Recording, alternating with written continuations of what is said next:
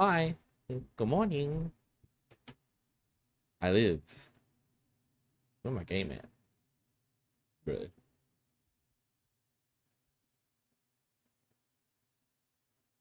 You know what? That one's my bad. I forgot that Cyberpunk has two launches. What, two stages of launches? That's my bad, dog. I hit stage one and then I tapped out to do something else during my starting soon screen. That's my bad. Hold on, I've got to lower that. Increase that. Yes. Yes. Alright. Last time, Cyberpunk gets really loud and really quiet randomly, so please, I beg of you, if there are audio issues, if I am hard to hear at point, if the game gets super fucking loud, please tell me. I beg you. I don't know how long we'll stream today. I want to do like at least my mandatory 4-hour clock into your shift at the factory type shit. Except I love working here. But we shall see how we go, because I have shit to do today at some point indeterminately. There's no time frame on it. Nobody has told me anything about when it's going to happen, or how it's going to happen, why it's going to happen. I just know I have something to do today at some point. So that's all I got for you. Good morning to you, Cheese. I hope you're having a wonderful morning. So here we are. We're back in Night City. We're gonna go say hi to a lady. Oh, don't you hate when you accidentally activate your How do you know me? ultra adrenaline while trying to press a button? We're gonna talk to this lady so she'll give us jobs. This is what we ended last time. This is a mod. Usually she just calls you on the phone and is like, "Sup, bitch? You wanna work?"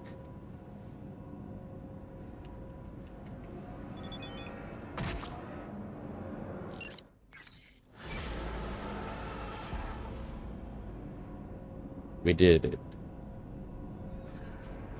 That happens to you daily? Yeah, it's such a classic thing.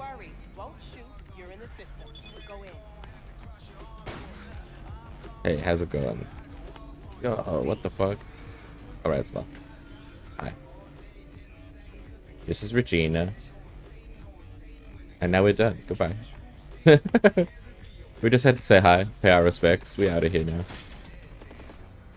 After results in you kicking your toe on the doorway? No! No. Curse. Woe be upon you.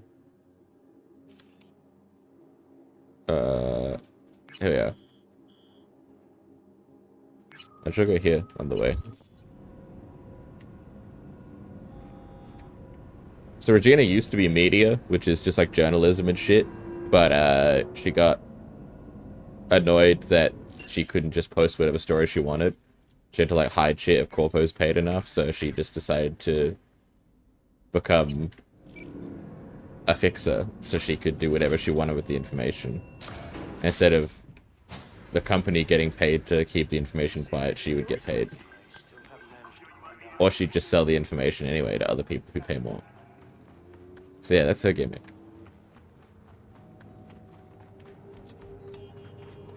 She became the knight. Batman. Yeah, pretty much. She's like, this media ain't exposing shit. Well, that didn't work the way I wanted it to. Tell you that for free.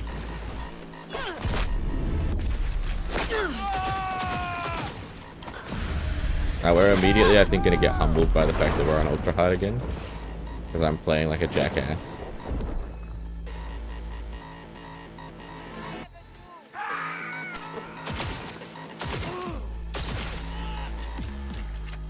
We're fine. Grenades really came in clutch on that one for us, I think. These are scavs, which means we do not respect them. We do not respect their authority. We do not respect their vibes. I'm here to be a vibe assassin. I don't know what they're doing in this parking lot. I think they're like I think this is just like a hangout spot for them before they go do some other shit, really. But like I said, I do not respect them. I do not respect their cheese. I do not respect their bread.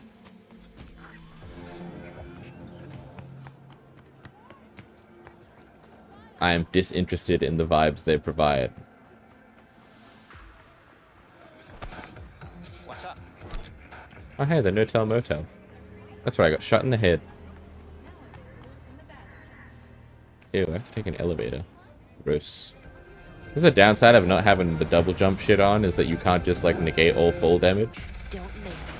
Yeah, their cheese is bland. Their bread is white.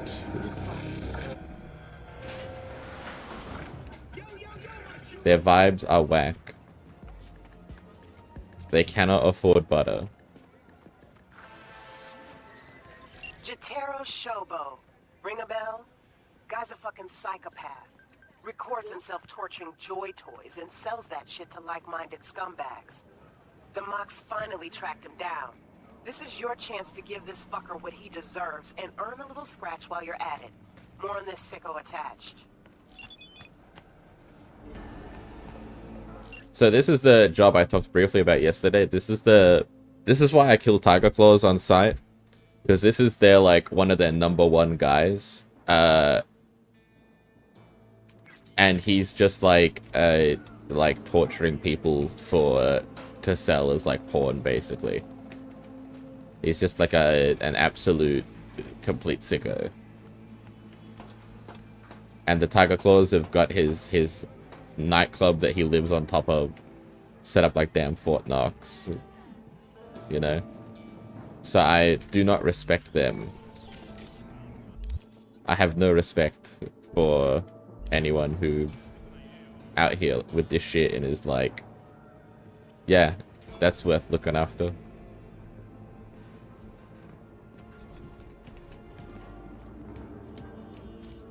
So, we will not be respecting their authority on this one. We would just not be.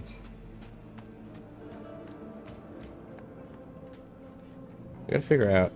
I know there's a way up that's, like, stealthy? Is this it? Am I cooking? Am I cooking or am I cooked? This don't seem right, what I'm doing. First of all.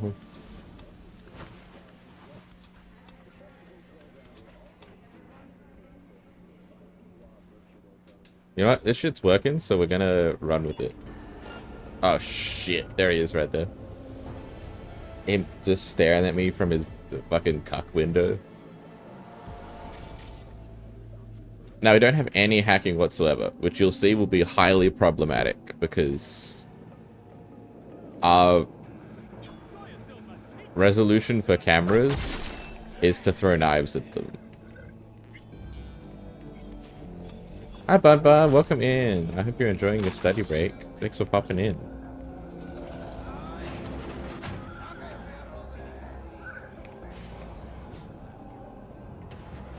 This guy, we're just gonna...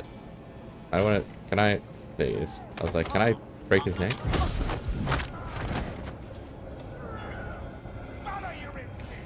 So we're just scaring him. We're just leaving dead bodies all over the place. That's the vibe right now. Unfortunately, he has activated the gun turret.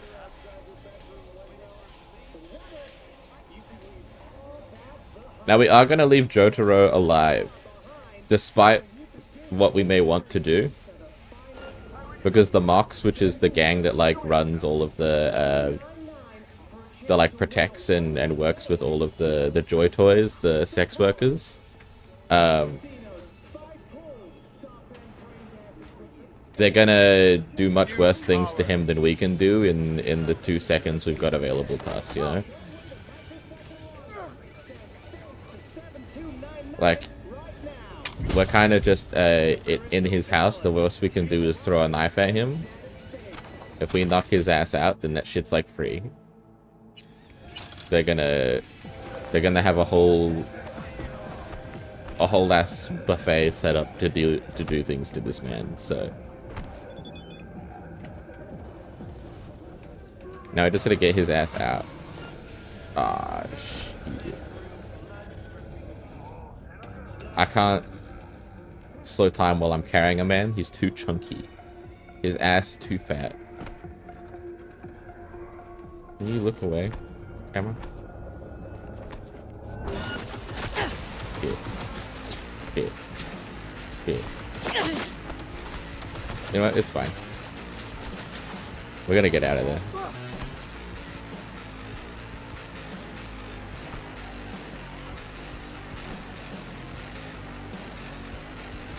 Holy shit, we're so slow. Oh. Oof. What the fuck?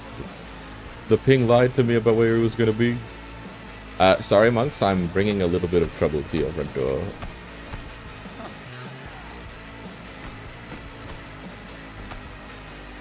Sorry to kill the vibes while you're praying, monks, but I have a sex pest on my shoulder and I have to get out of here alive somehow. The cheese is in the sandwich. I repeat, the cheese is in the sandwich. Go, go, go. That's alright. I'm allowed to walk past all these police officers carrying a body because they don't care. If they don't witness you committing the crime, you have, like... The city has, like, the most plausible deniability of anywhere in the world. As long as they do not see you directly commit a crime, they're willing to take anything on vibes because they don't get paid enough. Yeah, they're like, well, dang. Yeah, they're like, oh, I'm sure they're just helping their friend.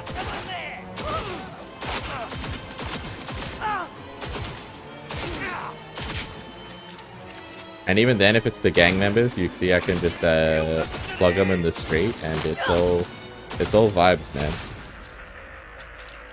They're like, I didn't see nothing.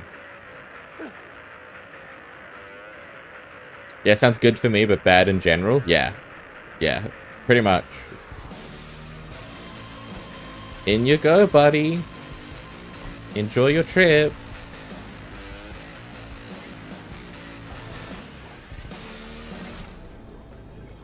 Yeah, I'm hold on, I gotta answer this phone call. Jotaro received. The Mox will gladly take him off my hands, give him a taste of his own meds. Thanks. Gig shut. Yeah, so it's very tempting to kill him because you want the self-gratification of offing such a man. However, if you give him to the Mox, then they'll do the things to him that he did to people in his videos, which I feel like is a lot more. You know, it's like Aesop's Fables level ironic fuckery, which I'm more about. Also, I am a she. I'm in my. I forgot I was wearing this. Poetic justice. Yeah. Those are the words I was looking for. This is I. Hold on, let me take off my like full body jumpsuit, so you can see my cool tattoos. I have my big centipede tattoo. That's my favorite tattoo. This big centipede tattoo.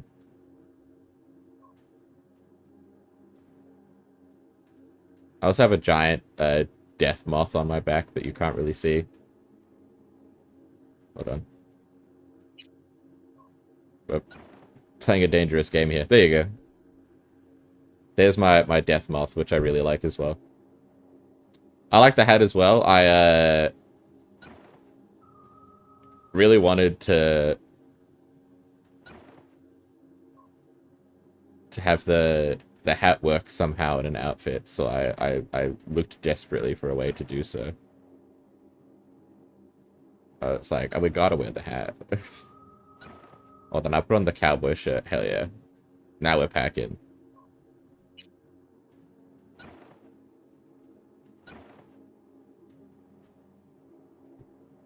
This lady rolls up with a knife to the function. Are you staying at the function? I think if a woman shows up to your function with a gas mask, a Kevlar vest, a knife, and a cowboy shirt, you should leave the function immediately. I think the bunny ears really just sell the psychopaths vibes. It's cute, I like it, but I think in combination with everything else, it tells a tale. Perhaps one that you don't want to be a part of.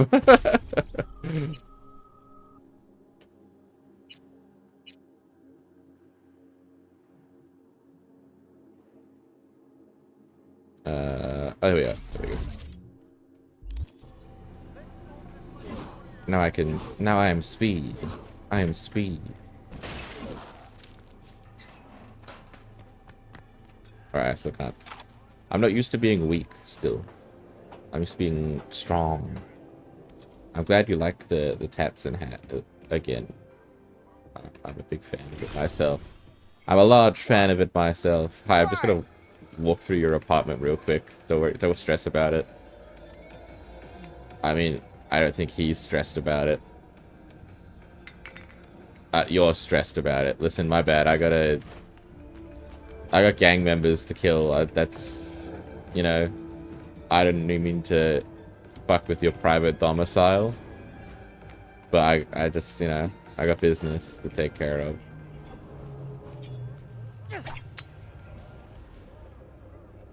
My knife. I don't know where the weak spot in this turret is, so I'm just gonna throw knives at it until it's not my problem anymore.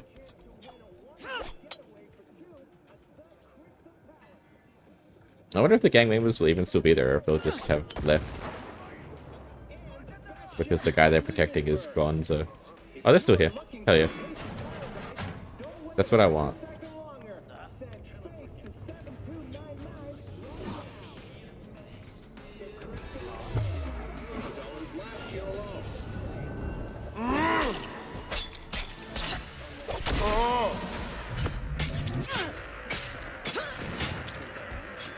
Alright, we're about to have a problem.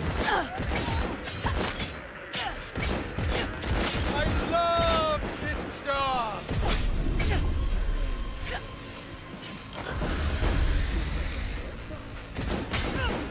Hey. Fuck you. When in doubt, knife it out. That's our mantra. That's you're 100% correct. That's the vibe we're going for here in this business. Oh, I can't get the loot in there. I'm too weak. This is the problem of being low level, is that there's literally loot you can't get. Oh, I could have if I'd been like, look at all this free money. I'm gonna be. It's like the brokest playthrough of Cyberpunk I'm ever gonna do, because I usually use all the stats that let you access secret rooms and hack like endpoints for money and shit. Oh shit, this is a bad time to be,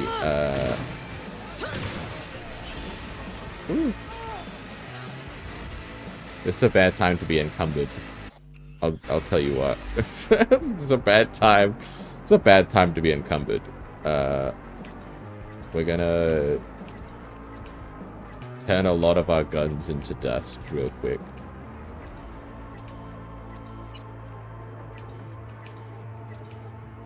Really caught me at a bad time on this one, boy. Okay.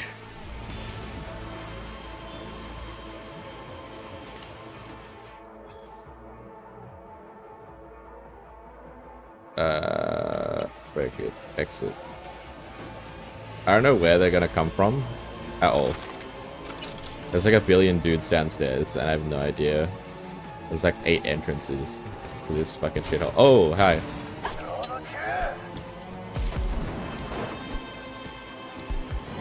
Merry Christmas. Merry Christmas.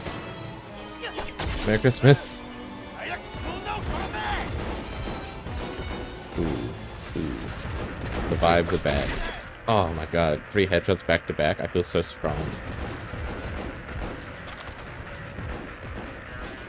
Is somebody trying to shoot me from behind this door? They sure are, dumbass. Dumbass geek. Okay.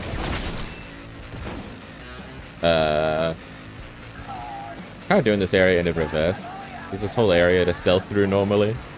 We're not doing that. We're just kind of running through it. Well, kind of walking through it because I want to preserve my stamina to... Merry Christmas. Merry Christmas. Oh shit. I hit a civilian. The fuck? You can tell I hit a civilian because the police are mad at me now. Fuck. Who'd I hit? Oh. Well, he wasn't really a civilian, I guess. He was the bouncer for this club that's being used as a front for torture porn, so you know. Does that count as a civilian? Is he not involved?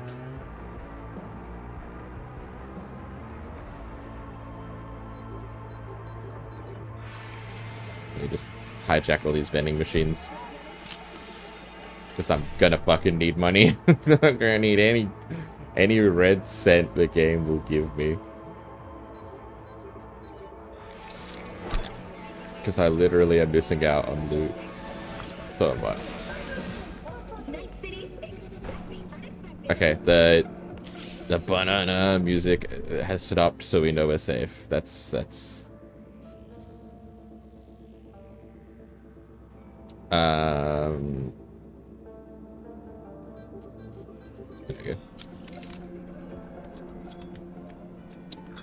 It depends on his awareness. Yeah, that's a fair point. If he just thought he was like a bouncer for a regular club, and he was just like on his like Sunday shift at the club, stopping people from going backstage.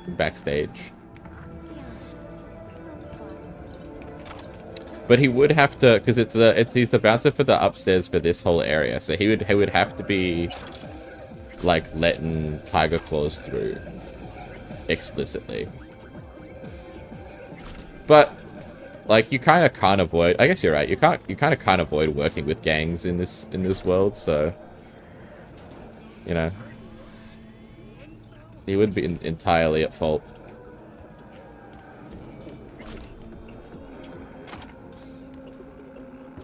He's doing his 9 to 5 at the combination bar, sex hotel, strip club.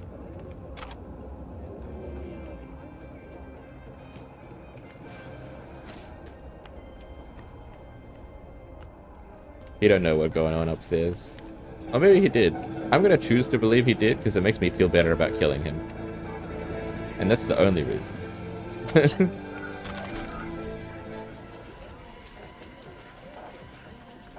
I've decided the police are wrong. That's my stance. The police are wrong and I'm innocent. My story. Dude, there's so much money I have to leave behind. Oh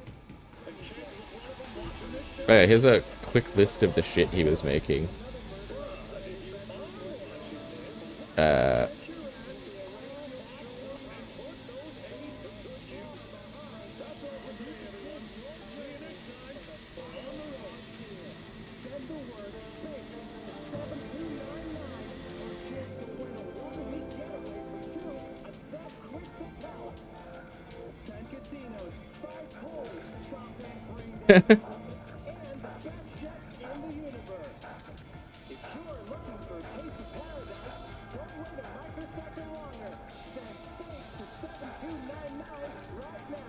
Oh, he doesn't have the list anymore. Never mind. He had some fucked up stuff in there, though. Stuff like needing a full kitted out ambulance and a fecal collection kit and quad electrodes were on the list of his, like, regular supply need to get more of. So, you know. Not a super chill cool guy.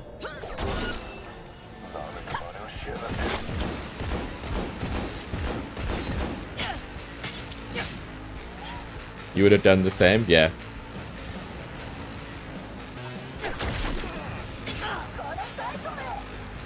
Excuse me, pardon me.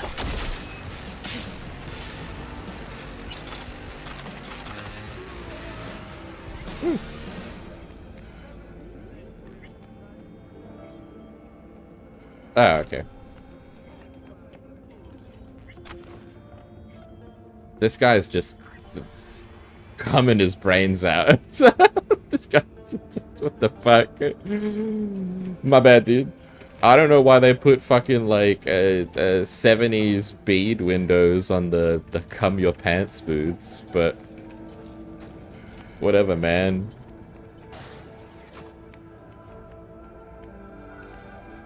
Yeah, go in this open air booth that anyone can walk into and cum your brains out.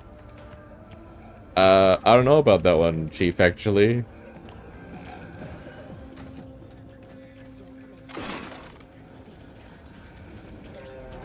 I think I'll take a little bit of privacy with that one.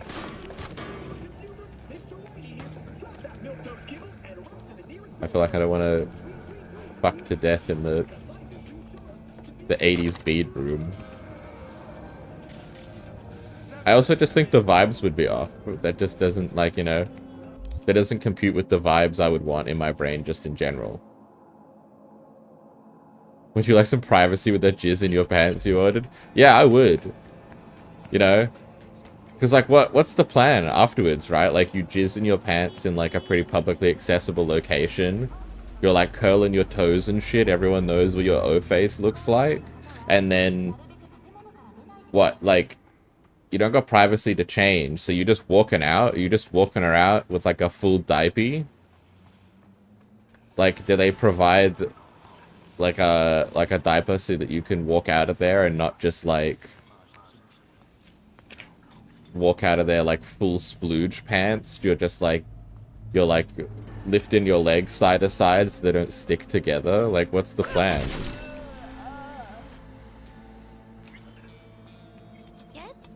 Half these people that you see in those booths are like dressed for like a work day. They're like in full office gear. I don't have time for this. Come on.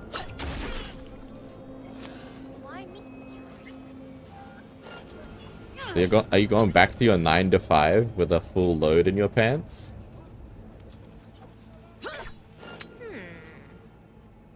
You imagine it's like a peep show situation where you provided tissues and such? Yeah, that would make sense.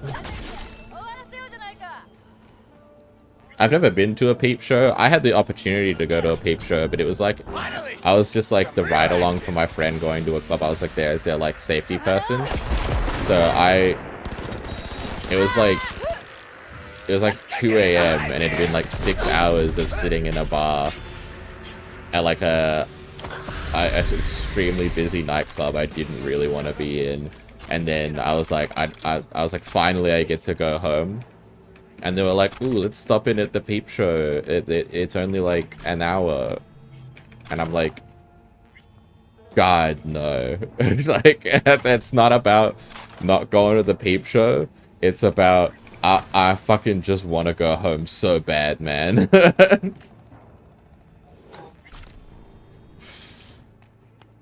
I just don't want to be outside for like a second longer. You can go to the peep show. I'm going home. There's no chairs in the stall, so not very general inclusive. You pay for it in $2 increments. The paying for it in $2 increments sounds like it's like deliberately built for you to lose track of how much money you're using, which is clever of them financially.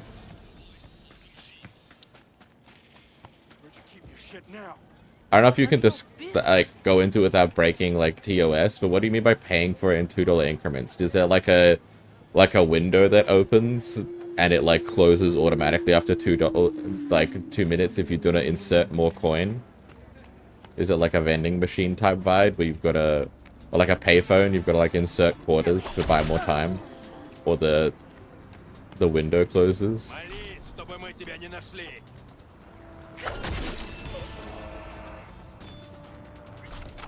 It is, that's exactly it. Oh my god, I'm a genius.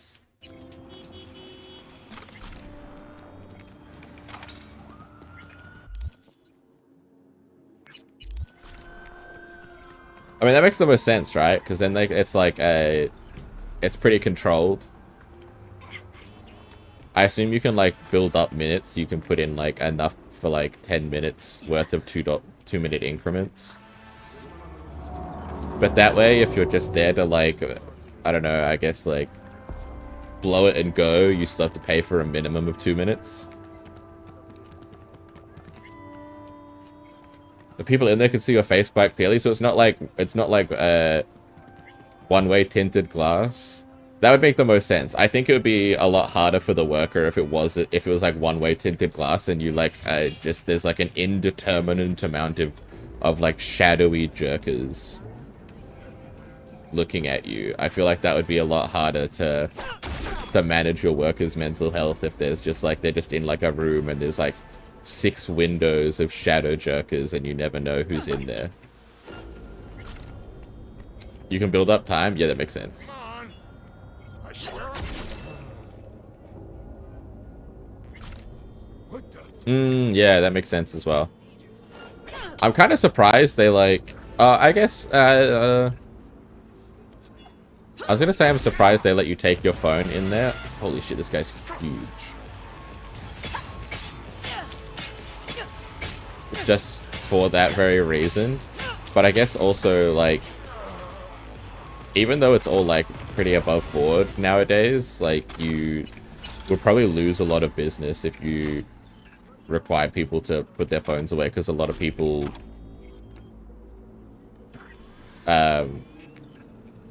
still have, like, a negative or, like, shady connotation to sex work. So they'd want to have their... Like, you'd lose a lot of people who wouldn't feel safe without their phones, even though there's, like, no actual safety risk for them. You know, manager who took someone's phone and shattered it on the pavement? That's so based. That's extremely based. If somebody was recording without consent... Like, if you're recording someone without their consent in that kind of situation, like, you're, you know, you've signed up to... You've, like, forfeited your rights to your phone, basically. Like, if you get caught, then you have no room to complain if somebody breaks your phone. At that point, you've set yourself up for it.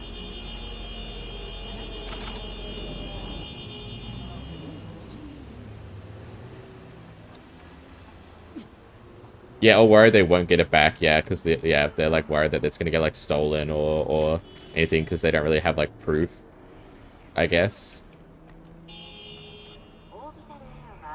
Fuck to live, kill the fucks, don't fuck with the marks. Hell yeah, I love this graffiti so much. Yeah. Yeah, you probably lose a lot more business that way, as opposed to just, like, setting it up and... Junk food. What the fuck, man? It's a problem. As opposed to just setting it up in a way that you can, like, monitor people.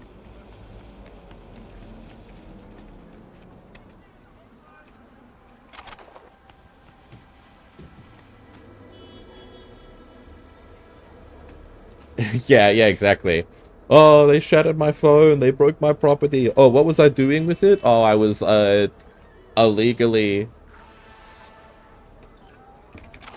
I was illegally recording them having sex. Against their will. And I got caught.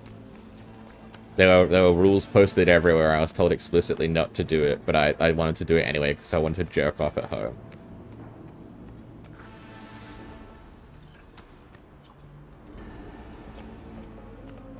Please tell them off. I did go look for them.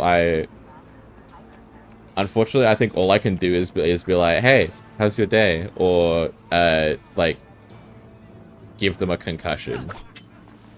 Like, my options are, like, severe injury or, like, hey, how's it going?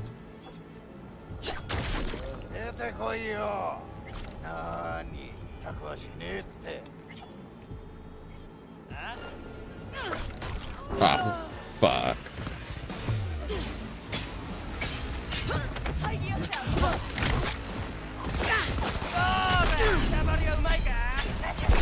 Ah. That's my bad. I didn't realize I would come out of slowed time if I grappled that dude. It just seemed like a freebie. Yeah, that's I think, like, the best case scenario you could hope for is... Actually, I'm kind of... no, that's too much for financial investment, I guess, for a lot of places. Because I imagine they're not bankrolling a lot of stuff. Like, if like, current systems work good enough, like, places wouldn't bankroll better stuff. Because there is, like, windows, like, you can get that, or just glass in general, you can get that blocks recordings. It, like, fucks with the camera, because the camera has to record, it has to, like, absorb light, like, just like your eyes do. So it's not tinting, but there's, like, a way that you can, there are windows and stuff like that. Oh my god. That make phone cameras and regular cameras just, like, not work through them. It just becomes, like, artifacting and white noise, so you wouldn't be able to get, like, you wouldn't be able to get an actual recording. But that requires spending money on windows that do that, or the film to put on the windows, which is probably more than they're willing to spend.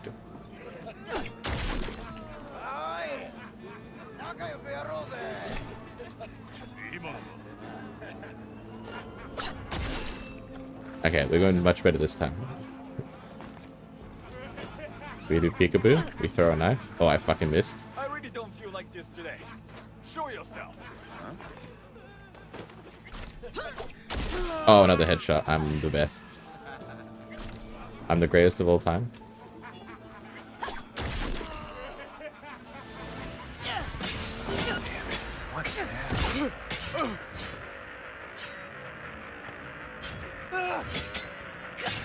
Oh, fuck you myself!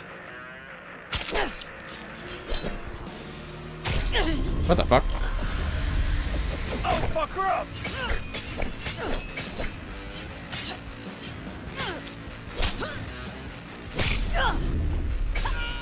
Oh.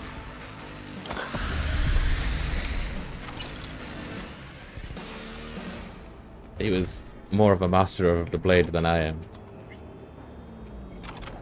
Anyways, these guys were fucking morons. They just decided that they would just start dealing drugs on, like, the one of the biggest gangs' turfs. They were just like, yeah, man, we'll just undercut them massively and just sell in, like, an open basketball court nearby, and they'll never know.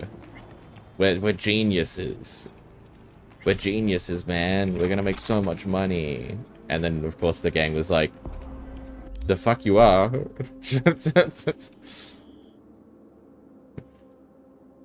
If you can believe it, they didn't like that. If you can believe it. Seems impossible, but it's true. The gang didn't hit that one up with the gluten-free thumbs up and carry on, you're doing great. They hit it with the hey assholes, what are you doing?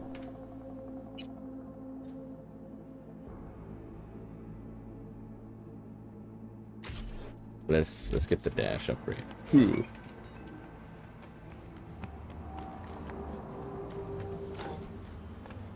You simply don't believe it. It's so out of character for a gang. Oh god, my eyes. Oh, the sun itself descended on the city for a moment. Jesus Christ. Yeah. Absolutely inconceivable behavior from a violent gang. But what if they said, please let us? What if they said, pretty please? What if they were like, oh, please? Oh. Oh, fuck. Oh, my legs. Hey, what? Okay, that one was on you. That time you just actually ran me over. That time you actually just ran me over. Okay. There are consequences to your actions in Night City. Hey. Hey. Hey. Hey. Hey.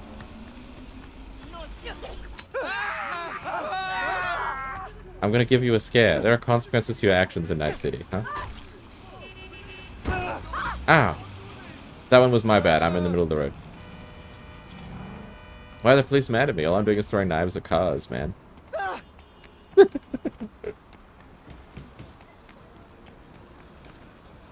If you hit me with your car because I'm sprinting across the road, not looking where I'm going, that's my bad. I'll take the L on that one. If after you've shattered my kneecaps and I don't get out of the way fast enough for you and you're just like impatient and you decide that you're gonna gonna pop me a new one, that's your bad. If you decide to run me over a second time after you hit me accidentally the first time, that's a fuck you, dude. Speaking of, my bad. These police are mad that I was throwing knives at cars. Which I think is unfair, because that guy was mean to me, so he deserved it. Anyway, well, I'm on the way.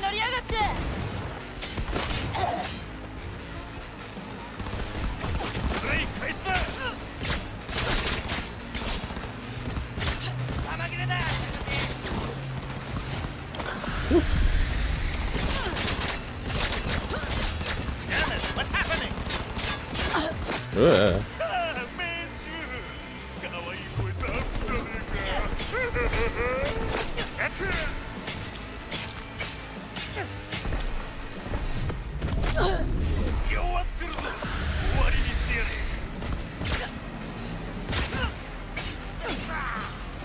Just do some crime on the way. The police are still after me, man.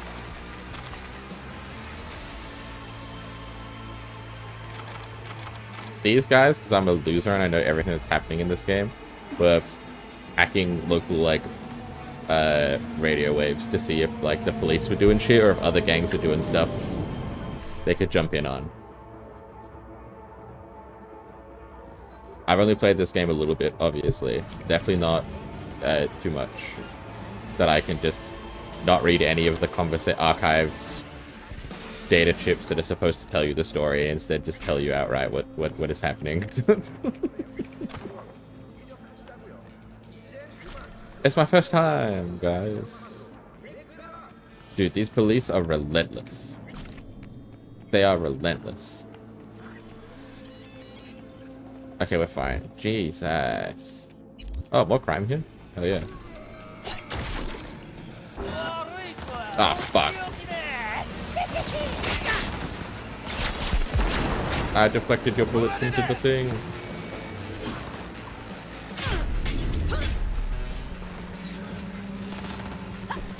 Oh, fuck. No, don't cripple my movement. Oh, shit.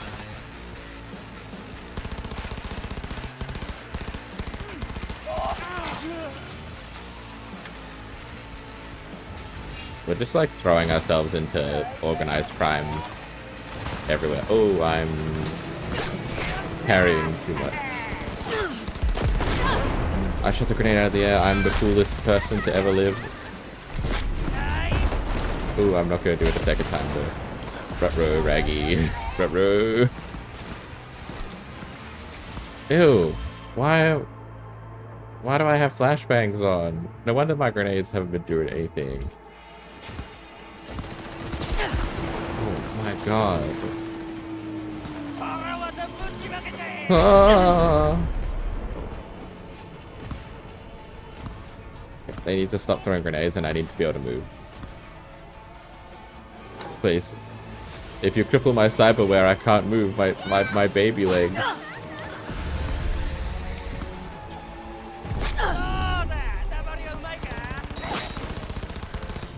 I'm going to die. Yep. I couldn't do anything about the hack because I was moving so slow, man. I couldn't get to the hacker in time. I was fucking going Mach 2. That's still very fast. Without context, that sounds like very fast. That's because I usually say Mach. That's because I usually say like Mach 8. If I just say Mach 2 without context, nobody's gonna know that that's slow.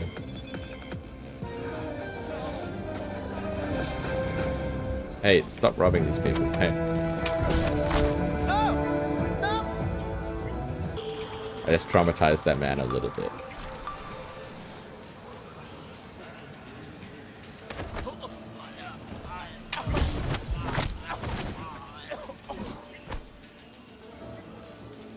I just slightly traumatized that man.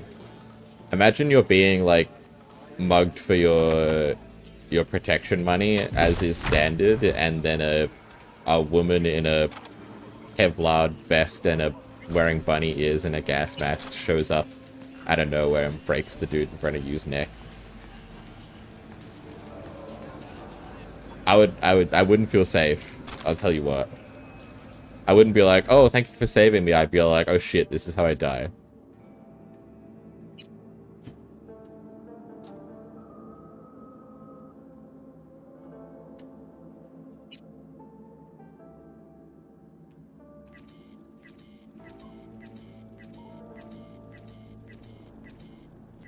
Break all this shit down.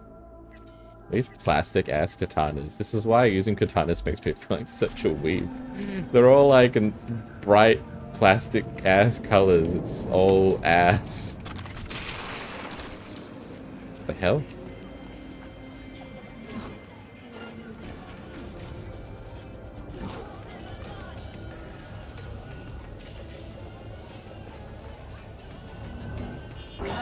Ah, shit. Ah, shit, I have the wrong thing equipped.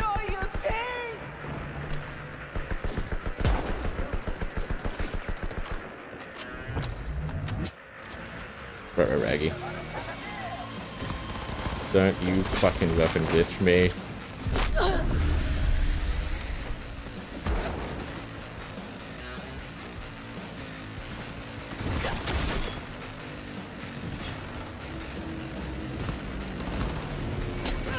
No, no, no, no.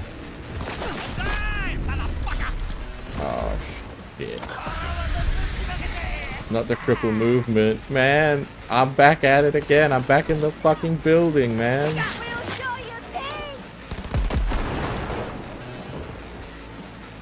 Alright, this is all fine. No, that's not fine.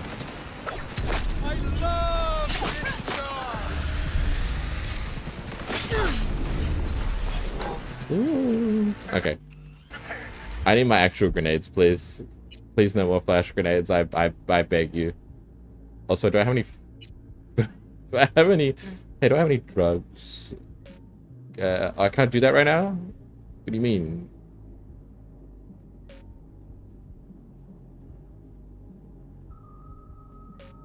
I can't... Why can't I take my drugs? Oh. Oh, shit.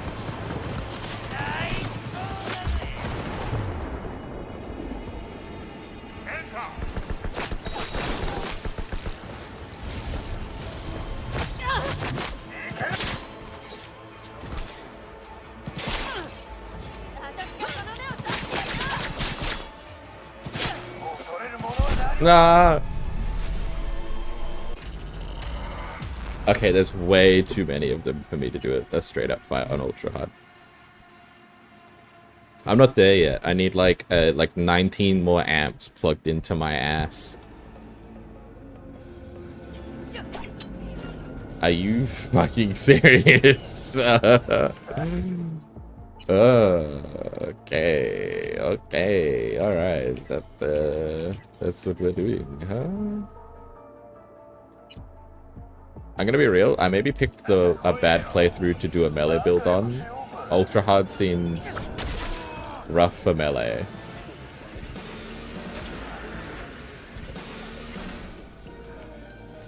I like die in 2 shots. That's a rough buy-in for a melee build.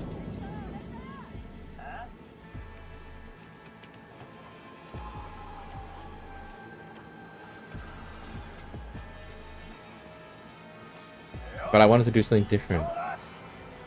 Okay, how do I do something different that is not a melee build? I guess. Night City is still in a state of mourning following the death of Dude, stop staring in this direction. Go away. Flags on all city buildings were lowered to half-mast, and all major public events have been postponed until... I really don't want to throw the knife at the guy because I think the civilian.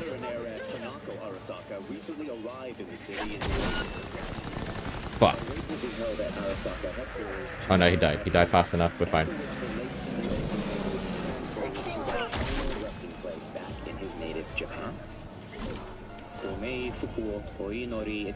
We're fine. We're fine. Everything's okay. Everything's okay. They know I'm here, but they don't know where. So that's fine. Surely they'll never look up.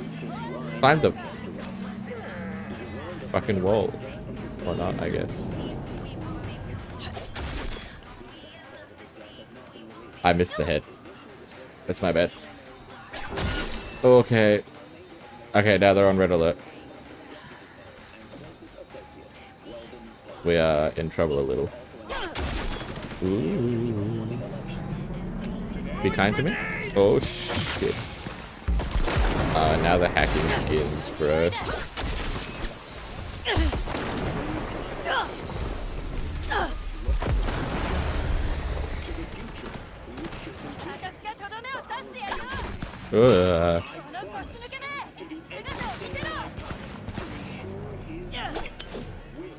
It's the elite. Oh crap.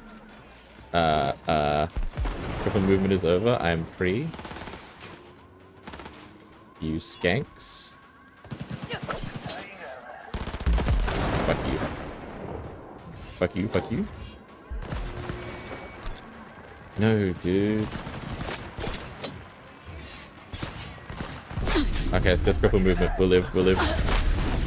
Oh, not if it stops me right there though. Holy.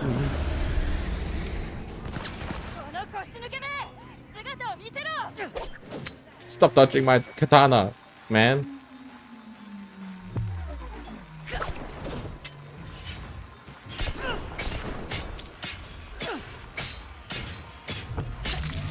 Fuck you. Fuck you. Fuck you, fuck you, fuck you, fuck you. There's only one of you left. I got this shit. You're an elite also? How about you eat my grenade then? Huh? How do you feel about that? Oh my god. Alright. Take 4. Take 4, we did it the first time. That's how it works. On take 4, first try. Osaka has announced her participation in the Dashi Parade. From all of us at WNS News, we wish you a safe and fun month. You get to live, dude. That's not fair, you're friends. I threw grenades at them. Okay, ignore the civilian corpses. I saved everyone. I saved everyone. Everyone was safe. Everyone was safer from my involvement.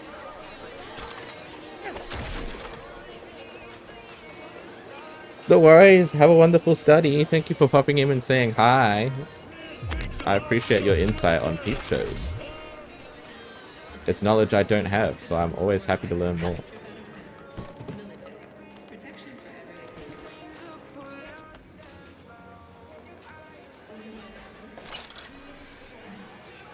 I literally always want to learn new things.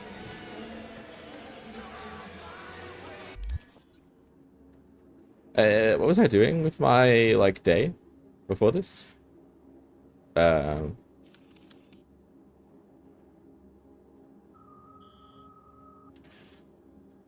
side job? Sure.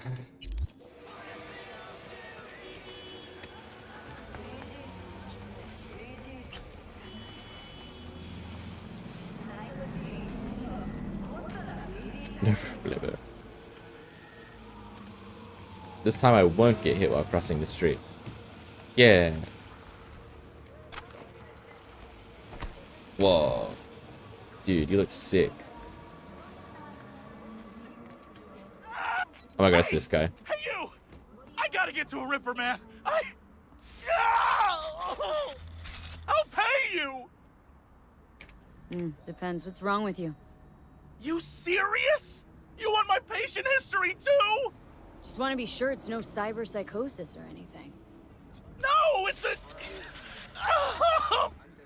normal implant malfunction. Happy? You helping me or what?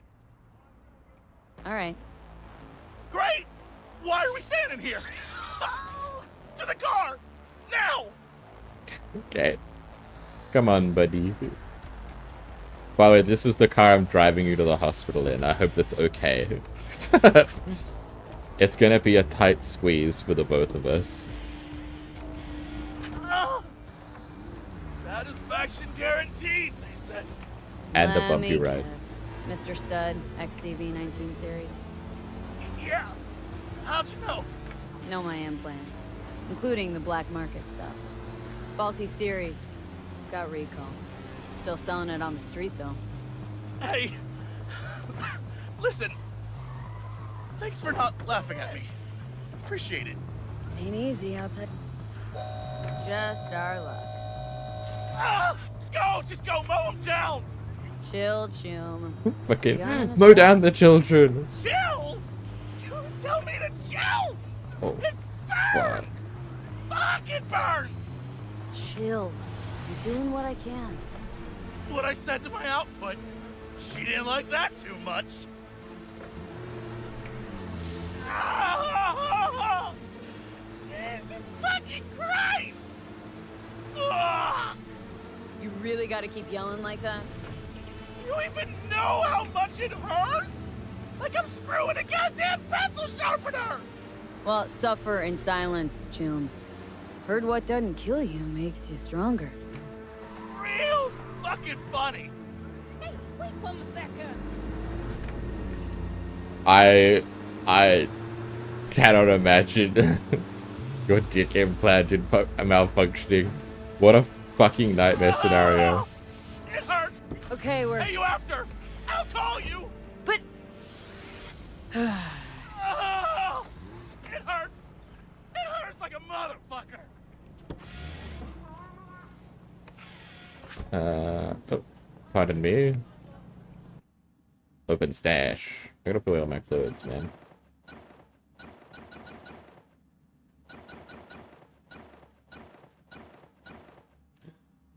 Bro, I gotta put them short shorts on, dude.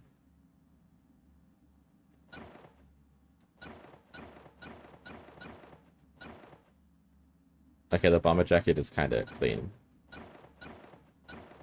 Let me try that out.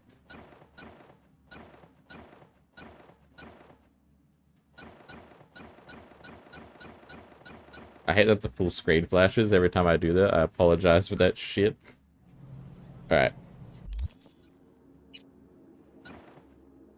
Okay, the bomber jacket kind of fucks, but we gotta change this undershirt. Yeah, there we go. Now we look sick. And the booty shorts. The camo booty shorts. Swagged out.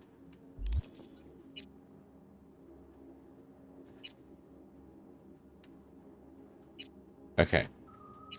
Reflexes. Let's do that one. I don't know what to level, man.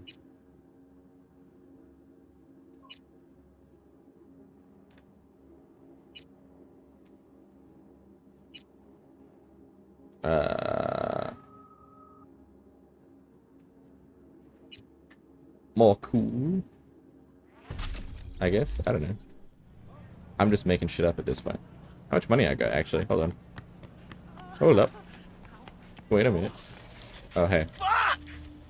I forgot you were still here. I'm sorry about that, my man. I was about to deliver him here and then skeeve his Ripper Doc right out from under him. Ooh, cute. That'd be kind of fucked up of me to deliver him here to a doctor and then be like, and now it's my turn to get lengthy surgery.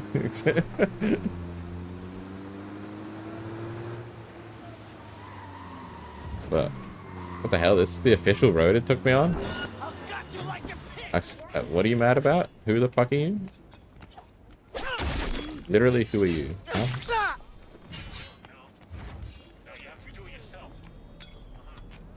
Oops.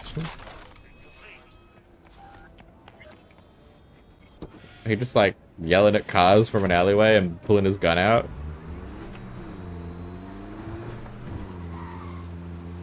Like, sure. I'll go if you want to go, man.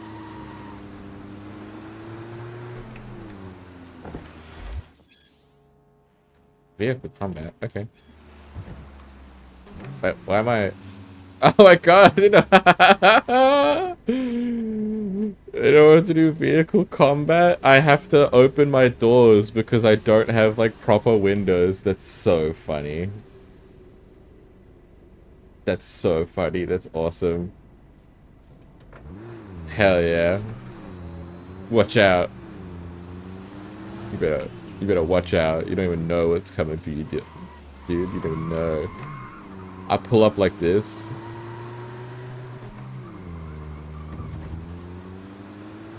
What are you doing when I pull up to your house like this? Huh? You ain't doing nothing.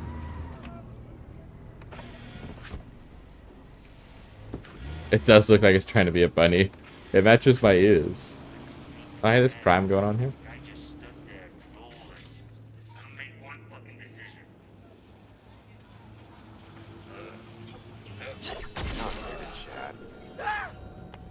Hey.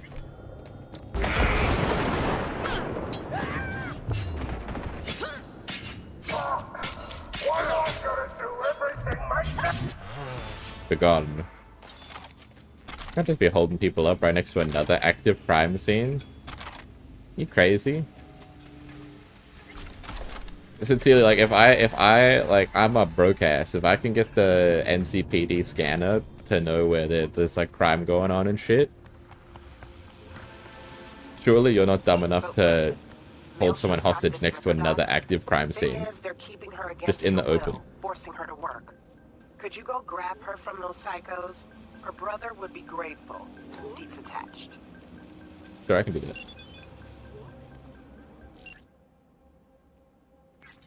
Maelstrom kidnapped the doctor lady because she helped them once and they were like, you're pretty good at this. Well, you're ours now. So. Big shocker. He's not a fan of that. I've been hired to get her out.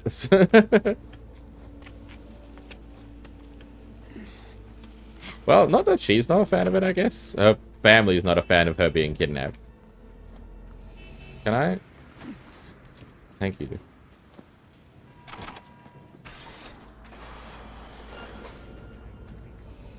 Dude, I'm so stupid. I can't do anything. I swear, we won't even torture you. Ooh, are you really? Did you turn at the last second? Maggots over there.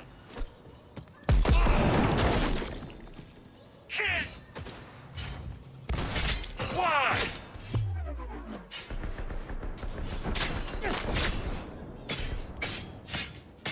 We're dropping like flies.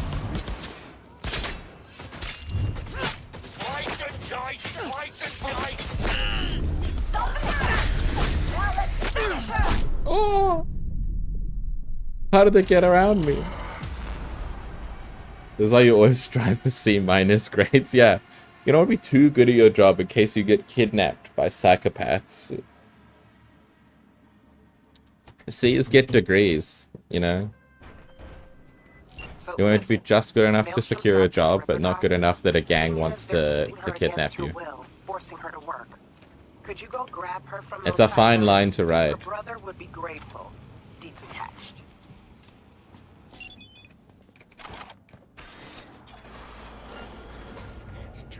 I think this actually is like the worst build I could be doing in Cyberpunk. A stealth build with no hacking, so I can't see where the enemies are, I can't turn off cameras.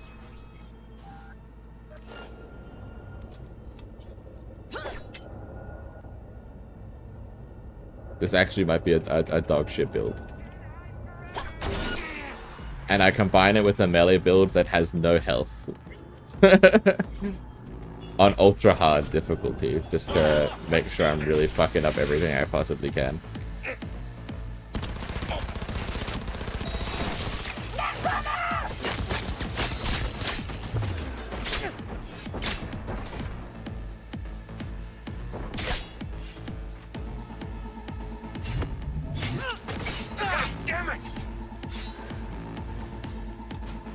Yeah, I pretty much am. I'm playing like I'm playing blind in a version of the game that wants me to be perfect.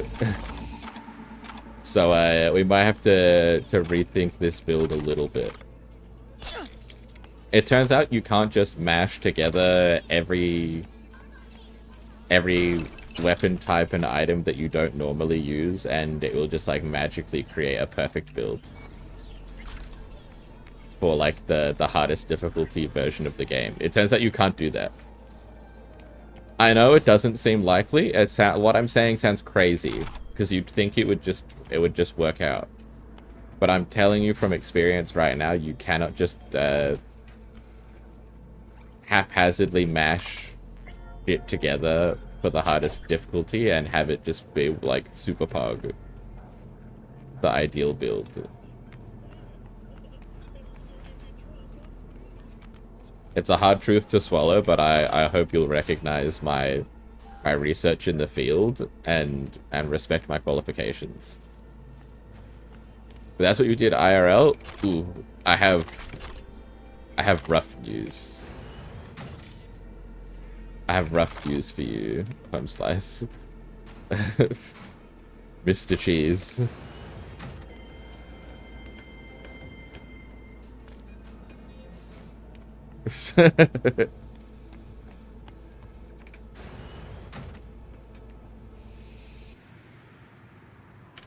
Hell yeah, I put on that. $4,000? Dude.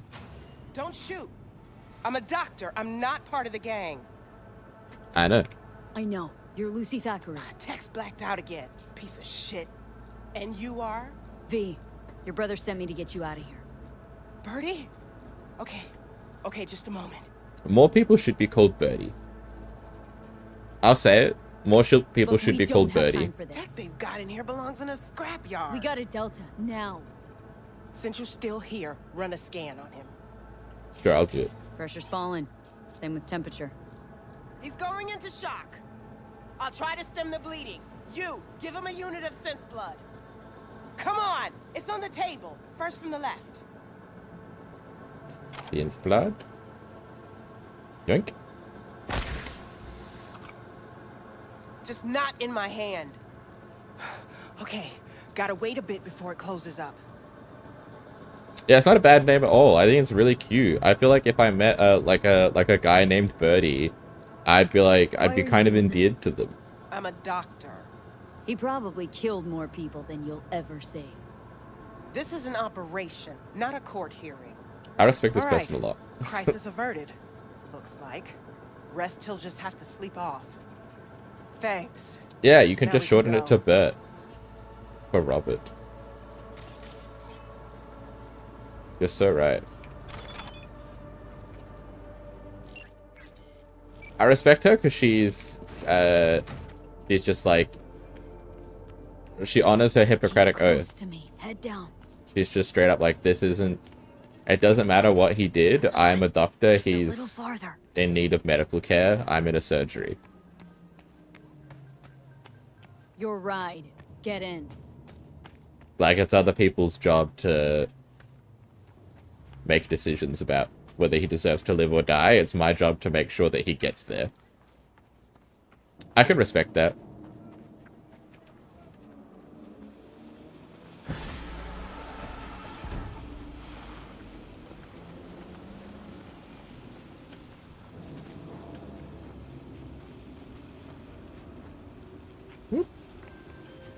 Hi. Hey, Lucy's safe. Cream work. Thanks. No worries.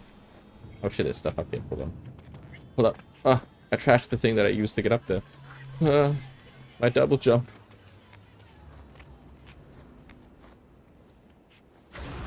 Oh. I'm too... My ass is too fat. Oh, there you go. Oh, that felt jank as hell. My ass too fat. I kept breaking the advertising sides jumping on them. I'm just too damn thick and gorgeous. You know how it be. Don't you hate just being so, just like, drop dead gorgeous and luscious? That you can't climb on signs? It's a problem everyone has.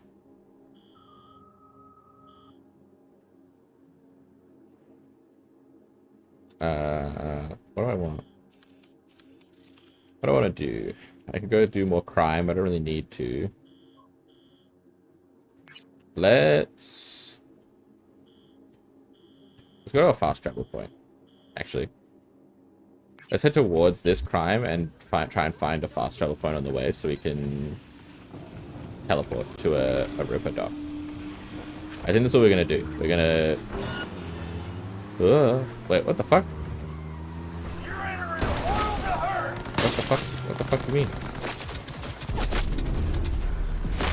What's the problem?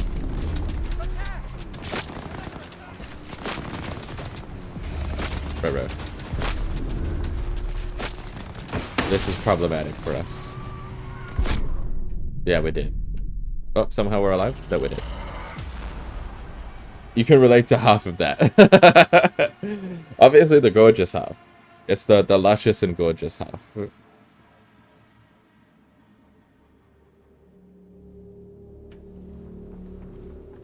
Alright, so we have a problem if the gang rolls up. Yes, of course. Yeah, that's what I thought. I know what's up.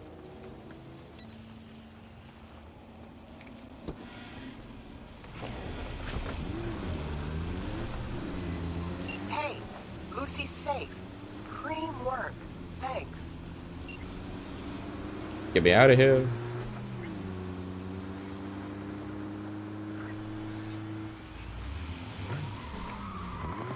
Holy shit. There's some stuff going on here. Not my problem. Oh shit, I really thought I was doing something there. I really thought I was doing something.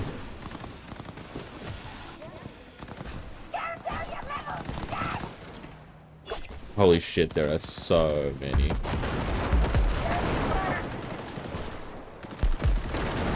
Is that Maelstrom fighting Maelstrom? Oh my god, it is.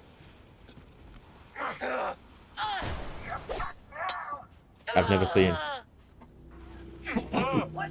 Excuse me. I've never seen this. I've never seen them mad at each other. Gangs are mad at other gangs? Yes. Them at themselves? Never. Yeah, power vacuum struggles. Hey, thanks for doing all that work for me, man. Fucking the in-falling corpse animation while he just slides along the road. That's so cute. Hey, you have a thing for me. Hey, get back here. Get back out here from under that car. There we go, thanks. He did, he slid so good. Dude, he'd be able to do like a wicked guitar slide. He kept like perfect form, even without his head. He would have to be like a next level professional. Imagine the heights he could have achieved with his head still attached. Yeah, oh my god. He'd be so good on ice. Could have a passion like mine's cars. I know you feel me. There you go. Oh, new cars unlocked. I'm cool enough for El Capitan to sell me better than shitbox cars. Oh, I fucking whipped that. That's so embarrassing. That was so embarrassing. It was just a straight line, man. Oh. Dude, that's so embarrassing. Greatest shot in the world, and I just fucking whip it. Oh, the other thing is I can poison... I can, like, poison, robots because I have the build for it, but you could usually, like, hack them and stuff. Because you can't do, like, stealth assassinations on them. But you can hack them to make them explode without making... people know where you are, you know? And I can't do that with the Sandera stand.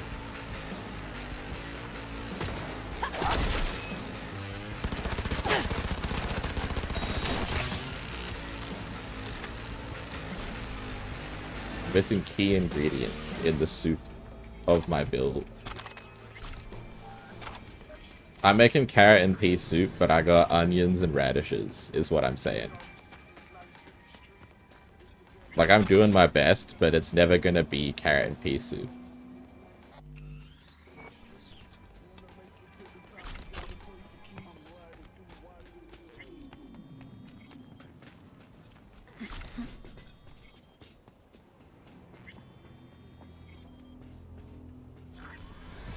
Ready or not?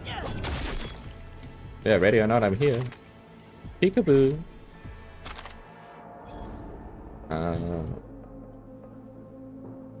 I don't know why they're just hacking this tower.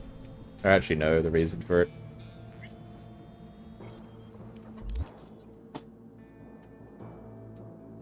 Crime reasons. I don't know. Okay, here's a fast travel point.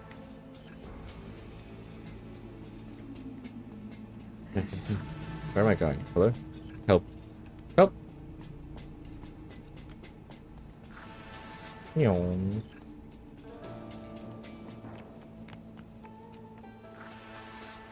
They're trying to give them the Rona through the 5G towers. The government's in your mind. Hold on, am I done? No, I'm done. Oh, it's just doing the infinite thing. Okay, I get it. Wait, what the fuck? Oh, I put my car up there. Honestly, in this game, like, yes, they are. They are doing that. Without a doubt, the government is doing that in this game specifically. In this game, you have every right to see it. In fact, you would go to your doctor, and your doctor would be like, "Oh yeah, the government virus going through the comm towers. Yeah, I made an antivirus for it. Come and check in. I'll install it on you. It'll cost you $1,000." Like, it would just be like a known factor. Like, your local doctor would just, like, already know what's up. They'd be like, yeah, I had to pay the government a $30,000 licensing fee to gain access to the software that lets me, you know...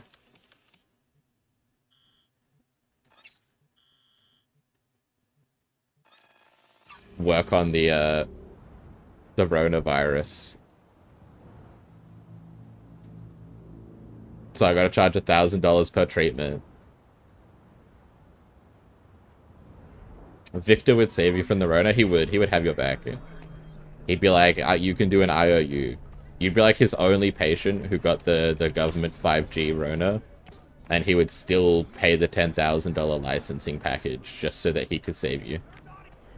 And then he'd be like, nah, it's fine. You know, you just pay me back when you can.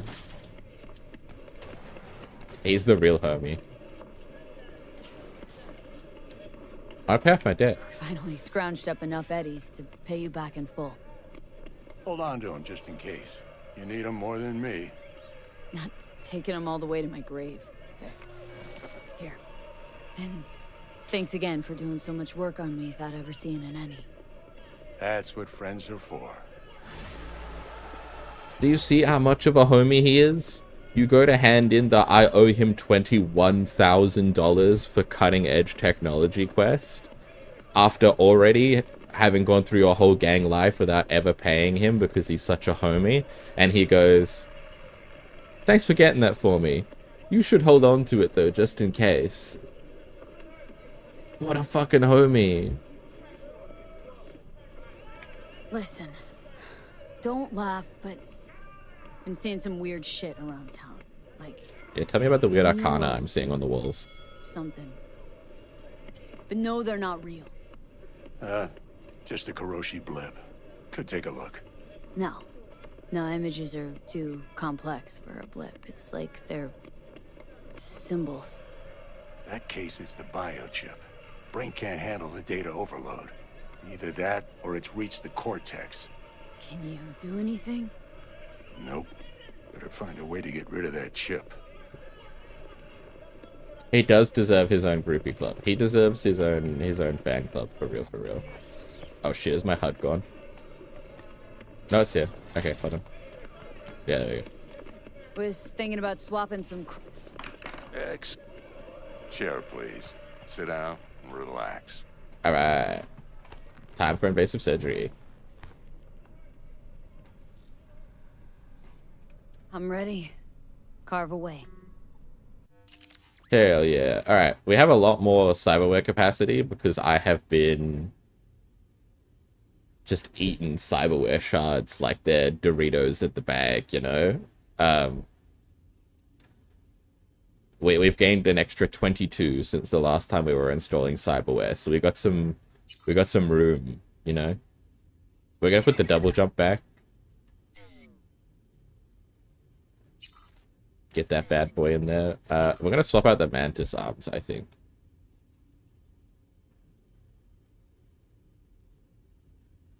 I think we're gonna get the old grenade launcher arm. Stun chance, burn chance.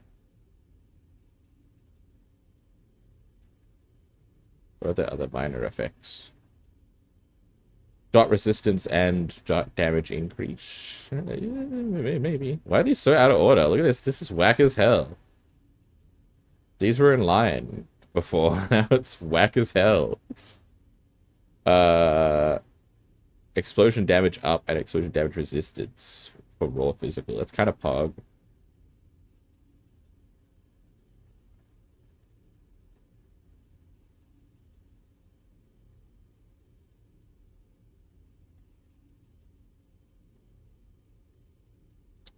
Let's do this, because we might...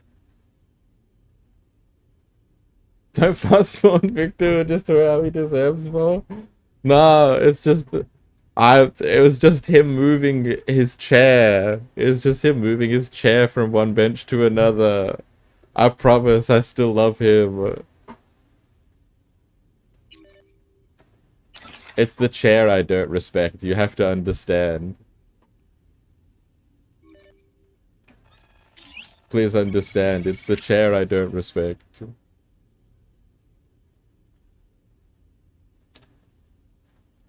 I think we're gonna move away from a melee build. If I'm honest, homies, we're gonna pivot from the melee build. It's rough out here. It's rough out here doing a melee build on ultra hard.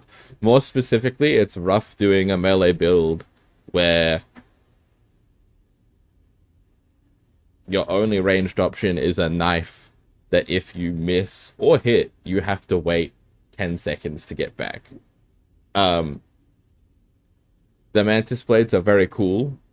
However, I literally can't use them. Every time I leap in with the mantis blades, even if it's just 2 people I'm leaping in on, I get diced up. I get obliterated full health to 0. Can you equip multiple wives? Can you equip multiple wives? You can, in fact, equip multiple wives in this game. Romance is open. But you can also equip multiple knives. They used to share a cooldown. I don't know if they do anymore because I haven't played since the rework. And I know knives and throwing in general was a big thing that they touched as part of that. So I don't actually know. I'm not saying I won't still use knives, but to be frank with you, because this is such a return to the game for me, I like clearly don't have the patience. In my mind, I have the patience to stealth my way through the areas, and the reality is I'm not doing that. I'm like throwing a couple of knives and then kind of half-arsing the stealth, and then I get caught, and then there's a big firefight and I get obliterated. So I think we need to live in the reality we're in rather than, you know, lie to ourselves about the reality we're creating for us. So we should go for a build that's loud and proud, you know? That might still include the knives, but maybe we're a little bit more, no more copium. Maybe we're a little bit more honest with ourselves about the fact that every area we go to inevitably turns into like a 9v1 firefight, you know? Maybe we're just a touch more honest with ourselves about that one. So we can we can maybe pivot to a build that serves us in that area a little bit better. We can go do like explosives and heavy machine guns, which is also something I haven't done before.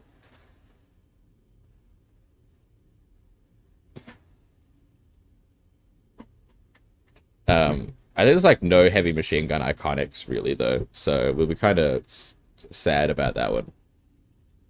Um, but there's a whole DLC that exists, and also probably a whole bunch of stuff I've never found in this game. So maybe I just need to get good.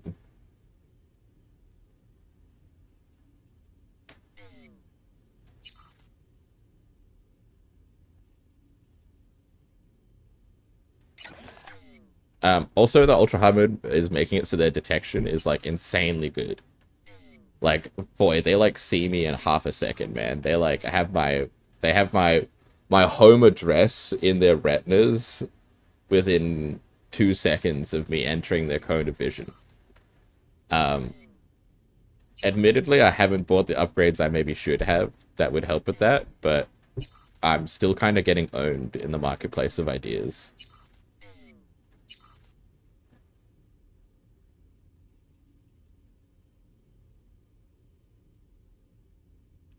We're also going to bring hacking back because I feel so.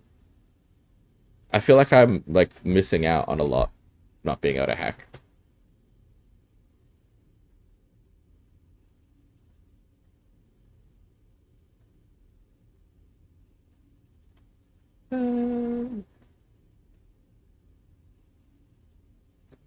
Well, minus 20% movement speed when crouched is kind of rough. I still want to be able to stealth. I don't want to shatter my own legs and spine every time I take a knee, you know?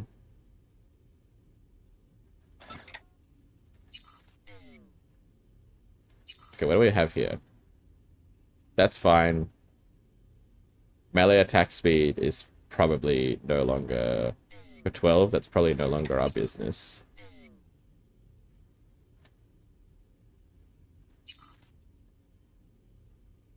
Ooh, plus 10% crit chance of blade and throwable weapons. I must have only got that recently.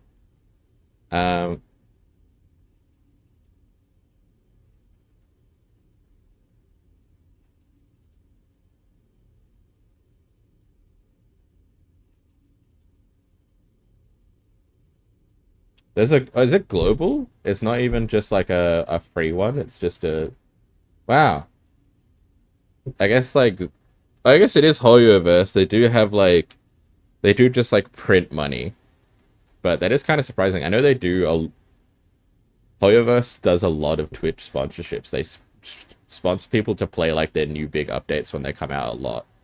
So I probably shouldn't be that surprised, but I still am.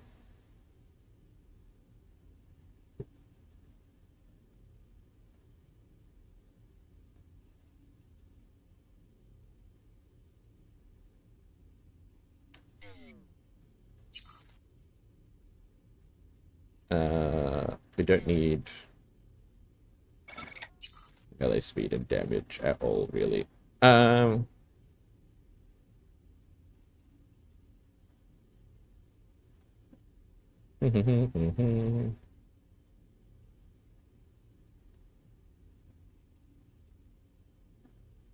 Give me...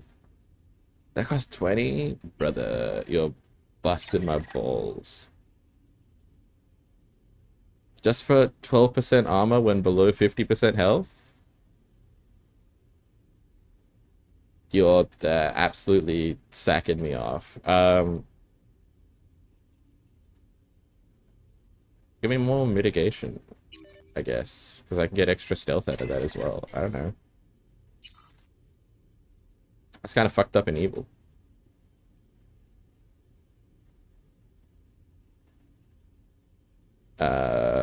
Yeah, cyberware cooldown when killing people would be kind of neat. I want better eyeballs.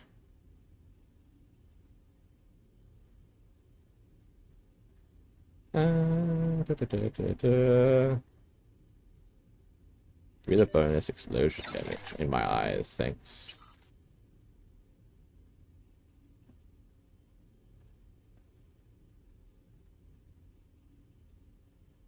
Ooh, negative 10% stamina cost for shooting. Yes. Okay, now we're back in business. We're back up in everyone's business. We just gotta level some shit. And Reese, we're gonna do a skill reset. This is a complete rework of our system here.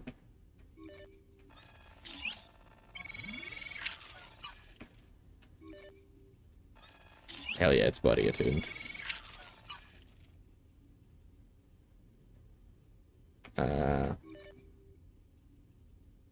What does this do? More armor? Yeah. Let's do that.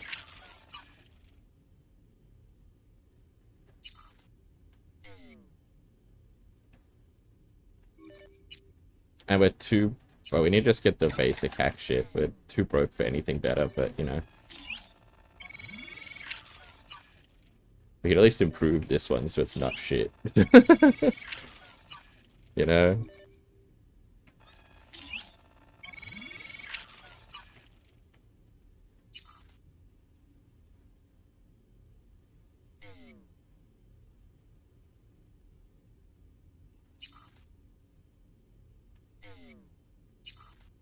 Well, power weapons? Probably. Extra reload speed. Yeah, I mean, for now, probably.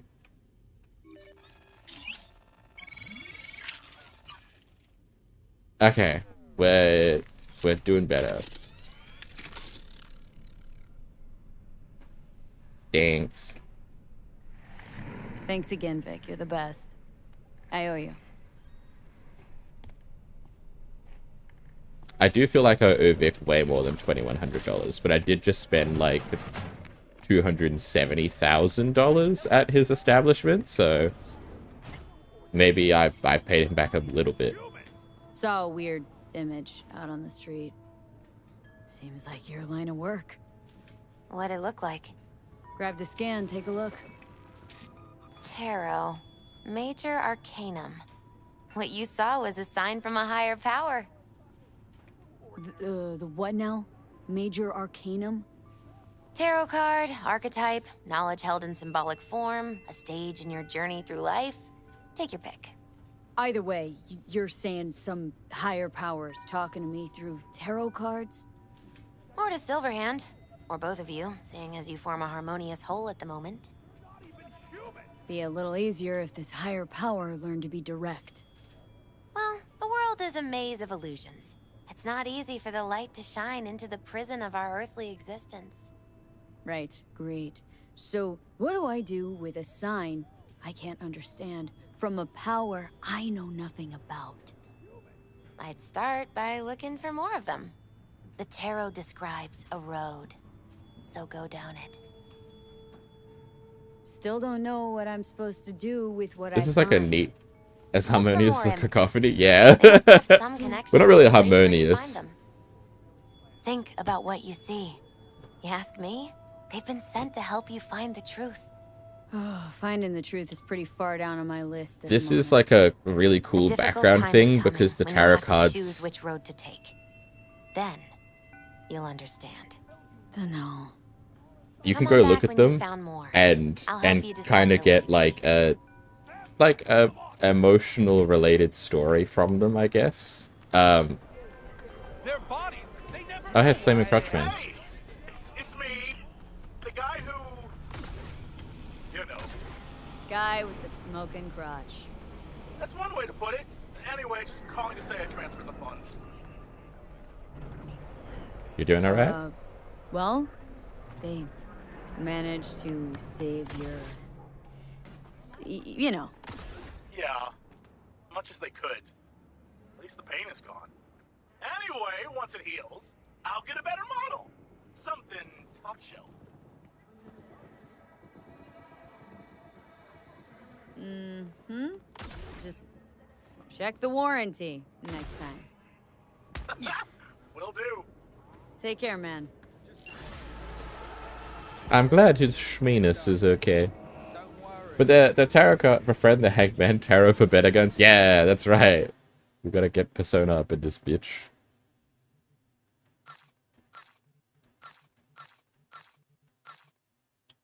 I shouldn't just sell everything. That's very stupid of me. uh...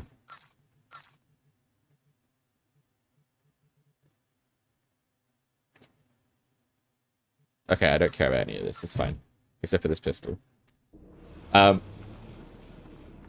they're kind of cool because you can just go find them in the city like right now, but if you wait until you come across them naturally, most of them are in places where like they're either related to the environment they're in, like they'll be broadly like, you know, this environment is like this, so here's this tarot that's kind of a reference to the like cultural aspects of this area, or they'll be in locations you'll eventually go to if you do like significant side quests or main. It's mostly through side quests, not even main story quests. But some main story quests as well. But through like significant side quests, you'll end up there, and then they're like very clearly related to the journey you've just gone on as V.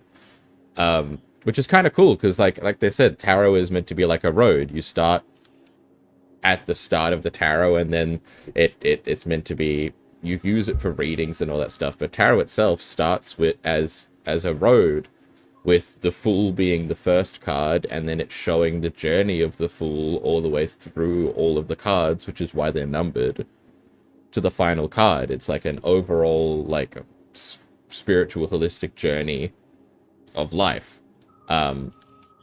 Which is why the Fool card is right outside V's apartment. It's where you start the game. It's where V starts.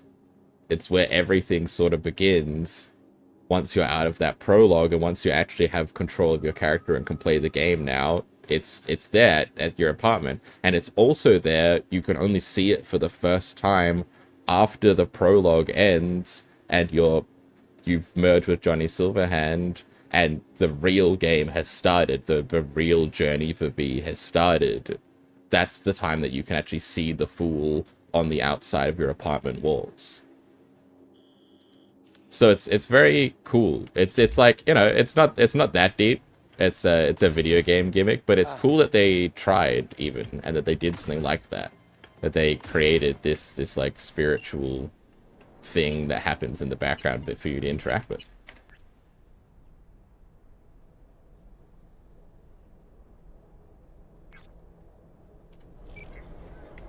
And that you can try and glean meaning from if you so choose. That kind of stuff is cool to me. I like when video games try and do interesting and fun stuff.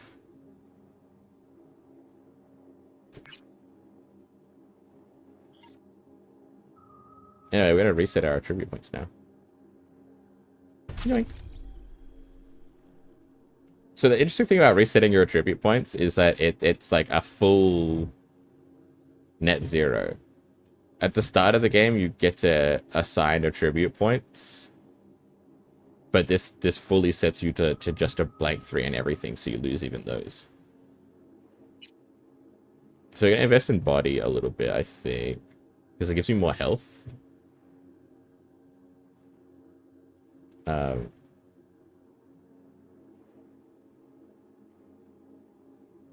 I need cyberware for that shit.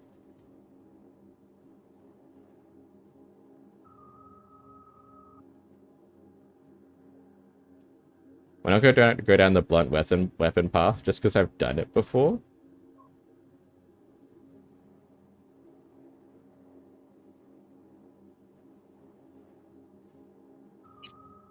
We could maybe go down like assault rifles and SMGs instead, because I've never really fucked with them.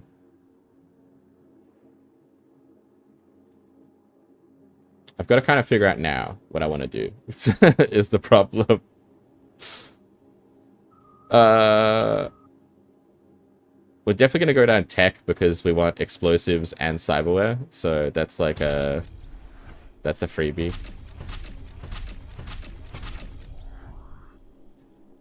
This also gives us armor.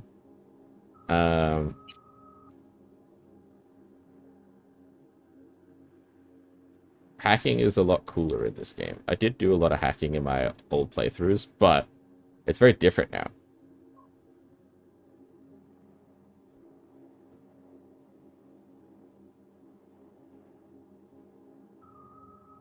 And we might go some smart weapons through intelligence, actually. Because I never really used them. And I think they have explosives, so they like kind of line up with what we're doing. Mm.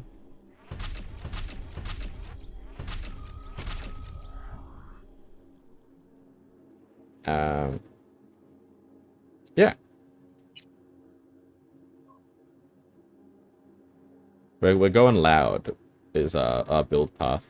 And this has like all health regen, army of one, adrenaline rush shit, so we kind of do also want that.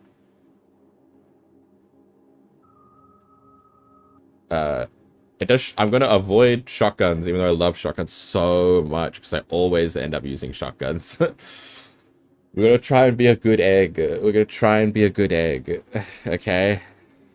We're gonna try and be a good egg.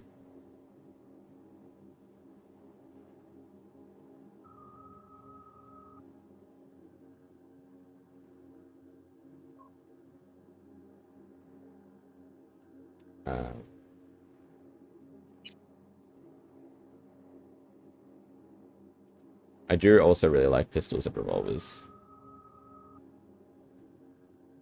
But we're gonna do different stuff. We're gonna experiment with our lives.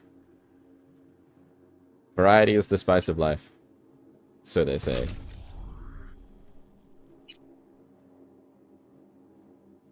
We could actually go straight into tech for tech weapons, but I want some bodies so I can open damn doors, man.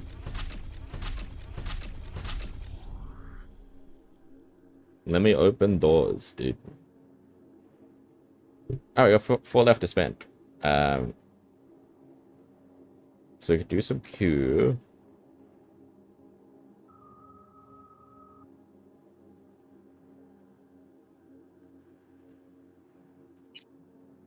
What do we got in the next tier for all this stuff? That's the most important part, I guess.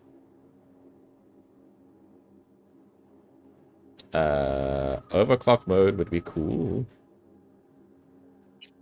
Or I could actually get into tech weapons.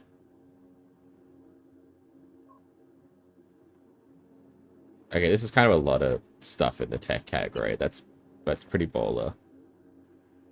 A lot more health and adrenaline rush mode. Ooh. Ooh. We can use, like, everything in the tech tree, though, if we wanted to.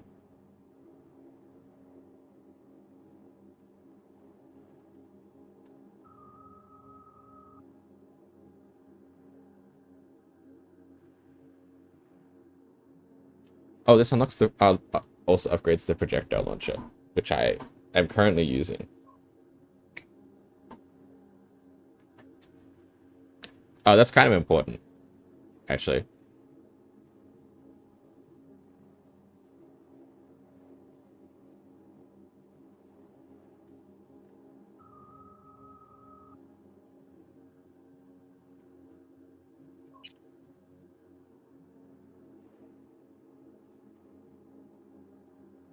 Maybe we'll leave those attribute points for now and see how we feel after a little bit of, you know, experimentation.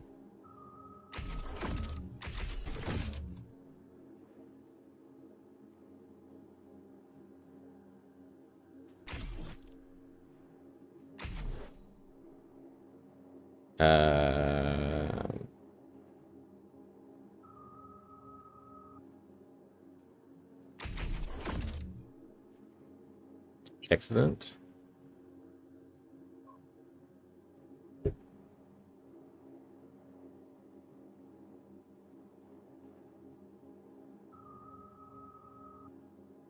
Ooh, okay. It's break time.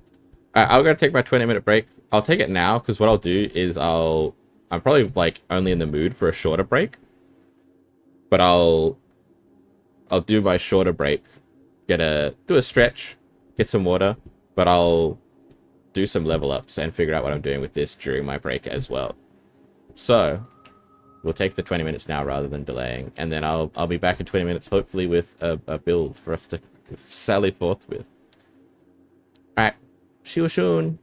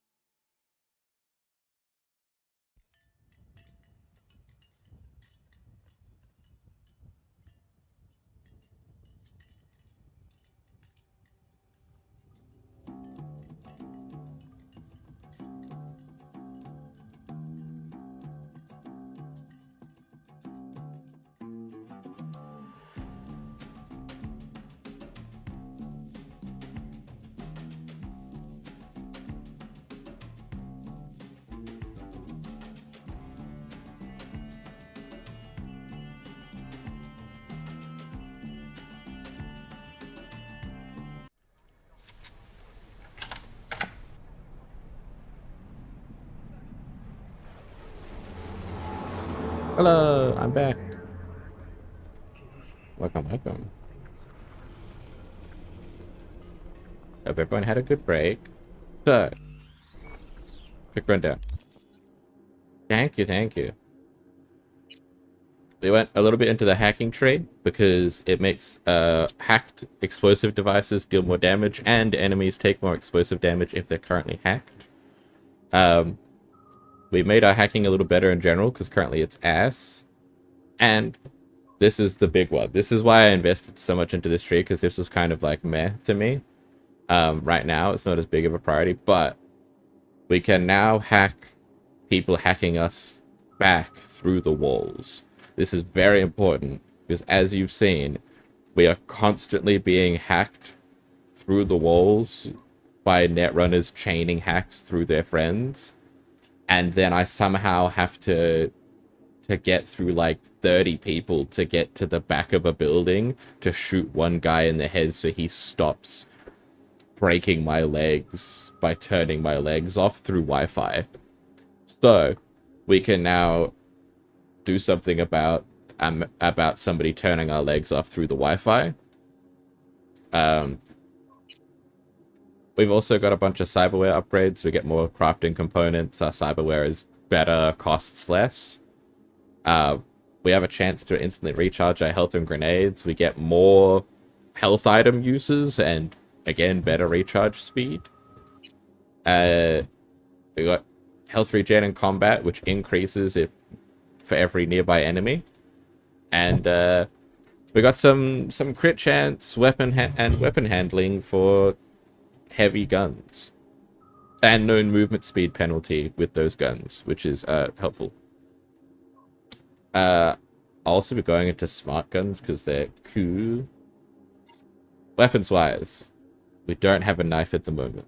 That's just a consequence of our actions. We can spec back into cool in a little bit and get ourselves our knife back, but right now it's just not worth the back investment. We have chaos because it's a tech pistol and it does random status effects. I went into my crafting menu because we've got a bunch of crafted iconic weapons that we hadn't made yet, so in Saw. And we're going down the line to get bonus explosive damage and shit. We have an assault rifle that fires explosive rounds. That seems up our alley. We're not currently boosting assault rifles, but we are boosting explosives. So that seemed pog. Despite me saying no shotguns, I am bending the rule for a smart shotgun, specifically because it is a smart weapon, and therefore it will play very differently to me walking up with a fat double barreler and just unloading on a dude with 2 slugs. The smart weapons are very different.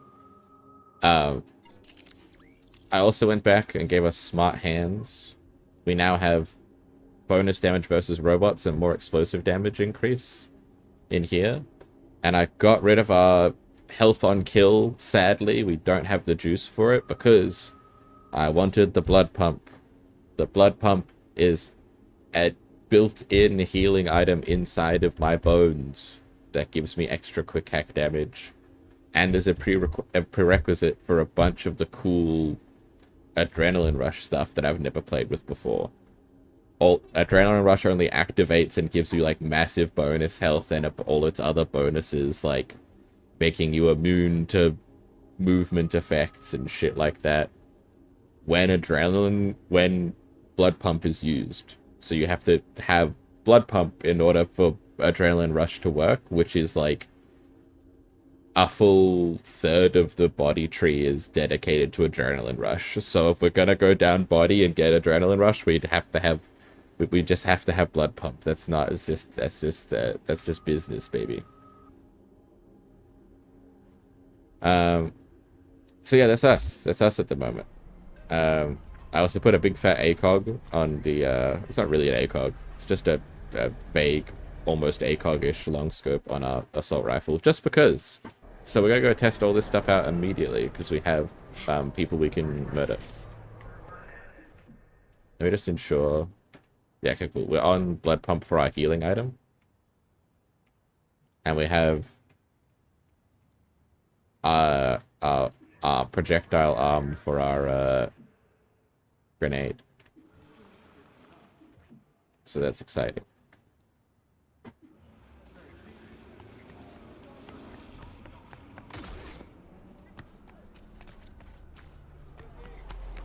And now we're gonna go prevent crimes through murder.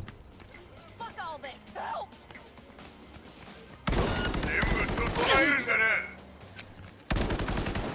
Why are the police mad?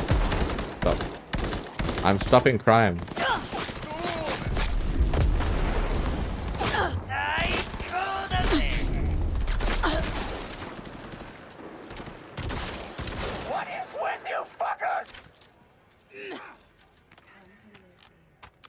Coming out.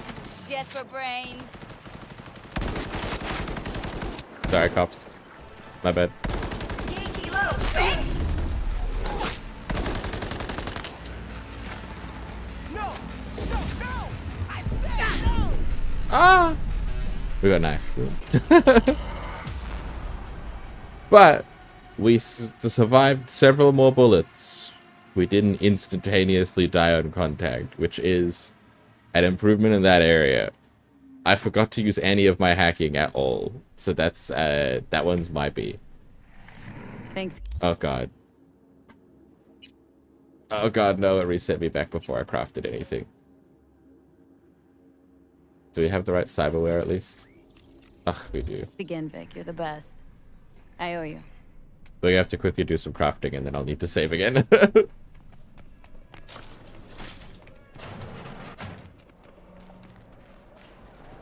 We need to remake our explosive shotgun, which was not very effective, I will say. I will say that didn't do as much as I was hoping it would. But we're committing to the bit anyway. Let's just make like 84. Excellent.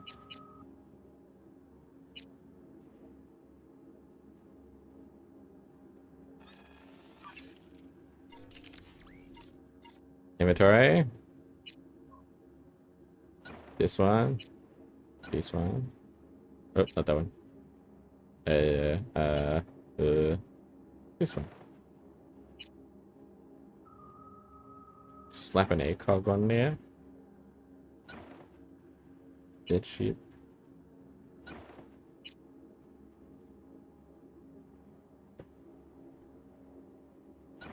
There we go. Now we're back in business. And save. I'm actually gonna do a full save because I don't trust quick savers. Yeah, they weren't even there. I quick saved like 3 times. You saw that shit and they were all gone as soon as I tapped in. America.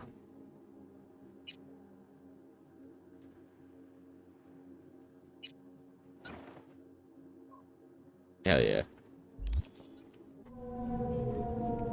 Alright. Let's try this shit out again. Take 2.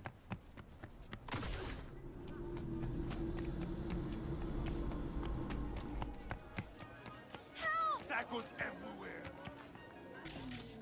Okay.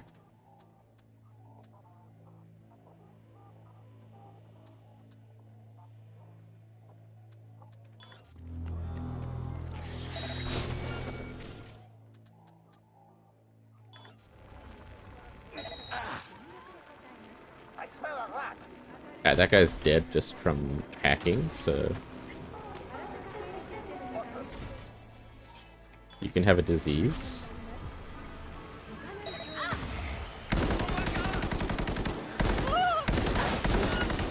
Would you believe I have recoil reduction on this thing? You wouldn't guess from looking at it.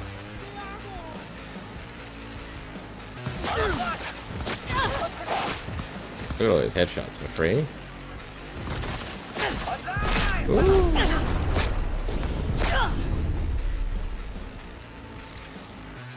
And this is our little grenade arm.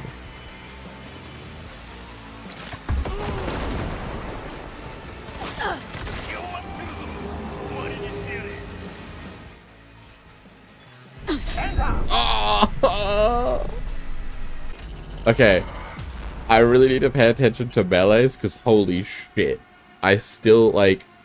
I could take so many bullets. If somebody hits me with a knife twice, I explode like I'm made of glass. Holy crap.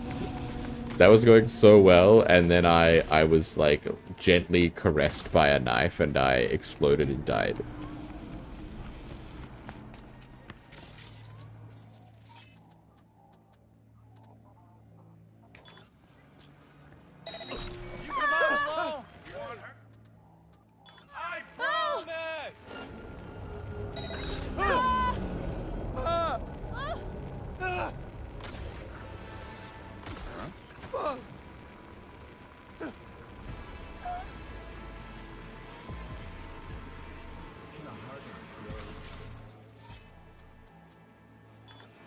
Who are your friends? Oh, yeah. There's one with the knife. Okay.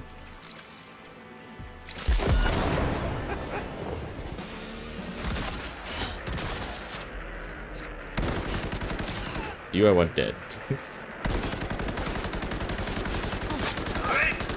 And I want all of you dead, but you specifically, I super want dead. Okay, he's dead.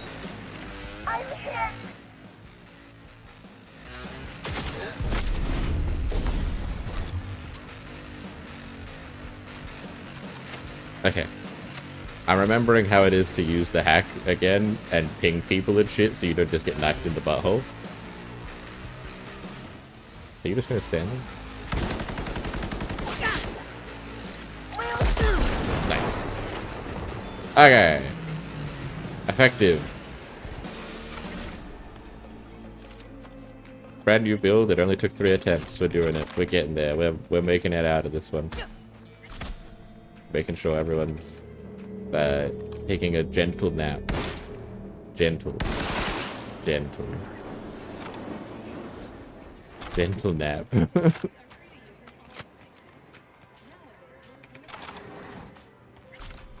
I think this guy... This is the one time...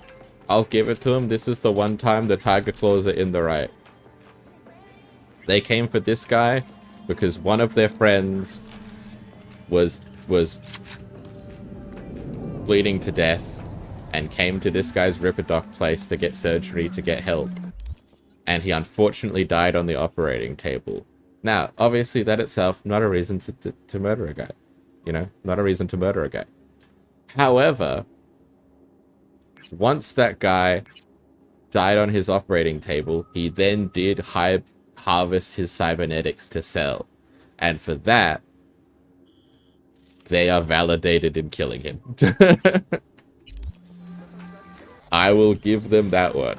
That one is not... They're bad. However,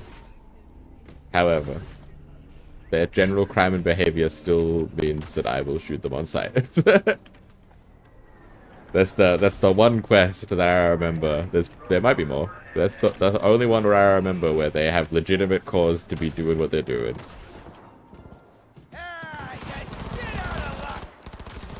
I'm not joining the police because last time I did, they fucked my shit up. It turns out the police don't like it when random civilians come in to a police shootout and just start firing wildly. I can't imagine why. Don't rub me. I touched barbed wire. B is like allergic to like scared of barbed wire. Like they touch it and they leap 30 feet back. It's crazy.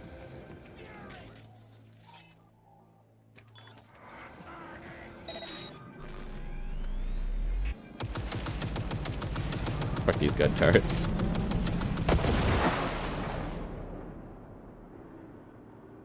Look, it's me. Here's a kind of cool feature. Victor brings it up that the optics he's installing on you come with like a face blurring technology. If you hack cameras to look around a place, if you look back at V, they actually bothered to do it. They bothered to make it so that if you look at V through cameras, you're blurred out. I think that's a cool detail. I think that's pretty neat.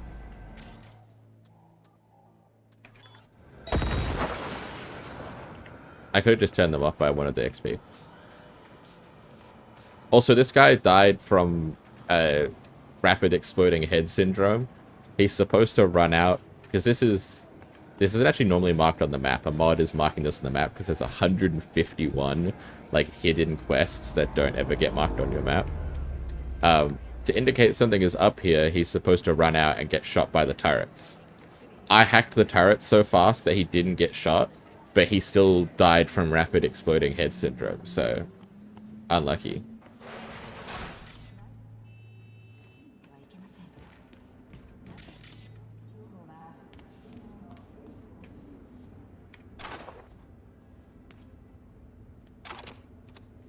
And here's a guy, he roasted himself in the tub.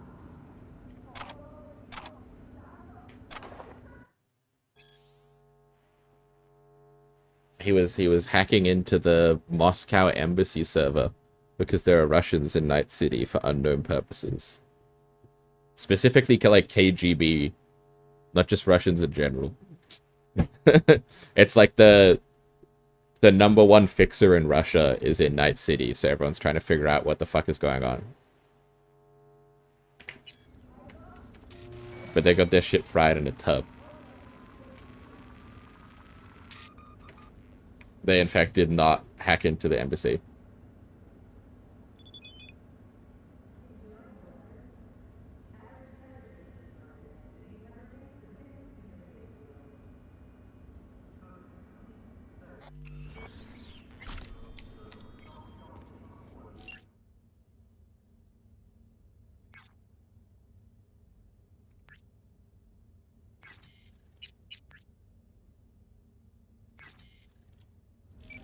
Nakamura wants to meet, but I'm busy. I'm busy both committing and solving crimes. Speaking of, I'm like the worst Batman. I saw a bunch of Bryce Stone's hustle being the shit out of a pawn shop owner.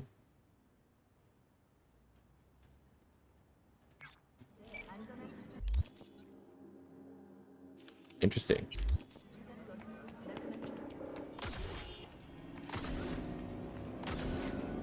And more specifically, a television evangelist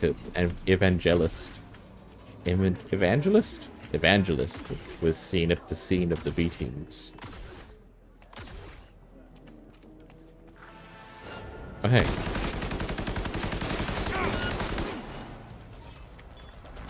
Hey, get hacked. Bye.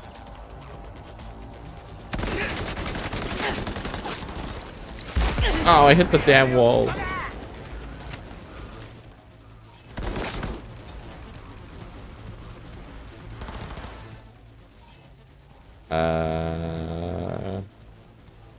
Have a little weapon.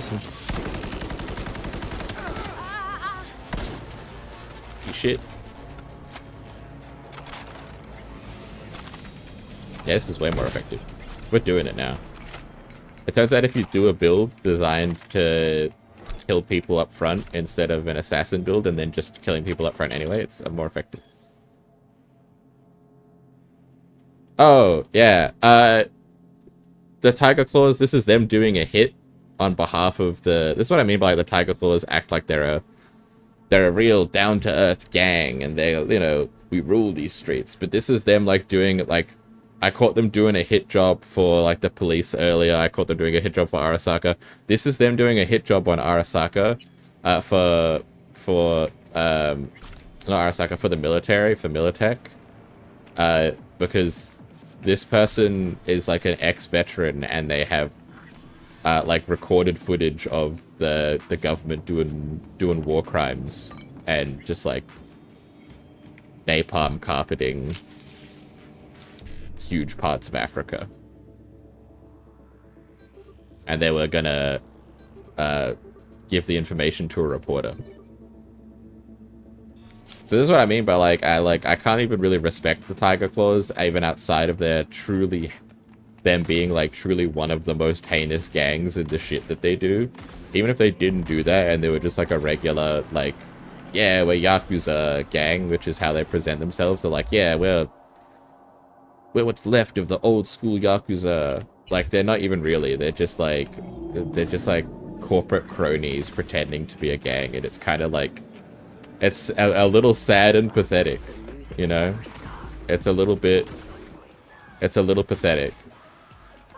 Oh, what the fuck? Look at all this free shit. Hell yeah. It's a little pathetic to front up that much about how cool you are and what a long-standing history of being like gangsters you've got going on, and then to just be like a government stooge. It makes you kind of a loser, you know? If I'm real.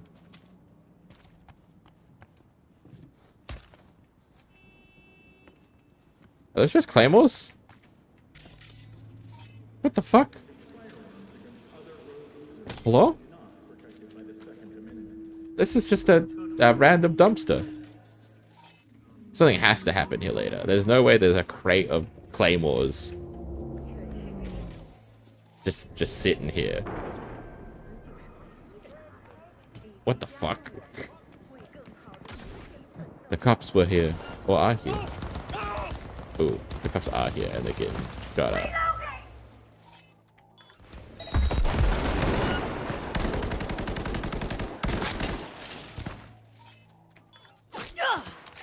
Have some disease.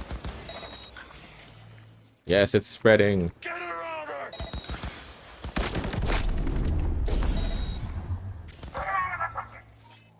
Hey, can you go blind for me? Thanks.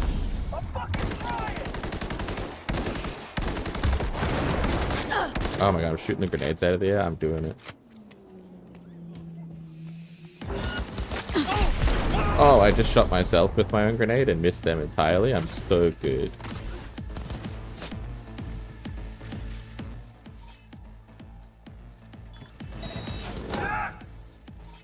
Blow up.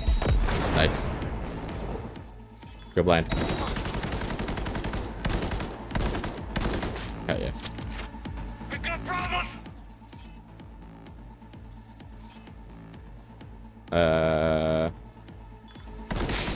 How about a burn effect for you? Hell yeah. Oh my god, it feels so much better. This is I just realized I'm like I went from like being a failed weeb to being like an America-boo. Like I'm now just like all like big guns and glory and assault rifles and yeehaw. I literally have the fucking I have camo pants, a bomber jacket, and like a pseudo American flag on my leg. I just switched countries. I'm no longer a Japanese weeaboo. I'm an America-boo. Which is a real thing that exists, by the way. Being an America-boo. It's actually a thing. Actually, ironically enough, it's a thing in Japan more than anywhere else. Of people who are like really obsessed about like American culture and like American gun culture, as well as like the idea of barbecues, and they like dye their hair and dress up in like Western fashion and stuff like that. It's like insane to think about, if I'm honest. I mean, it makes sense, right, that it would go both ways, or that different people would be like that, but it's just so common in Western culture for people to be weebs, that you don't ever think about anyone in Japan cosplaying as like Americans or Europeans, but it happens. Way less frequently, because obviously like otaku just exists in Japan normally, but it is funny to think about that it's a thing that exists. I like that the guy getting auto-corrected in this conversation. Got a warehouse to read. Fuck, ride, raid, ducking, auto-correcting.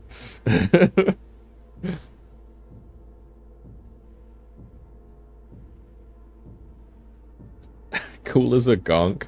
Choom can't even put on Velcro shoes without his mom's helping him. Jesus. Well, they were right. They were right. The guy they depended on to shut off the alarm certainly did not, because the police were here.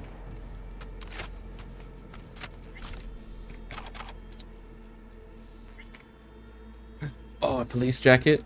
Shouting wee woo when running is highly encouraged. Hell yeah.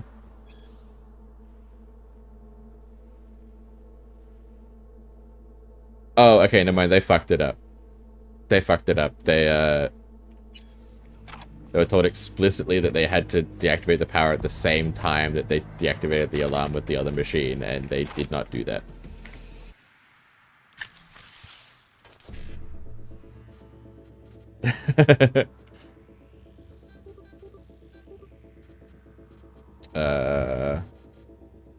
Fuck. There you go.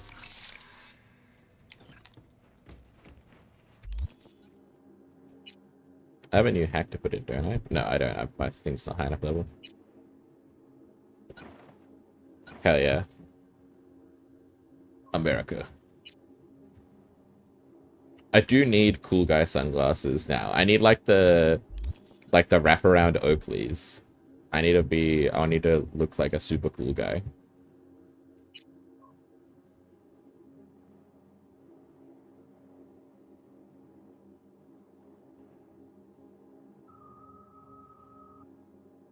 Yeah, exactly. I need to be the wicked emoji. Well, actually, do I have it in my chat? Do I have like yeah, that's what I want. Oh, you can only see that if you have 7 TV. Fuck.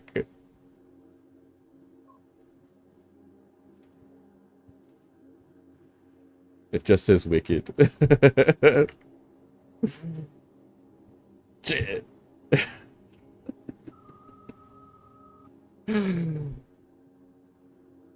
I demonstrate nothing.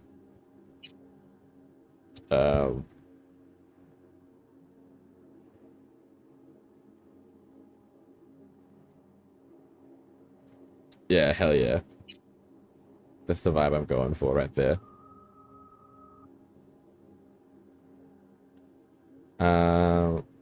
Does an extra grenade charge? Let's see if that works on my... Because my thing only has 1 charge when they usually have 3 anyway, so I wonder if this will work. There's no harm. No, it doesn't. It doesn't work on my projectile.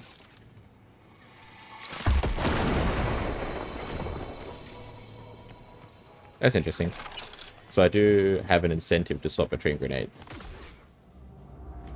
Yeah, there are 2 cats with sunglasses emoji. There's Cool Cat and Glitch Cat. I assume Glitch is like a big enough streamer that one of their emotes hit. Like global. Hey guys, how you doing? You having a good day?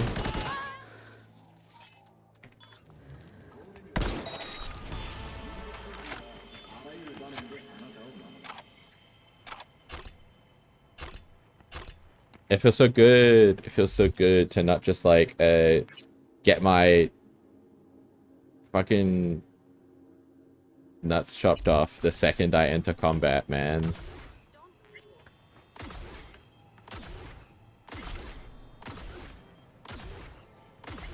I do need to replace this gun with an LMG, but for now it's pog enough.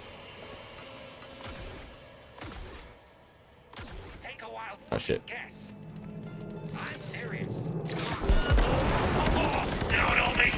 Wait, hold on. King.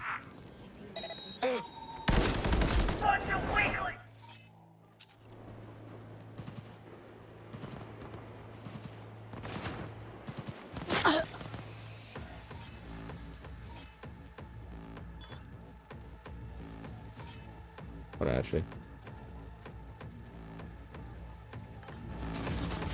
What now, bitch? Fuck your grenade. That is another cat in sunglasses. Face my ultimate weapon, the car explosion. Oh shit, it's not working. Go blind.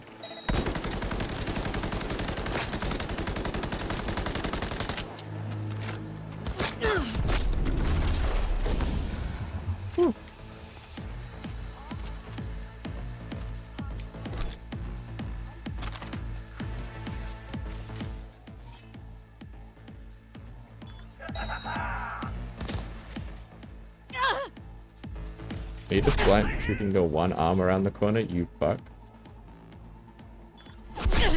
What the fuck?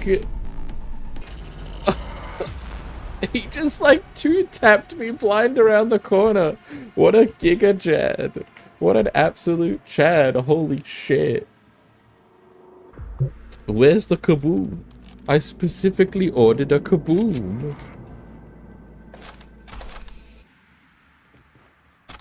Dude, that guy was such a Chad. What the fuck? Oh shit, I fucked this up. We're fine. We nailed it. All of his friends dead and he blind fires around the corner and hits me in the eyeball every time.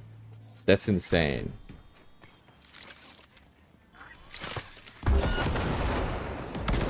Oh shit, that did not work as well this time. Hey, can you go blind for me? Thanks.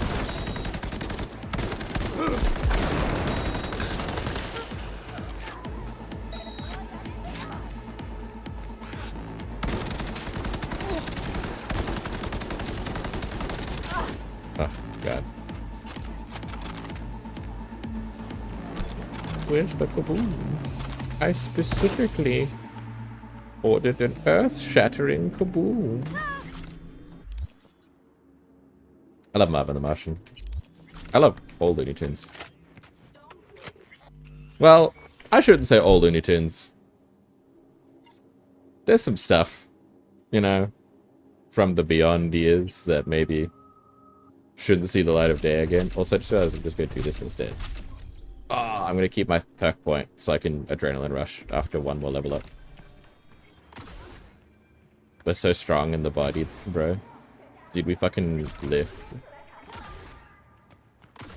Nobody lifts harder than we do, except for maybe the group of people who... Except for maybe the Animals clan, which does nothing except for lift. Like, every time you see them anywhere, they're like just...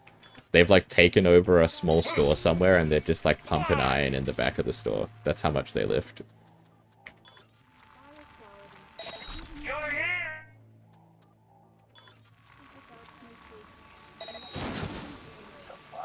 They like take over a car garage and they're back there like lifting up the car.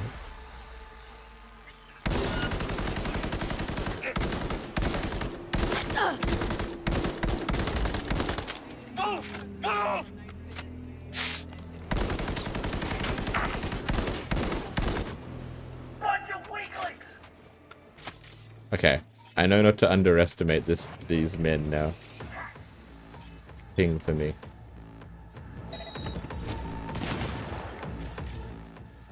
Hey, wait a minute. Wait.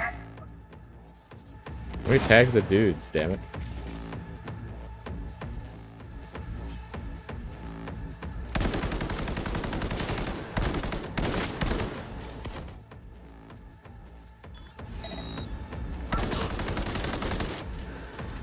I activate the go blind button.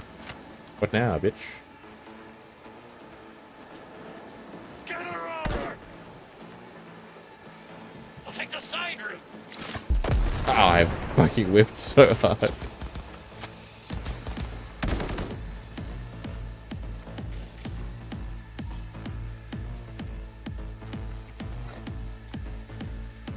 Get it together.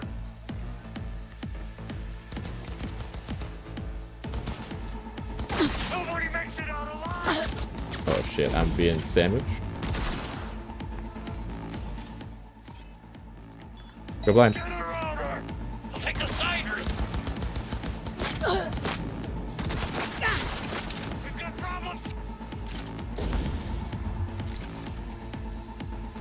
peekaboo. Oh! I whiffed again. Whoa, whoa. Okay, I assume he was standing next to an explosive and he didn't just spontaneously become Vince. I'm gonna guess that there was an explosive behind that wall I couldn't see and he didn't just become Vince on his own volition there. Oh shit.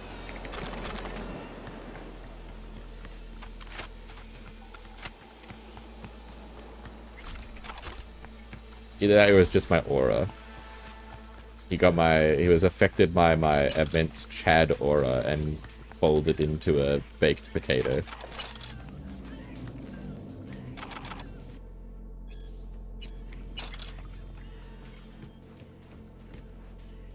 Ooh. Tech sniper rifle? Defensakov. Oh, that's if I would use a Kerenzakov, which I won't. Hey, what's back here? Nothing. Oh, okay. Well, oh, hello. Excuse me, I've got to get every red cent I can. I have a crippling addiction to Chrome. I need new cyberware every 3 seconds. So I'm gonna need you to fund that bad boy up for me.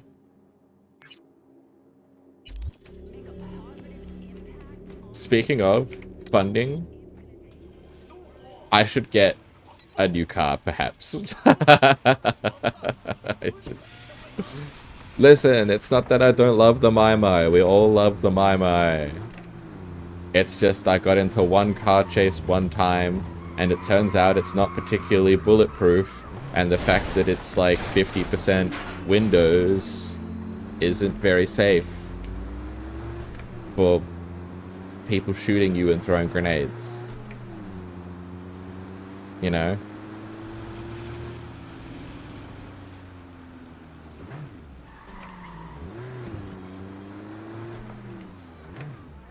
You know, I would rather fall on my sword than get rid of the Mai Mai, but, you know, times are tough.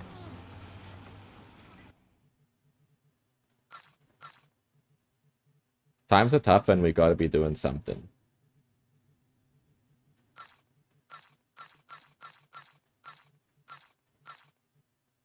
Oh, why did I do that? Bye back. I fucking made a sound effect like I was getting hit in Mortal Kombat.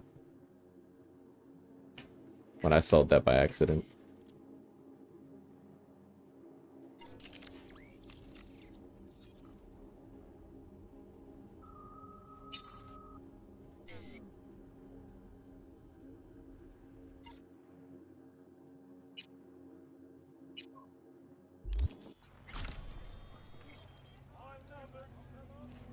As a my first car vibe. Yeah.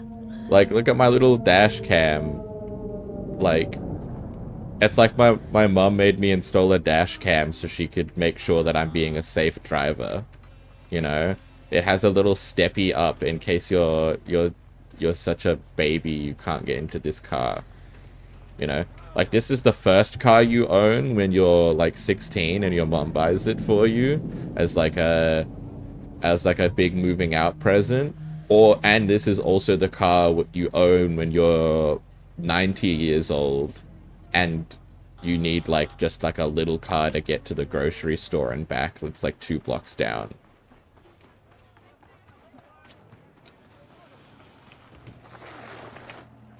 Yeah, why does it even have... Yeah, that's an excellent question. It literally... You're right. It literally opens the bottom half of the door down. Yeah, it covers up the steppy up.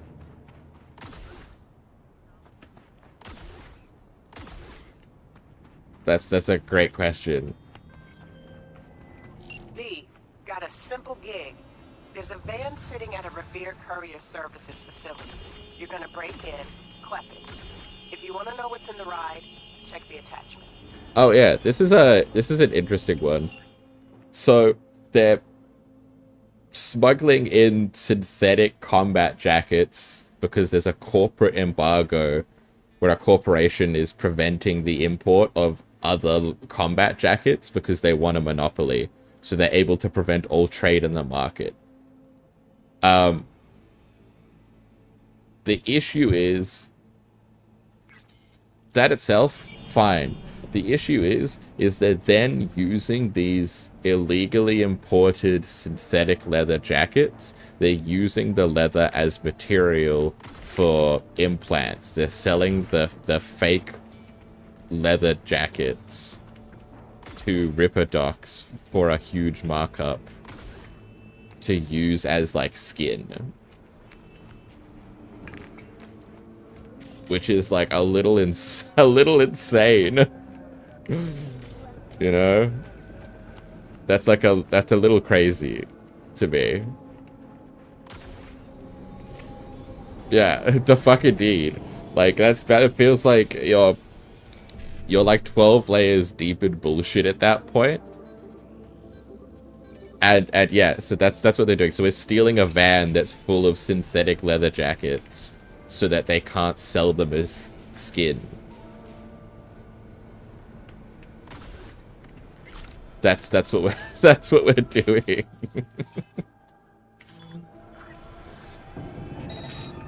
Alright, let's mark these bitches up. We'll try and stealth this one, just breaking people's necks and shit. No promises though. Hold on, this pawn. Tag that bitch, goddamn. No. No, tag that bitch. Okay, I think that's everyone. Theoretically.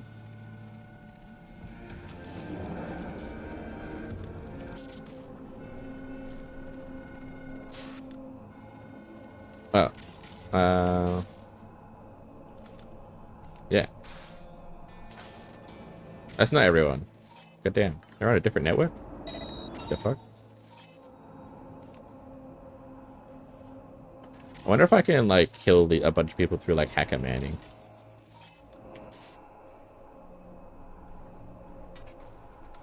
I wonder how possible that really is. There's nothing really explosive. Oh, here there is. Ooh, hold on. Go look at that. Ah, shit. That didn't work. He wasn't close enough. He don't give a shit. That's not his job.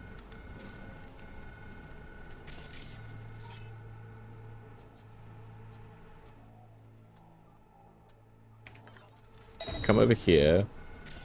And then come over here. Ah, now we're thinking with portals. I want to kill at least one guy with the power of being a hacker.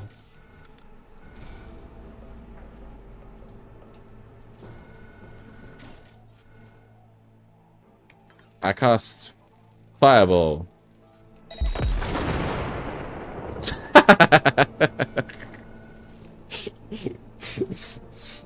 No, understandably, they're all a little suspicious of that. They don't know where I am. They're not 100% sure I'm here, but they're pretty certain that was not an accident. Which I give props to the game for that. They don't must have been the wind that shit. They do. At least the people who are most immediately nearby go look. Goons have a fire extinguisher to feel safe? Yeah. Oh shit. Hold on.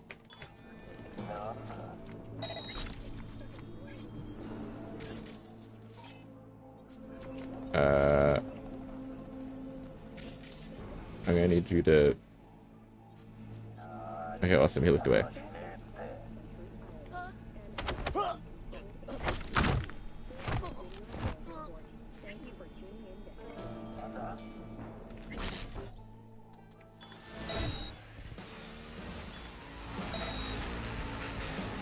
Oh shit, they figured out I'm here.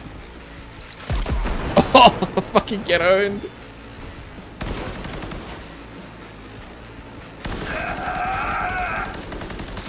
I forgot about the camera.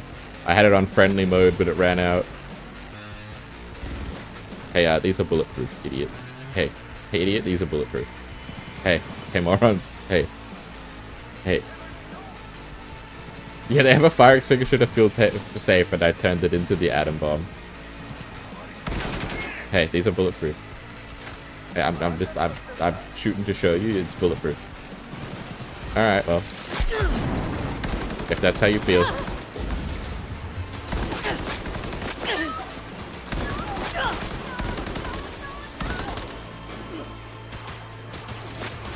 Lockdown.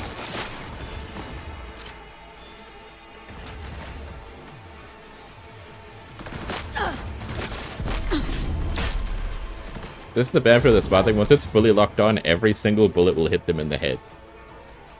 Which is why the Tiger Claws are really scary for me to fight right now. Because they use smart weapons. So on ultra hard mode, guess what's really scary? An enemy who can kill you in 10 bullets, who can make sure that every bullet hits if I'm not behind cover. That's why I kept getting owned so much when I was in a melee build. Hey, come up those stairs. Surprise. Oh, surprise to me. Oh shit. I'm wrong.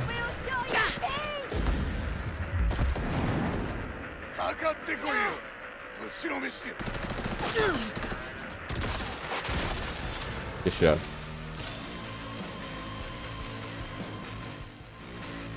Are you who am I-ing me? Look like this.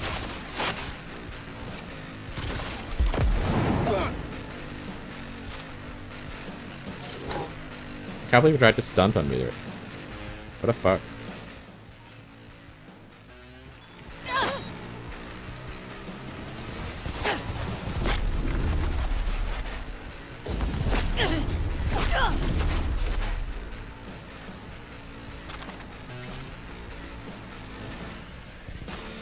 Thanks for the key to the car, buddy.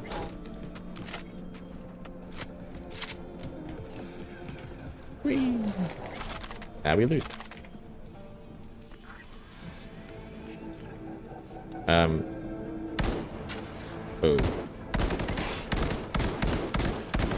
I want to like move your body, but you seem pretty stuck. Hold on. I have a plan. Ooh, she's really stuck. She's really wedged in there. I can't get that loot. She's really wedged in there. Yep. I can't grab her body at all. No, she is utterly stuck up in there. All I did was desecrate a corpse. My bad, dog.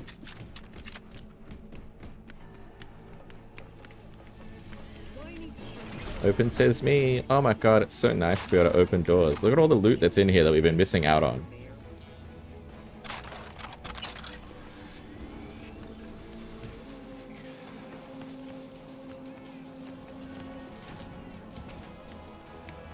My name is Jefferson Morales, and I approve this message.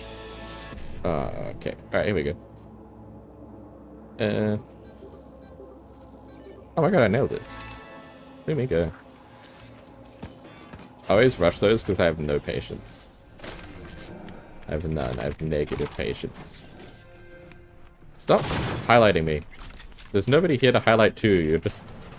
You're just bullying me. Oh. Alright. Be strong. Fortified ankles. Those are what I have, but better. That's my exact thing. Now, I already have the token, but I'm gonna hack a man's in just for the XP that it maybe gives me. I don't actually know. I got no clue. I got no clue if it's got XP or not. I just assume because there's like a. You have your normal level ups, but then there's also like if you're like doing certain actions repetitively, you get a separate level up system. So we got like our first level in solo earlier because I used a shotgun. It only levels up when you use like heavy weapons, maybe.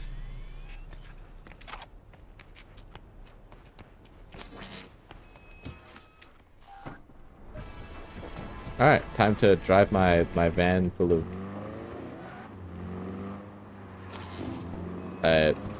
leather jacket skins safely to the delivery point.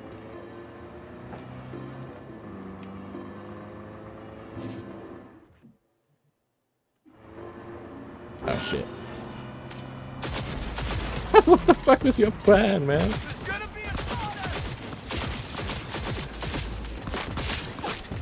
Oh shit, your plan's working. Your plan of... Oh shit, you dropped a blue gun. Hold on. I'm using the vehicle as a blocker. Unfortunately, I can't use explosives. I can't use explosives.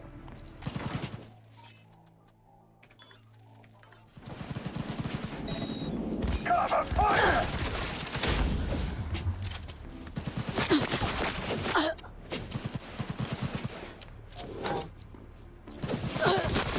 Oh shit, he's skull named, I didn't even realize.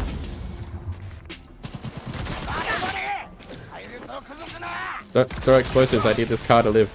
Thanks.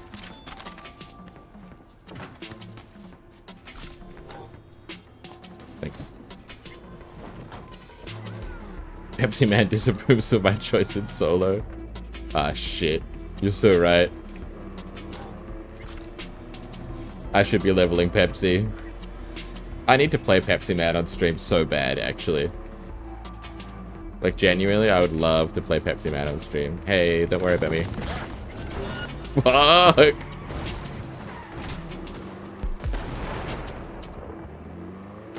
Let's get this car somewhere safe before we engage in deadly combat. Oh, oh, I have Austin Powers the car. There's no way I hit that skid and then Austin Powers the car. Oh my god. Brother.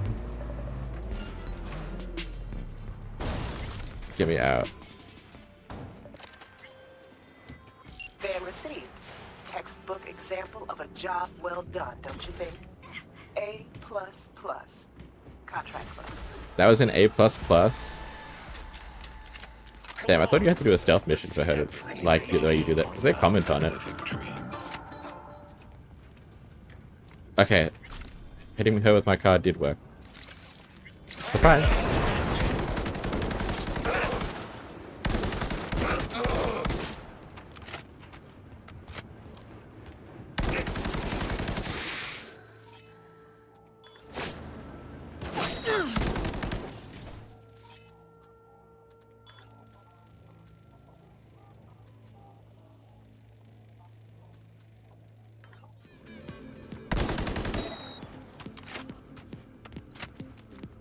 Hell yeah.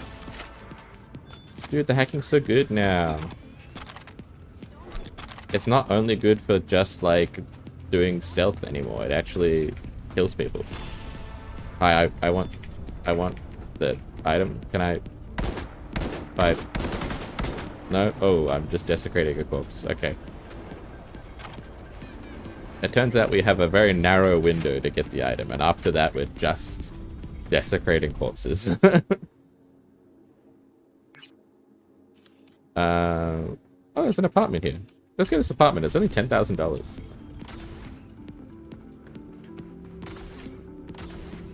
We could use an apartment. Oh, hey. Oh, hey. Ooh, my bad. My bad, dog.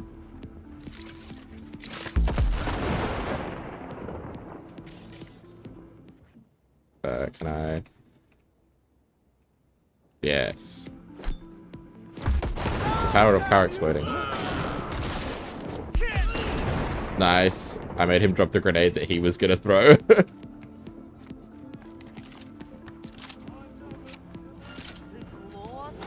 you seriously lose me? I just threw like 3 grenades. What are the police hunting?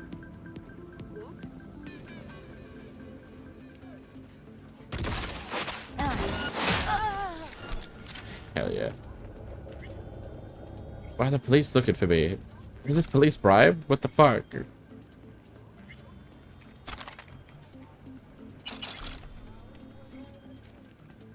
I don't have any stars. Why is he looking for me?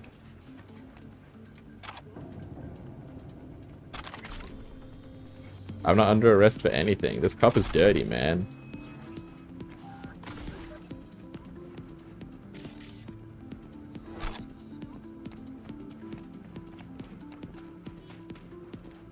He's in their pocket, dude.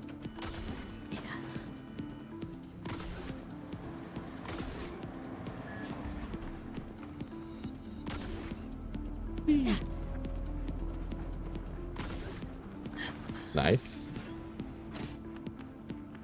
Dude, the... Oh, what the hell? False open, hell yeah. Is this supposed to lead somewhere meaningful, or just... No, okay, just like, out here, I guess. I guess the superintendent just doesn't want you to go into the rooftop. I'm gonna break everything it'll let me break. I'm not technical enough yet. Ooh. I want the XP for breaking shit. I love when a plan comes together. I love when all three of the hacks are like of identical requirement. Whoa. I'm just breaking into people's apartments at this point. This is probably bad form for a new neighbor. If I just break into all of my other neighbors' apartments. But, you know. You've never gotten all hacks before? I don't think I have either. That's part of why I'm like doing it. Also, hi Skip, welcome in. I hope you're doing well.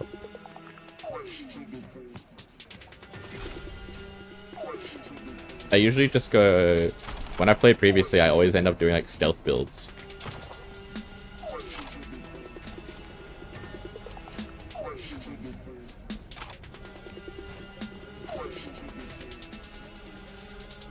Real, yeah. It honestly, like, you can do a lot of cool stuff with other things, but it feels like every area is like built for stealth builds. They're like they all have like complex paths and cameras and different things to activate and deactivate to set off traps and whatnot.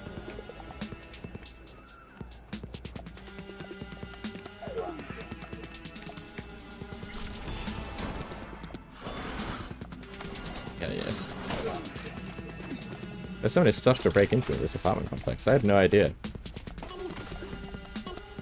I didn't know this place was such a rich smorgasbord for crime. Do I really want... This is the place I'm moving into? A place that has such little security, I can just walk into anyone's apartment and make it... and take their stuff. This is where I'm gonna pay $10,000 to rent. Ooh, I can't get in here, but there's stuff in there.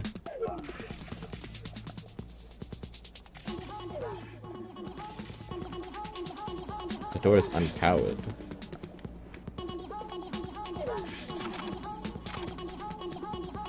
It's slightly annoying when you get one skill point every 3 hours, yeah. It can be kind of rough during the opening portion, and you just like, you don't have the skill or attribute points to really do anything. There's like a $10,000 worth of gear behind a door, and you don't have a high enough stat to get in there yet.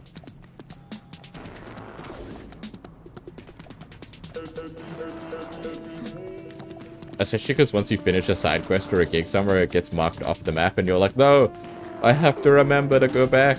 There's like a chest full of goodies right there. Whoa, a 20 door. Shit, man.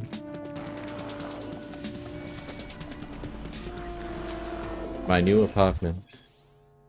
Authentically functional, it's not cramped, it's cozy. That's like every place I've ever lived. That's the spiel that was given to me about every place that I've ever tried to rent. They're like, you go on like the rental website and they're like, ooh, cozy 1x2, and you're like, come on, man. Who are we lying to here? Holy shit, I have so much creatine. And pickled eggs, pickled onions. Just a fridge full of pickled onions and creatine.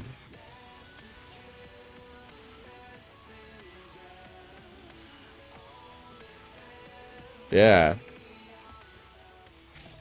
There's just a bunch of pickle jars.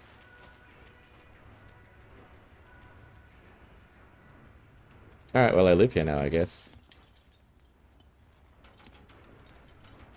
I should stash some shit, because I'm carrying so many clothes, I bet.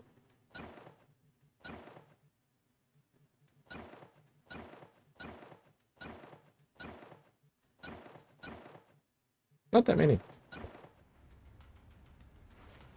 Yeah, the ultimate sleeper build. A diet of only pickles, only pickled onions and creatine. The ultimate build.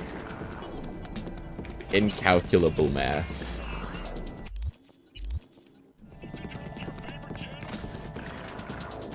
That's like fucking. It's like the circus guy from Coraline. Coraline's like neighbor who's like all arms and legs. And he's got like a giant belly, but he can do backflips because he's so yoked. And all he does is like eat raw onion. That's gonna be me. That's gonna be my build.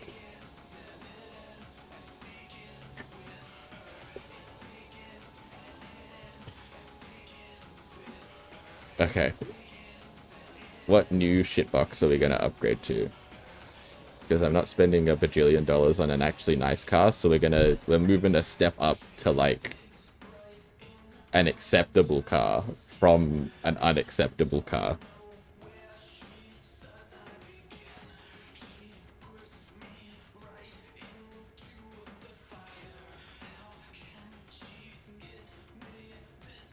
You've never bought a car in this game? Or gun? Yeah, that's super ultra. That's the gun, especially, like, so fair. You really don't ever need to buy a gun. There's like some iconics I think that you can buy, but you don't really need them. They're not even very good.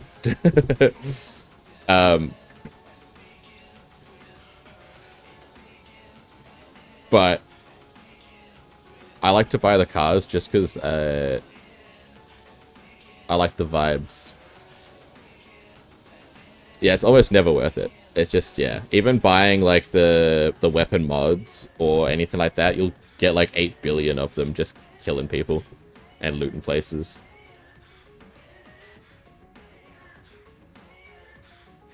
So you super don't need anything like that. Oh, I like the Gecko a lot. The Gecko is a really fun car. One thing they do right with the cars is that the, like, off-road cars, quote-unquote, do actually perform significantly better when you're on, like, the dirt in the desert outside the city. They are actually better cars.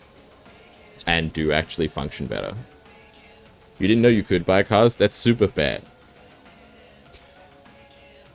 You didn't realize you could get Chrome until the second to last mission? That's crazy. Your playthrough must have been wild.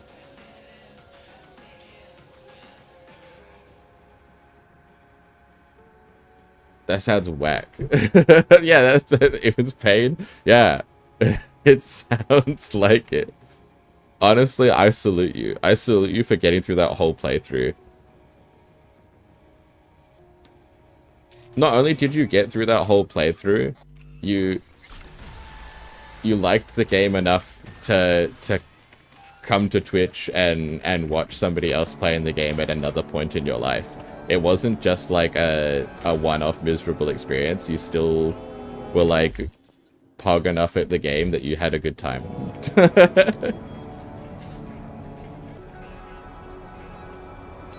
Oh, my frame rate.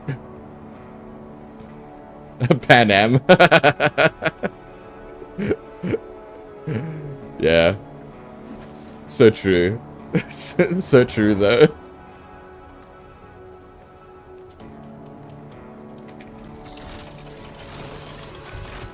Honestly, so valid.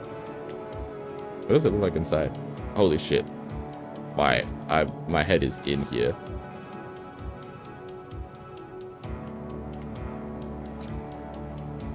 Life filled with pickles and regret. At least no pickles. You know? I like me a pickle in real life. Don't know if I'd want to live on a diet of, like, surely what is the nastiest, most synthetic pickle imaginable?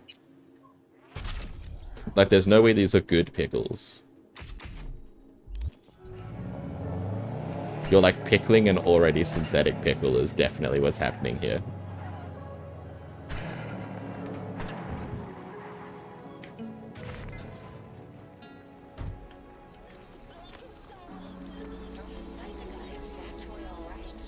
Oh my god. Just Metro fast travel? Dude, you were like, without even knowing it, you were like deep in the roleplay.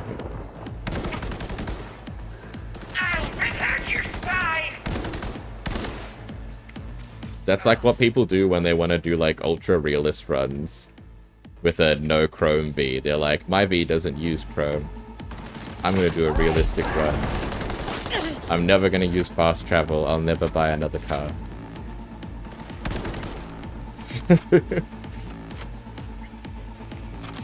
You managed to do a challenge run your first time.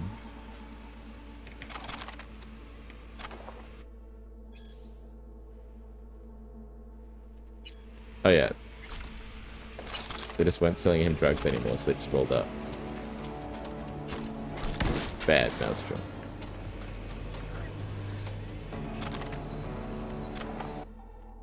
Bad.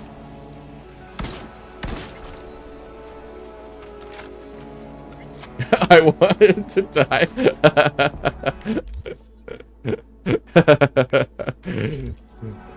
So real. It'd be so miserable. You don't have any of the faster cars. You're not fast traveling at all other than to like run to the metro. Bro, that's so like, this sounds soul crushing.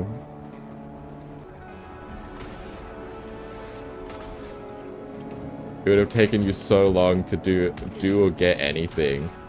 You like go to the city and talk to Rogue, and then you gotta go all the way out to the desert to go back to do shit with Panam.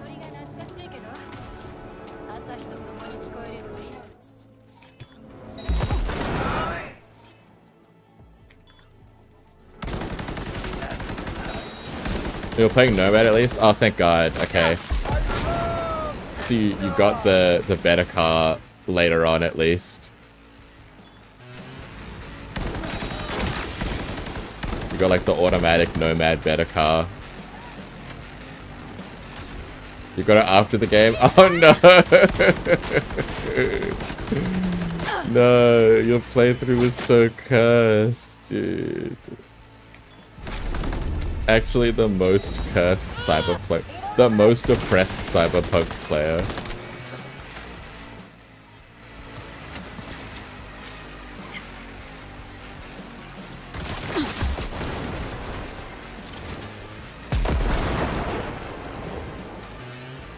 My first playthrough was also Nomad. I really like Nomad a lot.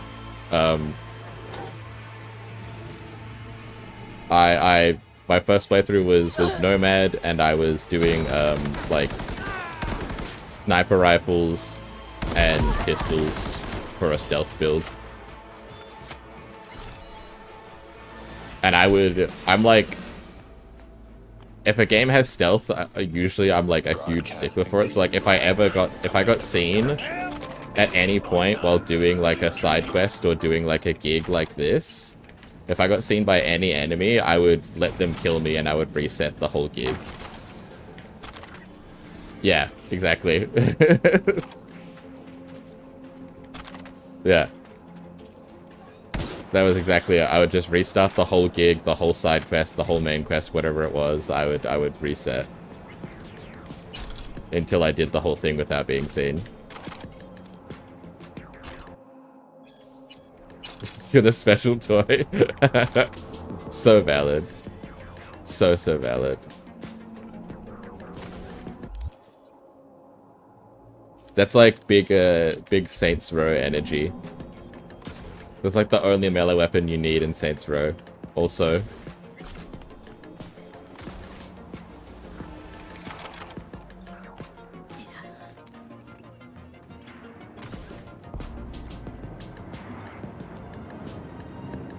You're all gathered in one spot, so, surprise.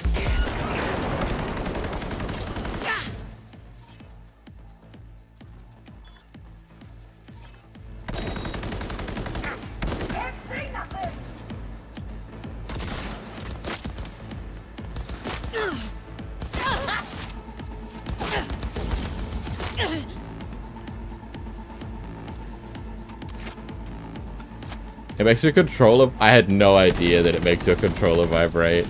That's so funny.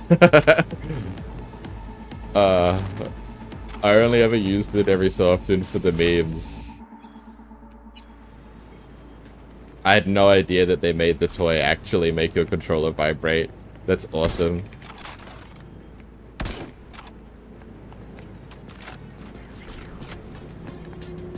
That's such a funny detail to include.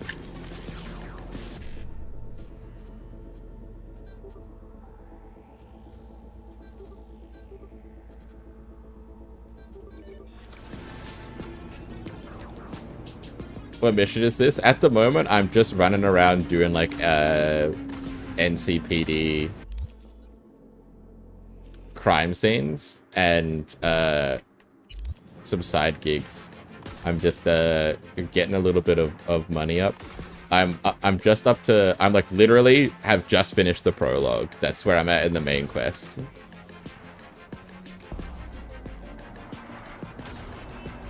Is that I just finished the prologue and now I'm just going around doing stuff, getting money, leveling up.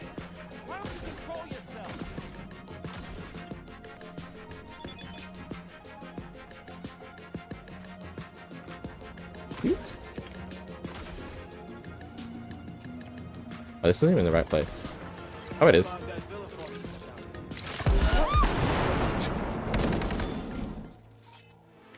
Overheat. Short circuit. You're debating getting... Oh, that's super fair. It's like... You can run it pretty well even on like an older gen PC, because I originally played it on... I originally played it on PS4 and then swapped over to PC partway through. But my PC I was using was like literally falling apart, like the fans were breaking and stuff in it, so it was not a good PC by any means, and I still played through the whole game on it.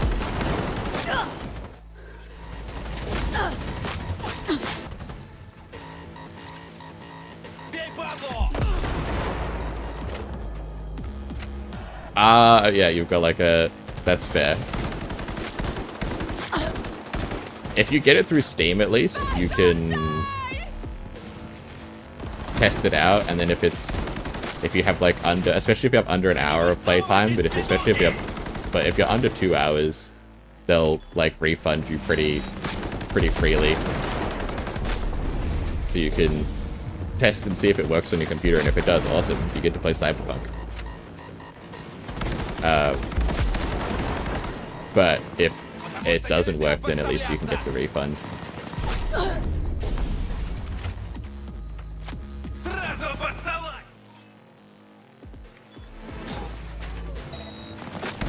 That's what I'll do with games that have 8 bajillion hyper-realistic graphics. Like, oh my god, my body. How do you check your GPU and stuff? You can... Ooh, hold on.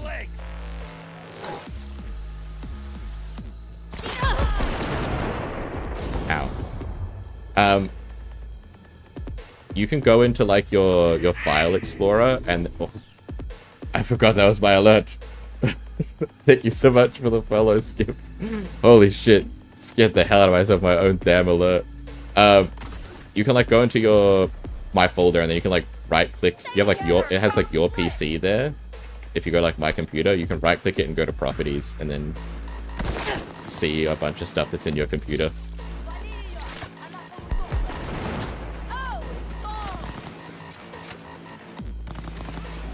Yeah, it's definitely worth checking.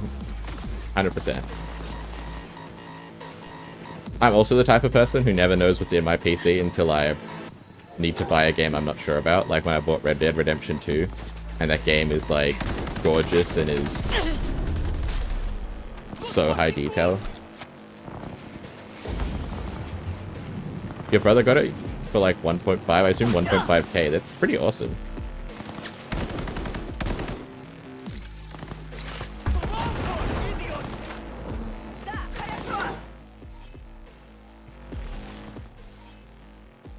Overheat, short circuit. Because I can't get out of this damn corner. I live here. I live in this corner. Okay. Come on, you pussy! Fuck your grenade. Fuck your grenades, dude. Holy. Gotta reload!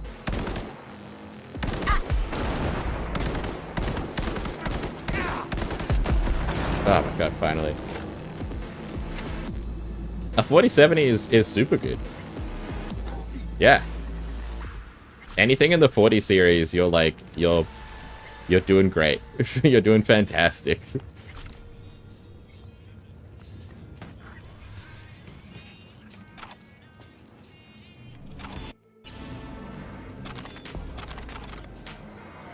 I think like 4090 is the current like top one, but it also has like a bunch of problems came out with it when it first came out. So like 4070, you're really not far off from like top of the range, and you really start hitting like exponentially expensive stuff where like your whole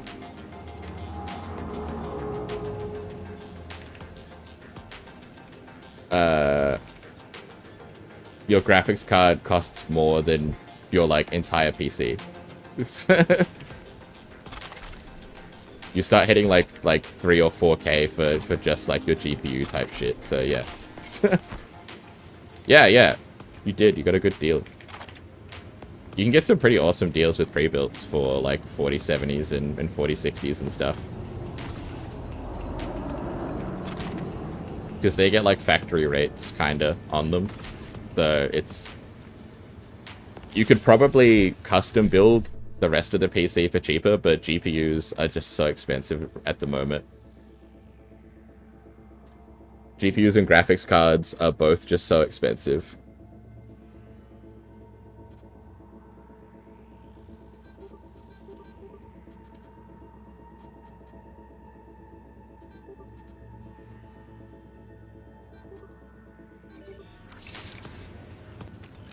Yeah, it is pretty sick. What's the CPU? Hold on, does that... Let me see if that pops up on the thing. I'm checking my own computer right now. The CPU should just be labeled under, like, processor.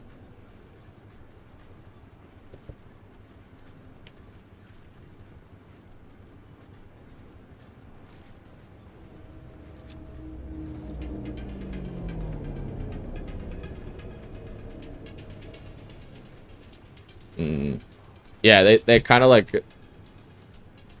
So it does a whole bunch of stuff. It does, like, general processing for your computer.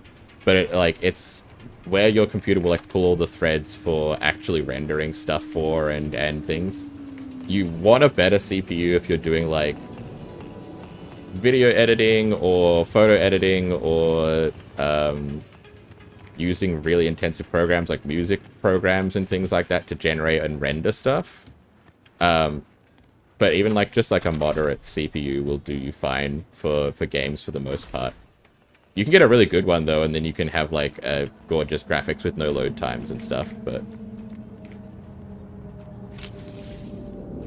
having a good one is awesome if you're just using it for like games, but it's not as required a component to be like amazing.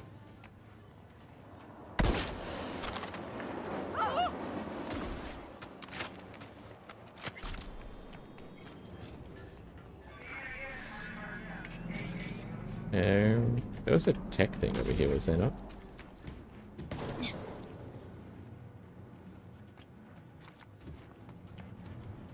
Like in this corner, it's being weird. Oh, there. I didn't know this was here. At all. What the fuck?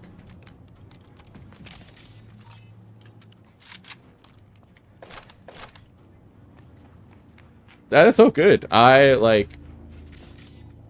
all of my knowledge about what part of my PC is good at purely came from I got a pre-built a while ago and, like, originally, and then I just wanted to figure out what I actually needed when I was getting another computer many years later. I looked through my computer, so all of my knowledge is not perfect. It's purely based on like reading articles and trying to figure stuff out.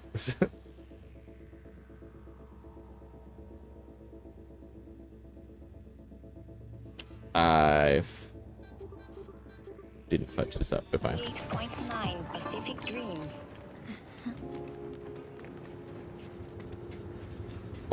So there is a bunch of articles and stuff you can find online that try and explain things to you, but I'll be honest, a lot of them are written in a language that you would only understand if you already knew what your computer did. Which doesn't help when you're trying to look things up to find out what your computer does. Because you don't know that shit yet.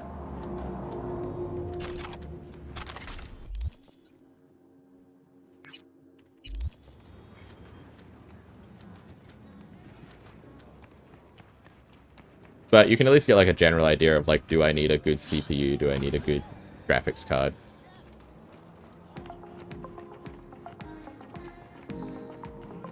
Oh yeah, i7 is pretty good. How many cores does it have? Because that's a thing as well. Because you can have like quad core or dual core.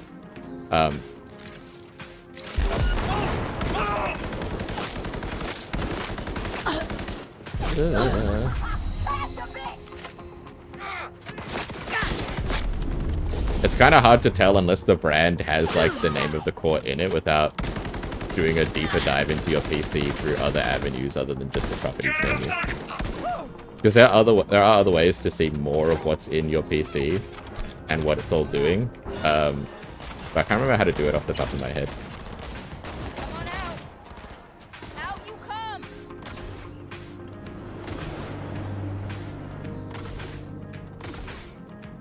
Having more cores basically just means like everything runs a little smoother because the burden isn't on just like two parts to do all the work.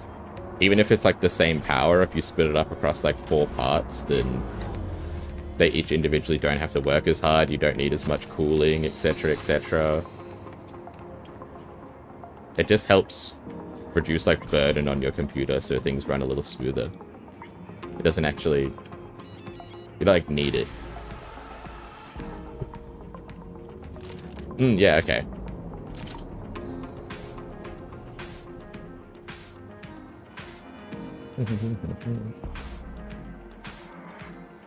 Yeah, I never fully understand what they mean when they say that.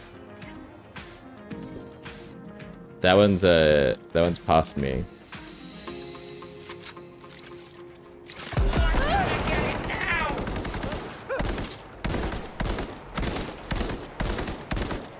Because to my understanding, the standard is like quad core or dual core, and then there's like other cores and threads and stuff because they mix words, but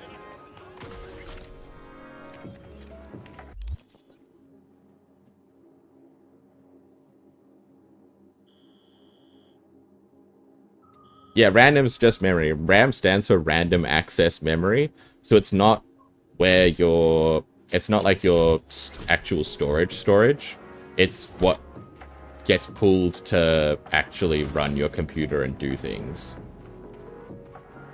So your RAM is what gets pulled up by games and rendering software and things.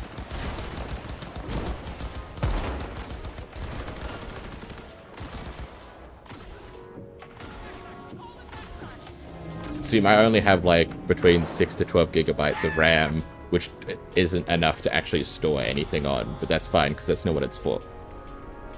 You're not actually downloading games onto your RAM.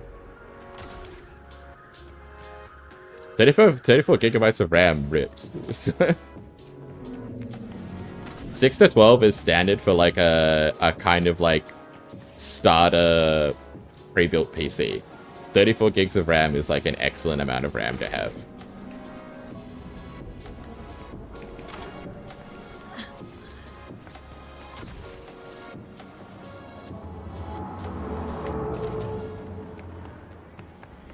That's the kind of RAM that you want if you're doing like actual rendering, or if you're streaming, or if you're playing like high fidelity games with 4K graphics mods type stuff.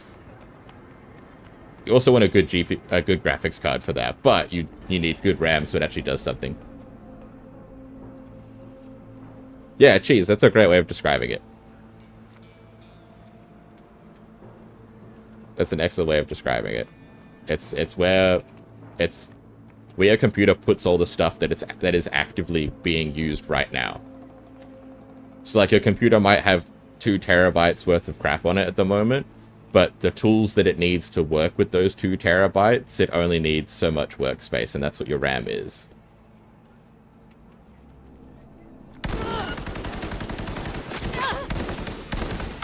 Like this game is like 60 gigabytes, whatever. I don't need 60 gigabytes of RAM. I need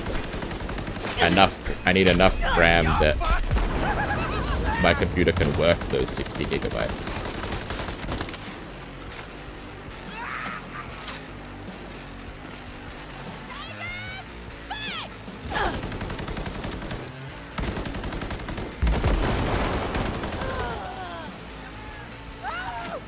That's cool. I could never build a PC. I have come to that conclusion myself, honestly. So this is all information from one person who could never build a PC to another.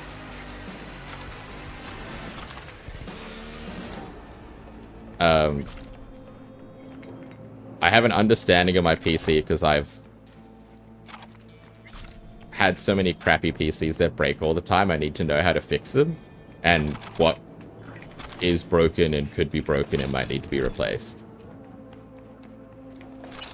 My knowledge comes from a place of needing my clunker PC that I should have replaced 3 years ago to last another 2 years. Now I have an awesome PC, but, you know, first 2 decades of my life, you know, we had to get a little creative. We had to figure out some alternative solutions to things.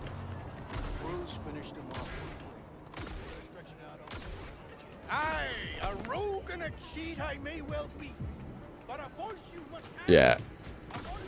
And also, like, modding games. Yeah, there was no Cyberpunk for me.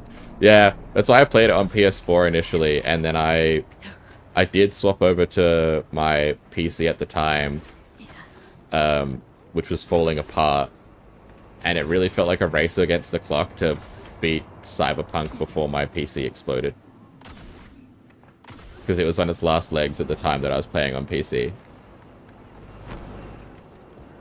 I was putting it through the ringer. I was making life hard for it, for real.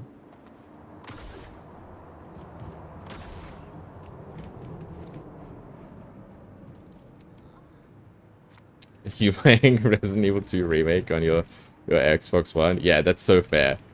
When you can hear the fans going like a jet engine, and when you like don't turn it off via the button because you're like, this shit's gonna hurt. It was a laptop as well, so I had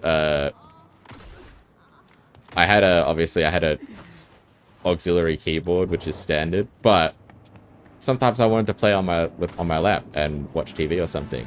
I could not do that while playing Cyberpunk. That shit was magma. I would have given myself severe burns trying to play Cyberpunk. I literally, like, you couldn't touch you were not able to type on that keyboard. You would hurt yourself. it was not a safe operating condition for the PC.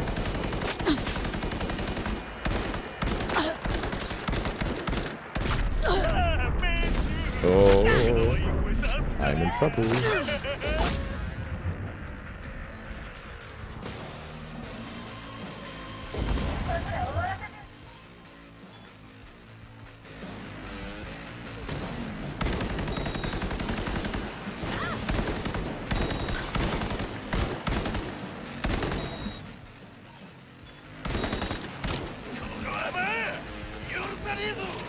The deaf keyboard. Was there people being freaky in the background?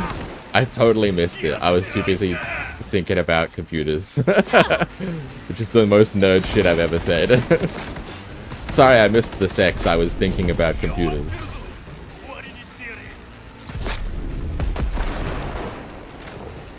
There was? Oh my god.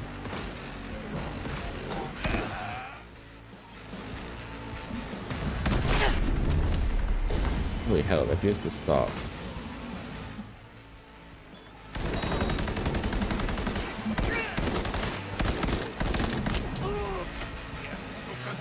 Demons haunt you. Oh no. I do know there's like a bunch of advertisements in this game where you just like walk past a shop and there's just like sex noises going on because there's like an advert on the on TV for like, it's like an advert for a burrito, but it's like 3 naked women moaning into the camera. Because Cyberpunk, I guess.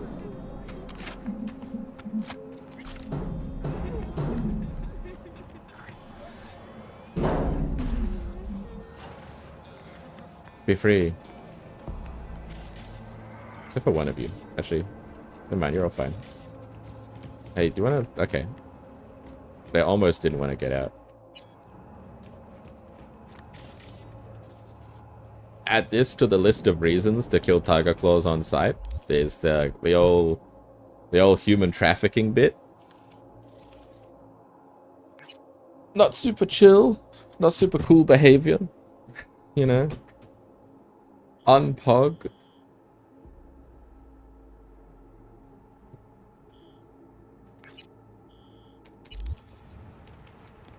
Real? Yeah. I always kill. There are 2 gangs that I kill on sight, and it's tiger claws and scavs, because they're both sickos. Maelstrom's close, but because they're also sickos, but some of Maelstrom are just genuinely like nerds, basically. They're just like hyper nerds, and that's it. Their only crime is being part of a gang of dangerous nerds, but they themselves are just like dweebs. They just love throwing.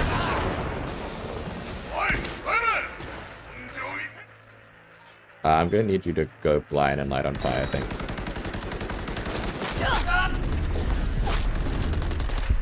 Oh, they got me. I can't believe it.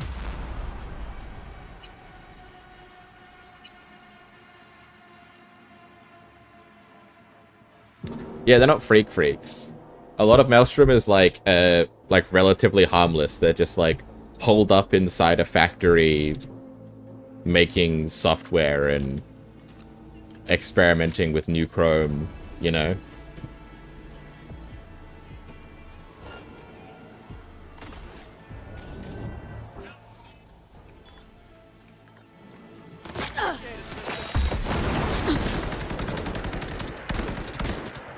Even Jackie says it at the start that, like, you know, the problem with Maelstrom is that you have no idea what kind of Maelstrom you're dealing with. You have no idea what they want, what they care about, because they're kind of just like, oh fuck, I just lit the civilian up.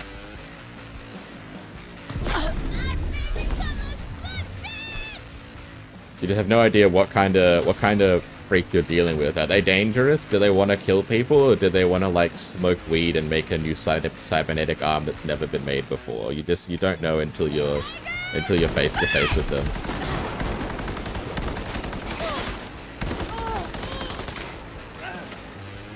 Is it some kind of Arasaka Tower? That's how I feeling.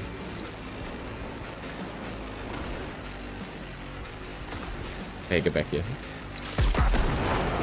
Merry Christmas.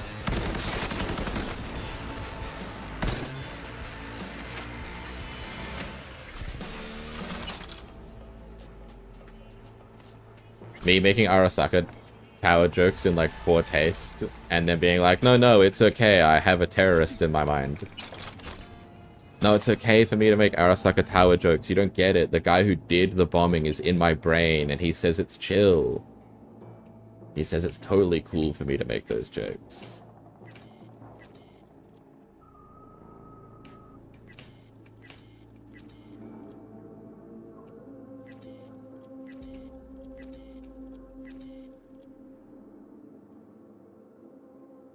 Yeah, Keanu Reeves told me, man. Just trust. God, nobody's chill anymore.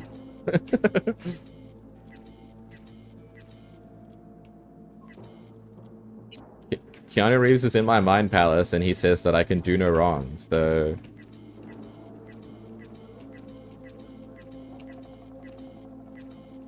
What do you got going for you?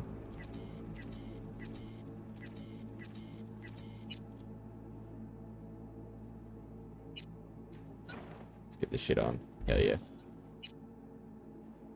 Yeah, nobody tests my terminal Keanu cancer. It's crazy. If you can't trust that, what can you trust? You know? That's all I'm saying. Let's get better explosive stuff, because we're using it. We have a perk point available. Oh, shit.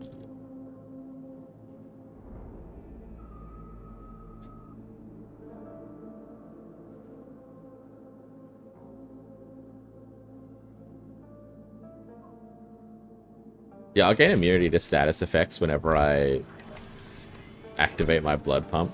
That sounds pog. That sounds like it rips, actually. I can't go blind, be lit on fire. Actually, I can be lit on fire because it's damaging, but... I can't go blind. They can't disable my legs through the Wi-Fi. Which is always a plus.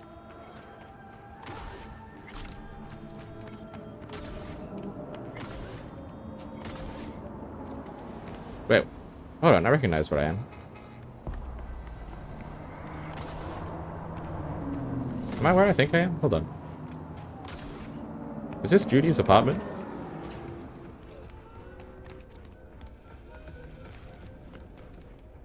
This is Judy's apartment. Dude, I'm such a fucking dweeb. I'm such a dweeb. I fucking...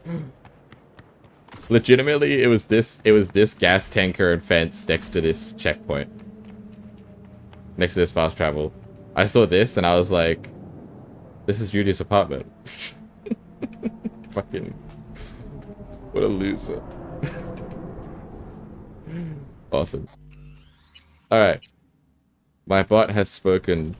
It is yelling at me to take my 20-minute break. Let me just check some stuff real quick.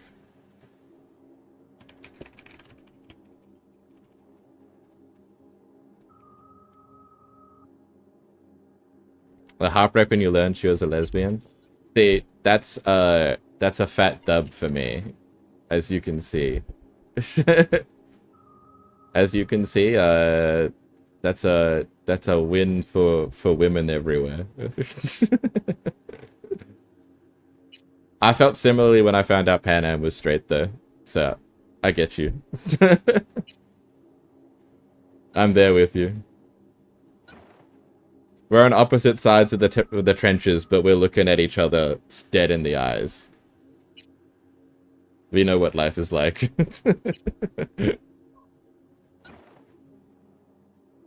That's kind of sick. I guess we're gonna just go really loud, obnoxious colors.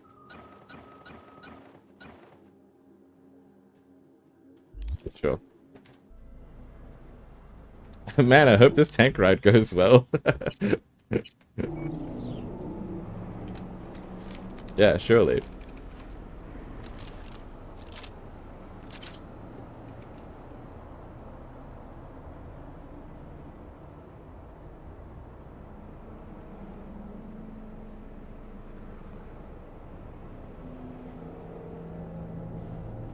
I'm just trying to check on something that's supposed to be happening this afternoon.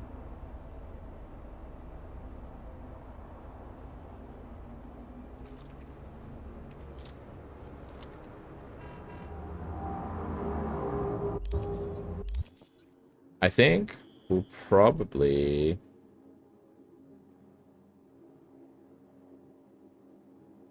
go do these like quests all the way back at my apartment.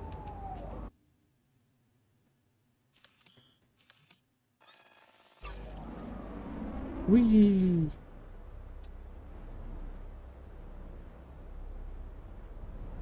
The bot has spoken. The bot has spoken, and it is time to take a short breakaroni. Oh shit! I didn't realize this is here. I thought I'd be downstairs. Hell yeah, that makes my life easier. All right, awesome. Saving game. Good to go. All right, I shall go on a brief break. Make sure to stretch, get water, do all those wonderful things for yourself as well, and I'll be back soon. All right. See you soon.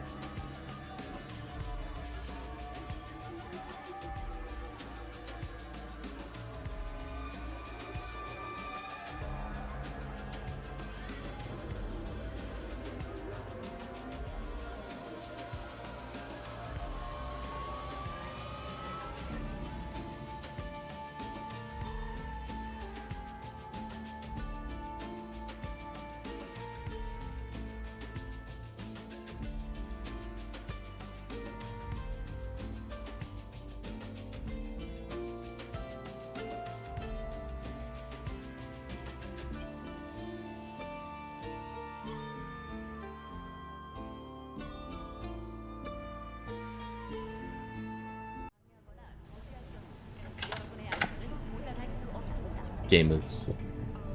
I'm back. Hi. I hope everyone had a good break.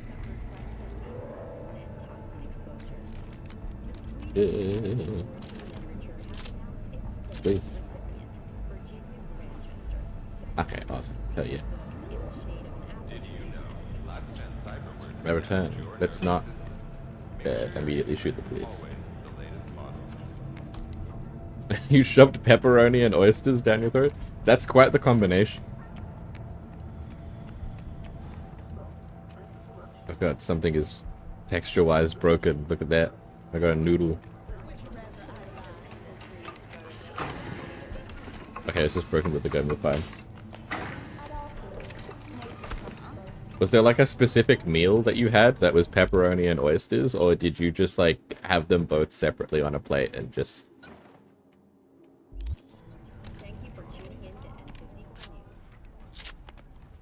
Hey V, about to start. You gotta take a piss or something? Now's the time. Stop. Thanks for your concern. Let's start this rodeo. Can't just yet. Not till you get in the range. Go on, set up, chop chop. Alright, we're gonna save for this one. It's actually kind of hot. Because I don't have a good pistol for this.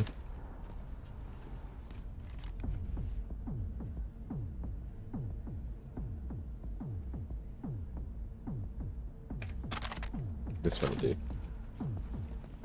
Alrighty, how many we got? Just 6? God damn. Pepperoni sticks and Well, smoked oysters? quick crack Okay, on it. that's fair. Rules are simple, right? There's the Pineapple target, lemonade is shoot really it. good. I love No matter pineapple which one, lemonade. Go on and shoot your neighbors. Most hits Hi win. Bon Bon, welcome in. Meaning hits on the target, not your neighbor. Welcome in for your Right, Steady Break Part 2. Small caliber iron only. Don't go showing off with your fucking assault bangers or no rocket pukers, got me? First prize is a pistol. But, a real nice one. It's fucking nice, I'm telling you. Anyway, enough words. Get worked up. I like Wilson. Ready? I don't like my frames here though. Jesus. 3, 2. Hey, the hell's that? The hell you doing with that double barrel? It says small caliber only. Forgot my iron. Must be in my other jacket. That's where you keep your gun in a holster. A holster! Get the fuck out of my sight now! Fuck, Choom. Chill. I'm going. How's he gonna win a shooting competition Girls before with a swine, fucking for fuck's sake. a 2-barrel gun anyway? 3, 2, 1. Yeah, Wilson just keeps it real. He's just like, what the fuck are you doing, idiot?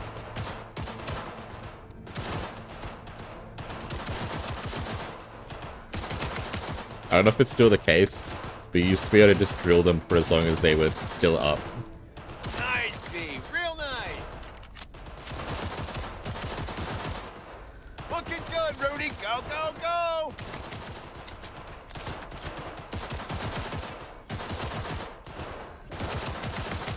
Halfway there, V. Going good. The hell was that, Lisa? Forget your glasses?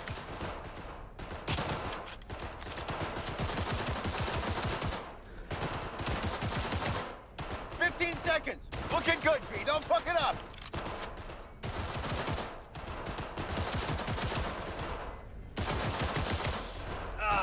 Nothing like the smell of powder and hot lead. Stop! Everyone stop! We're done. Is this still the case? Okay, awesome. Oh, yeah, I hit 100 out of 100. I could not look. V. Second, Rudy. Rest of you Bush League punks. Learn to shoot. Out of my sight. Now. This is his idea of being a marketer, by the way. This is his sales tactic. Is to just say 2 people did good and everyone else fuck off. Thanks, Wilson. Sure is pretty. Uh-huh. Yeah. I'm not cool enough to ask if everything's okay. No, Wilson! See you around, Wilson. Till next time. I'm sorry, Wilson, I'm not cool enough to understand your emotional depth. I'm simply not cool enough to check in on my homie Wilson, even though he's clearly sad. Man.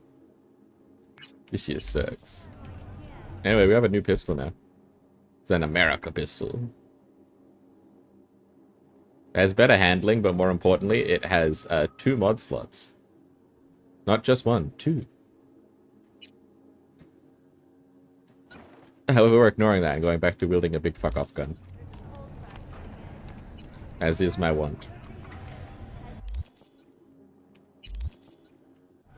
Yeah, you can mod weapons. Oh my god, your playthrough is cursed.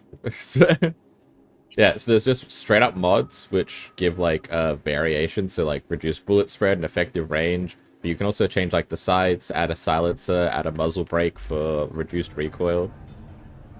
And then there's like different rarities of those. the ellipses speak so loud. They're so loud. Oh no. No mods, no cyberware, no fast travel. That's so tough. That's so tough.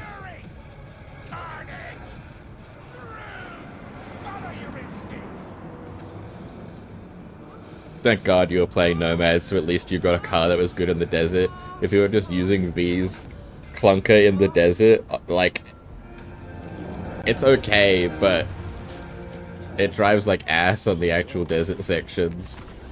But you said you didn't get that until the end of the game, so you had to deal with it anyway. Oh my god. I'm retroactively praying for your last playthrough.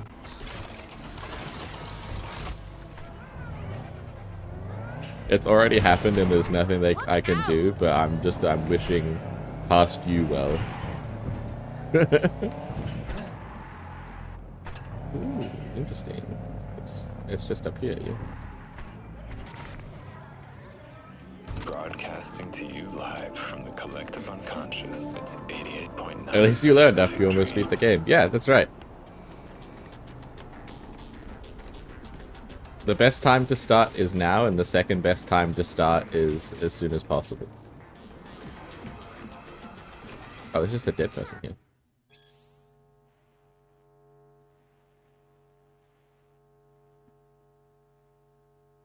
Ooh. Yikes.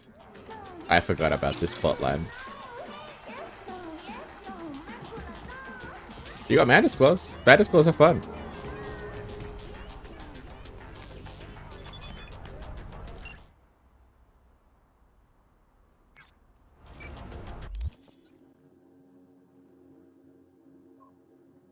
It's fun to just throw your whole ass self at somebody like 10 feet away and then dice them up.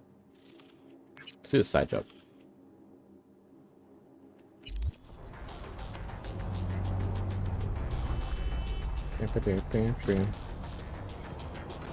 Game was really bugged. In what way specifically? Because I too played a very buggy version of Cyberpunk, but it wasn't that bad for me. I played it like near original release time, so it was supposed to have been awful, but I got really lucky. Missions, as in like just like not getting things ticked off or like NPCs acting weird.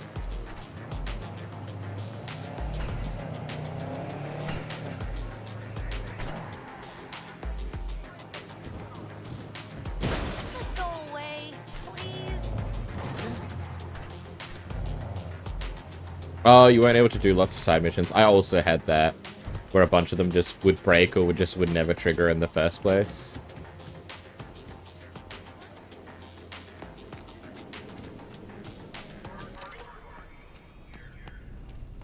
Hey, get out of my way. I have a painting to look at. Who would have thought? Ah, the Empress, where Rogue, the Queen of the Fixers, is. Ah, tarot cards, relations.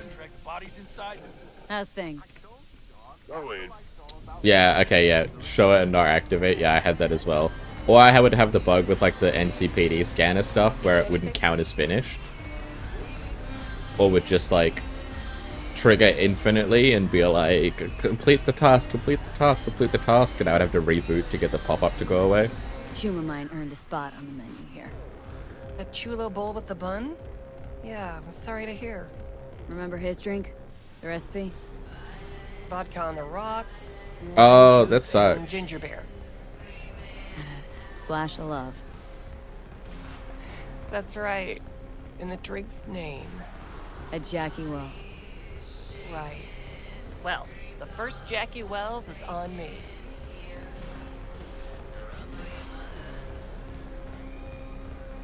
Business booming, I hope? Seen it yourself. Can't complain. Folks always get thirsty, and we're here when they do. Oh, and the shooting mission? That sucks, because you missed out on a Could whole ass definitely iconic. Go for a drink. You missed out on the Someday. America pistol. Like any other. So, what'll it be? Give me a Jackie Wells. So I can be sad about it. There's the Johnny Silverhand. Where's my Jackie Wells?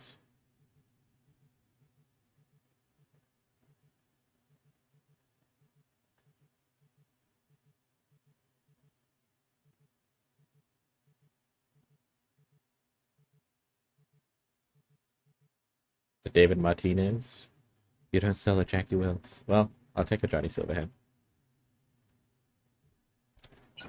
And a David Martinez. Right back. Wait, hold on. This wasn't the quest I was trying to do.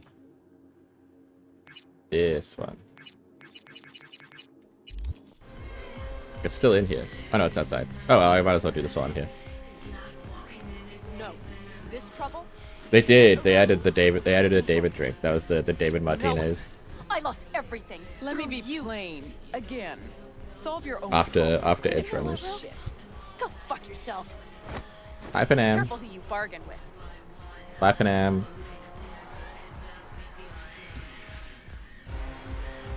Rogue?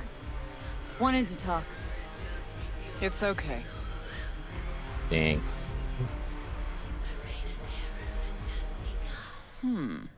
Not here, not there. Who are you?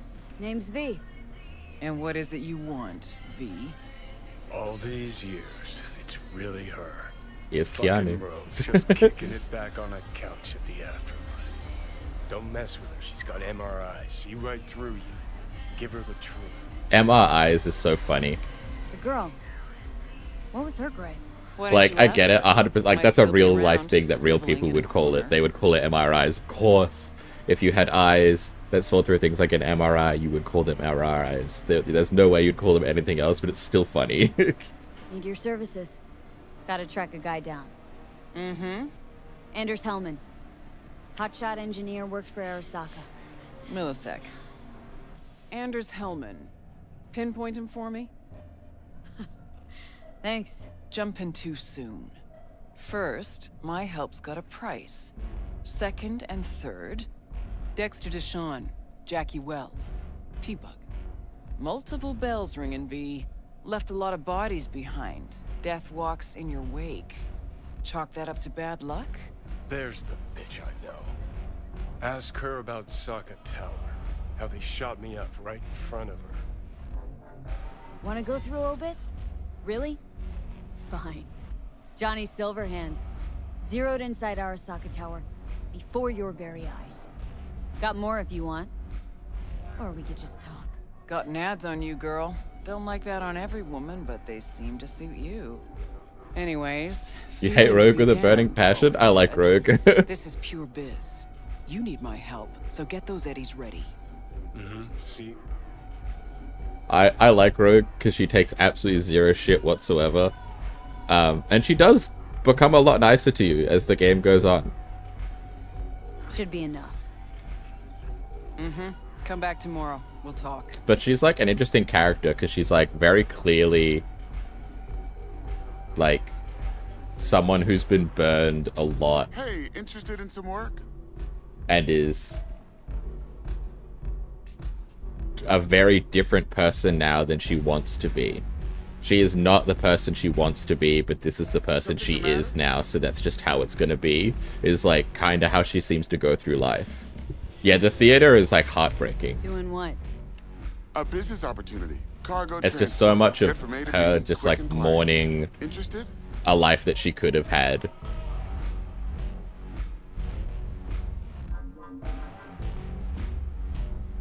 And how wonderful it would have been if this was real. You ought to run this by a fixer first. Fuck the middleman. They're cash drains. Attitude like that won't get you far in this line of work. I don't need a consultant. I need a transporter. Will you do it or not? Yeah, I'll do I'm it. listening. I'll bitch about it, but I'll do it. You go to the Kabuki waterfront, collect the package, give me a call, then I tell you how to deliver it. Very straightforward. And if Johnny wasn't a little freak, Everything yeah. except my pay. Don't worry, there's a bonus in it for you. Imported and Yeah, that's also a big part of it, is that Duty-free and Johnny is detail-free. is like a fucked up but altogether individual. fair. He is It's not a mentally simple well. job, generously compensated. Do you accept?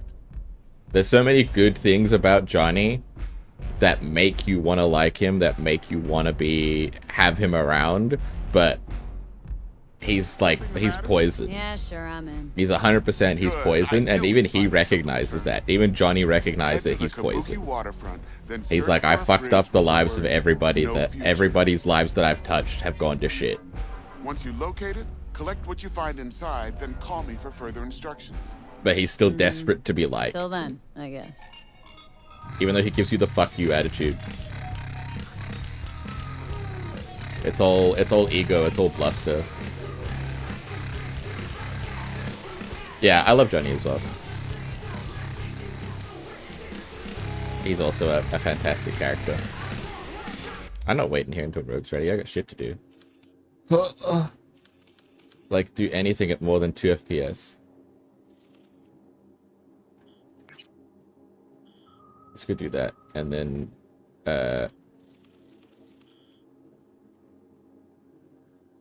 let's go do biz elsewhere for a little bit. Actually, we can kind of like finish cleaning up, almost.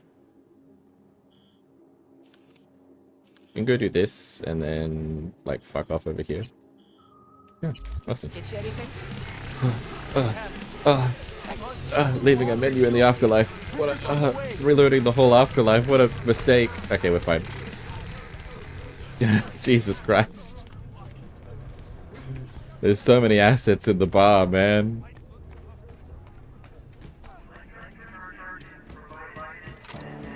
Absolutely fatal mistake. Especially when streaming, my fucking... Everything's gotta be completely reloaded and then sent through OBS.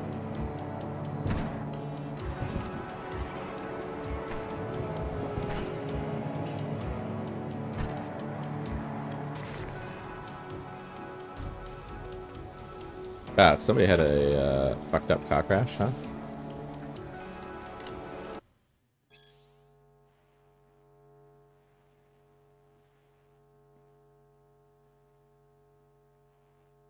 Damn. He was driving drunk and high.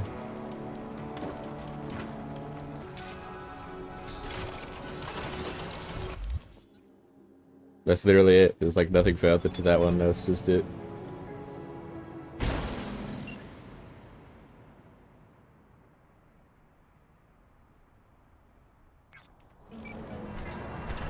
Yeah.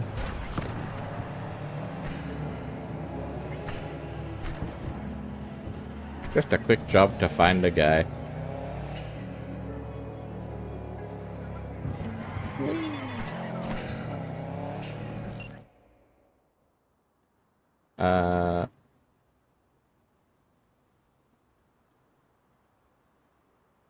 Prototype drones.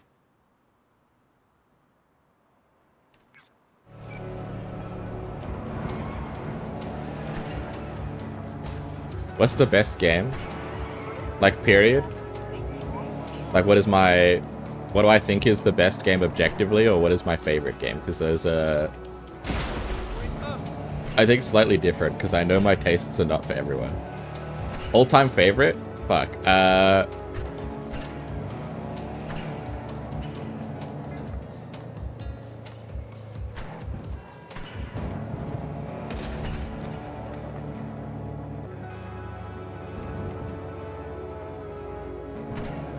Pepsi Man, Pepsi Man is a funny ass pick. Frog Detective is awesome.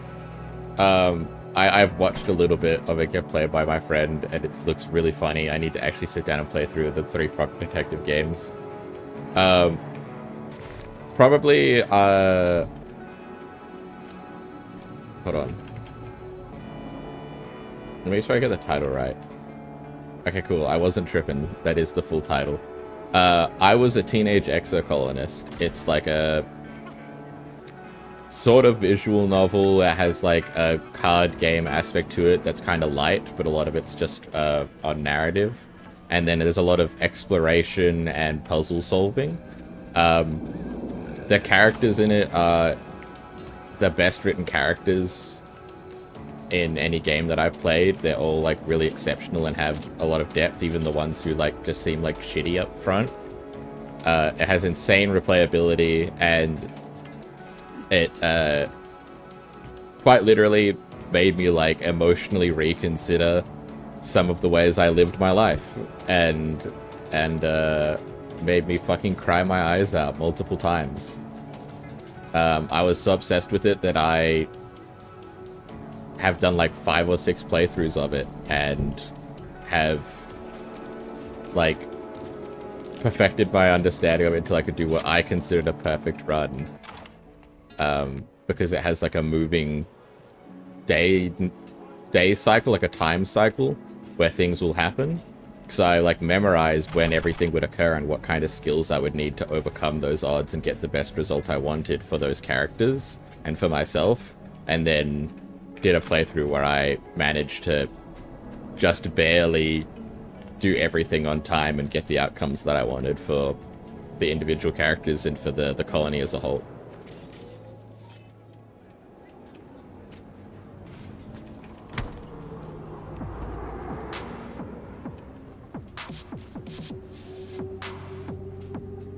You into Skylanders when you were younger? That's so fair.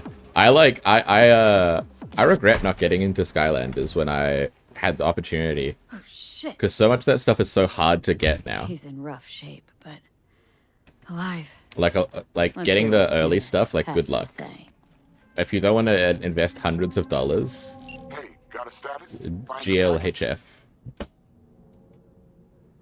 You could have told me the package was a man. If it was a box of bananas, I'd use the post office. Get over it. Well, who is he?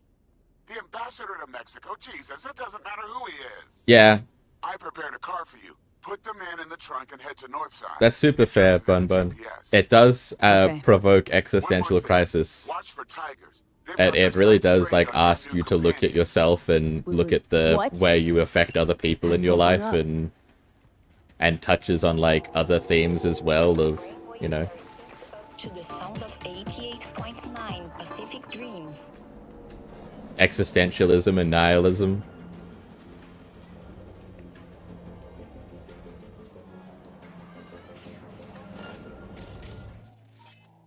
I like the concept of what it even is to exist in a universe.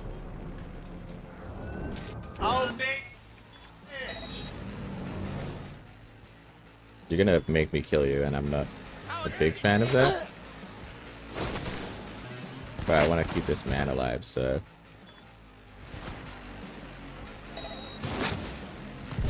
Ow.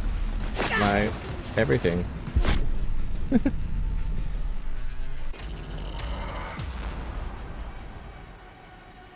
Your actual favorite is Legend of Dragoon? That's so fair. That's another one of those games that I really want to play, just because it has a really unique take on what is like a pretty tried and true formula, which is like the turn-based JRPG formula. It does some fun stuff with it, but I know the re-release for PS4 is probably the best way to play it, but I kind of want to try and find a way to play it like quote-unquote authentically also. Because I know that there are some differences, obviously, in the way that graphics and stuff are rendered. And I'm a huge dweeb about, like, old school graphics and the way that they're run. Like, if you can't tell by the filters I have on my VTuber model, I'm a big dweebus about that, and I'll happily put like CRT filters and retro filters on stuff to make so that the pixels look correct, quote unquote.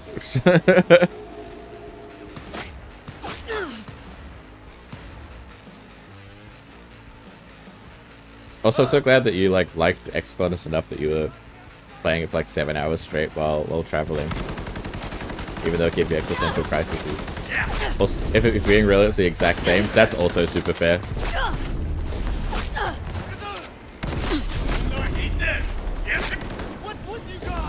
My whole body hurts. Owie. Wait, where's my guy? Okay, he's alive. Let's get him off the burning corpse, though.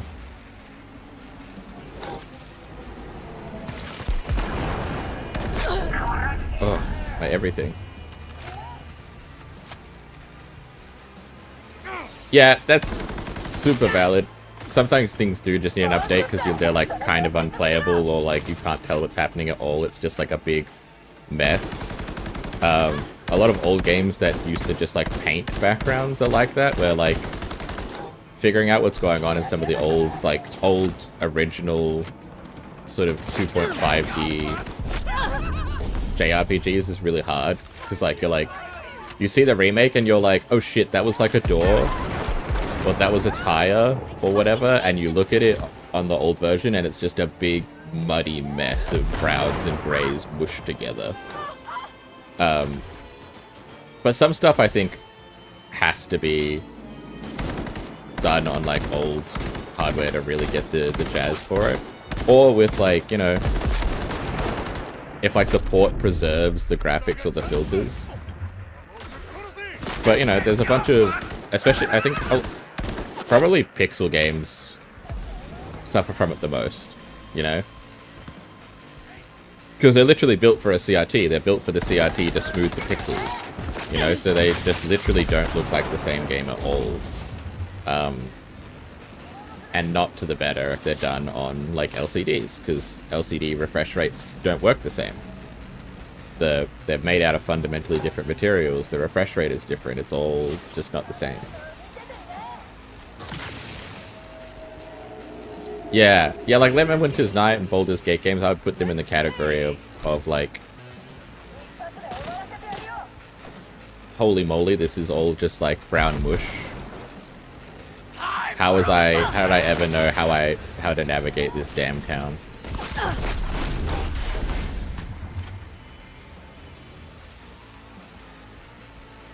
For sure, there are games that just need to be updated, and that's it. They do.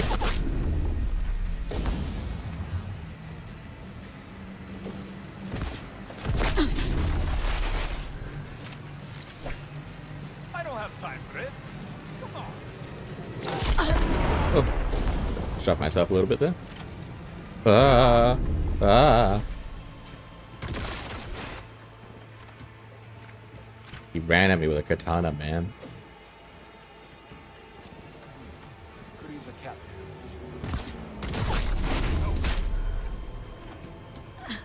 Ooh.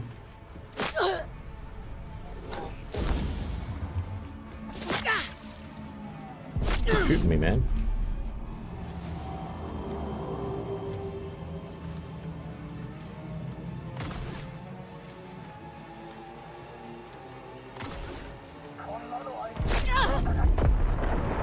Fuck you. Give me ammo. I'm like out of ammo for my regular guns. Okay, there we go. Thank God. You are allowed to play an unhealthy amount of it as an 8-year-old. That's fair. I probably was the same. I mean, my parents tried to be strict about video games and stuff, but like, I think honestly, arguing with us about it every day that they tried to lower our game time was just so exhausting that some days they just didn't have it in them after working all day, and they just had to pack it in and let us play more games than we should have.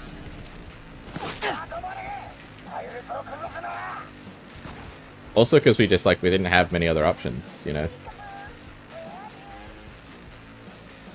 You were banned because you said stupid ship, and they had stupid shit. That's such like a,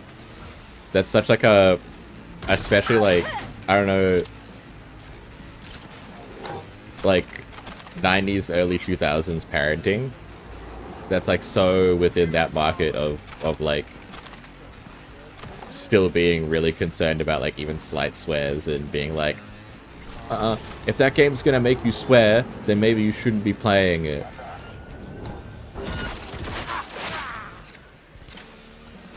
If it's upsetting you so much that you're swearing like that, when you know it's not okay, then maybe you shouldn't be playing the game. And you're like, no, Mom. Mom, I said ship.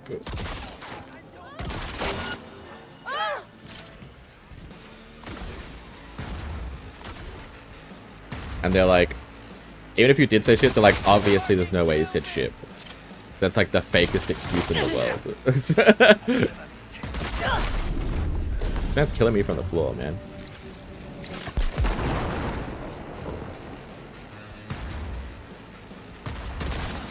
Oh, fuck her up! Exactly. They didn't try to limit your gaming, which is probably not great. Yeah. It's like a hard line, kinda, you know? Parents kind of decided at a certain point whether they were like either 100% okay with games, no restrictions, or if they were not okay with games at all. I feel like it wasn't as nuanced when I was growing up. I feel like my friends' parents were either like, games are bad, and kids should play them as little as possible, or they were play as many video games as you want. There's no problem with them at all. And then you would like go to their house and play video games when you got told you had to go play outside.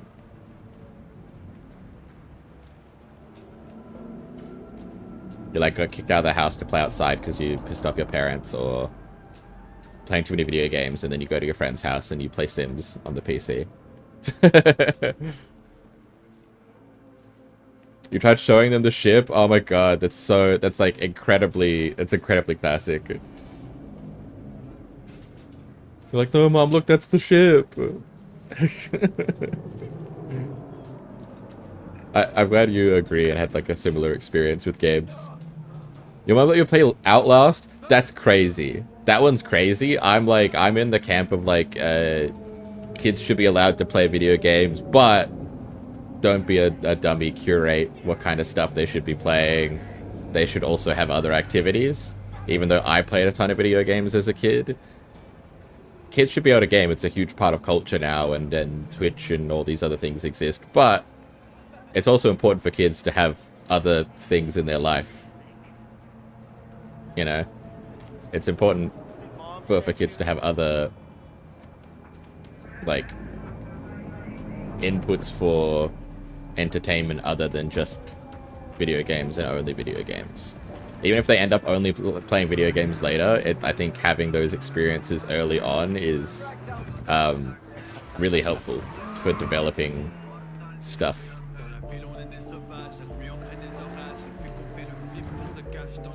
DVD, I assume Dead by Daylight, which is also crazy.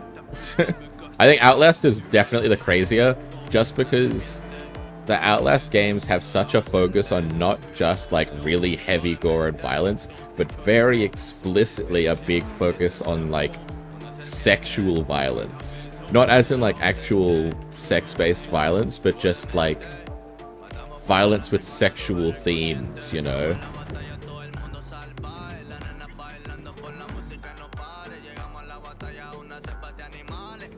Like there's a lot of just like people who like make really fucked up terrible comments at the main character, or like compare surgery or torture to like getting off sexually and things like that. Is like a pretty consistent thing in Outlast 1, and even more so in Outlast 2. Outlast Trials, don't even talk about it. Starting early childhood, you're supposed to have 1 hour of moderate, vigorous exercise. Yeah, I didn't get that. I did actually play outside a bunch. Oh, I can't. Job's done. I see that. Well done. Excellent work. But I also, all right, Hariyoshi? I'm very grateful that I did. I had friends, kids to play with in the neighborhood and stuff, and that we all were forced to play outside. Because those things helped a lot. not a lot your brain couldn't understand at the time. That's also fair. There's also a bunch of games I played as a kid that I only now on revisiting them and like I'm like I shouldn't have been allowed to play that. Early warning. That shit was fucked up. Would have been nice. But at the time, I didn't know that it was fucked up. I didn't get it at all. Given that you're here now, I see I was right. So who is this guy? Outlast 2 is air. I like the Hariyoshi? In Japan, brain sergeant. I like the concept of Outlast 2, if that makes sense. Like, I think what they're trying to do is really interesting, but a lot of the execution is just like dark hallway chase scenes, where you're just jumping in and out of buildings and hiding, and then there's like... World best sergeant, make no mistake. You're supposed to get like a fifth of the story the whole time, and then at the end maybe figure it out. But it really feels like a game that's designed for you to Google it afterwards, if you know what I mean. I know, here. May this blade serve you well. Which isn't a super good design concept. Your game shouldn't be built around your players having to go watch a video essay afterwards to realize what the fuck was happening. Not necessarily why the fuck was happening, but like the details about it. You should kind of be able to get that through the game. No, I didn't need to steal it. I didn't need to yoink his katana, his scalpel, it was called. And Trials, yeah, Trials is kind of pointless gore. Trials is definitely the most gratuitous of the Outlast games, because it's like a live service online model, so they want to draw people in with like insane gore and violence and stuff. So people buy the game. I will say I like Outlast Trials because it's multiplayer and I like the stuff you can do with it. But it's a rough sell to get your friends to play Outlast Trials with you. I tell you what. It's a really rough sell to be like, hey, first mission, there's gonna be a lot of like pretty confronting, really high detail gore and torturing going on, and there's gonna be a police officer who follows you around who is gonna talk about sexually assaulting you a lot. And that's the baseline. That's the mild level. It gets worse from here. This is intro level 1 kind of shit, and then the gore and the like sexual perversion gets worse from there. You got really uncomfortable during the church levels? That's super fair. It's like really confronting and really uncomfortable. It is not really a great time. One good shot and we're done!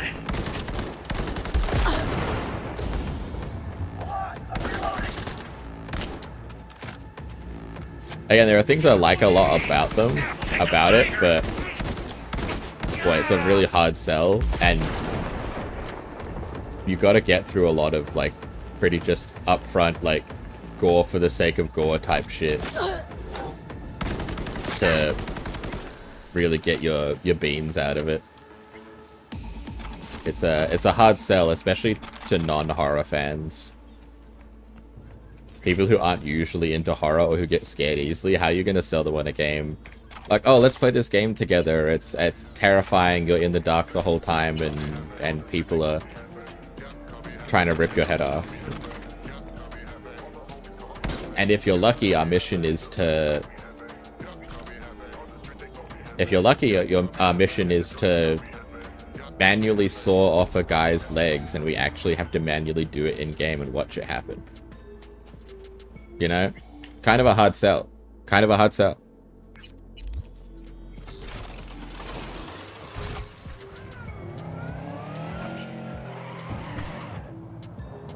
Yeah, they did announce a movie. I can see easily how they could make a well-selling movie out of it, because, like, splatter gore horror movies are a pretty tried and true genre that sells well. And they have enough depth in all of the Murkoff stuff and whatever that they can make like a semi-mysterious like B plot in the background that keeps you engaged enough to stomach the gore for like your average person. But it's one of those movies that you'll see once and then you'll say, I kind of regret seeing that a little bit. You're like, that was a lot for me to stomach. You know, I can't imagine that's not the kind of movie where you're like, yeah, we'll get dinner afterwards, you know? Like, you get dinner, you probably don't even get dinner before that movie. You probably just skip the dinner. You go just to see that movie, and then you go do another activity, like go to an arcade or something, so that you can, like, chill out.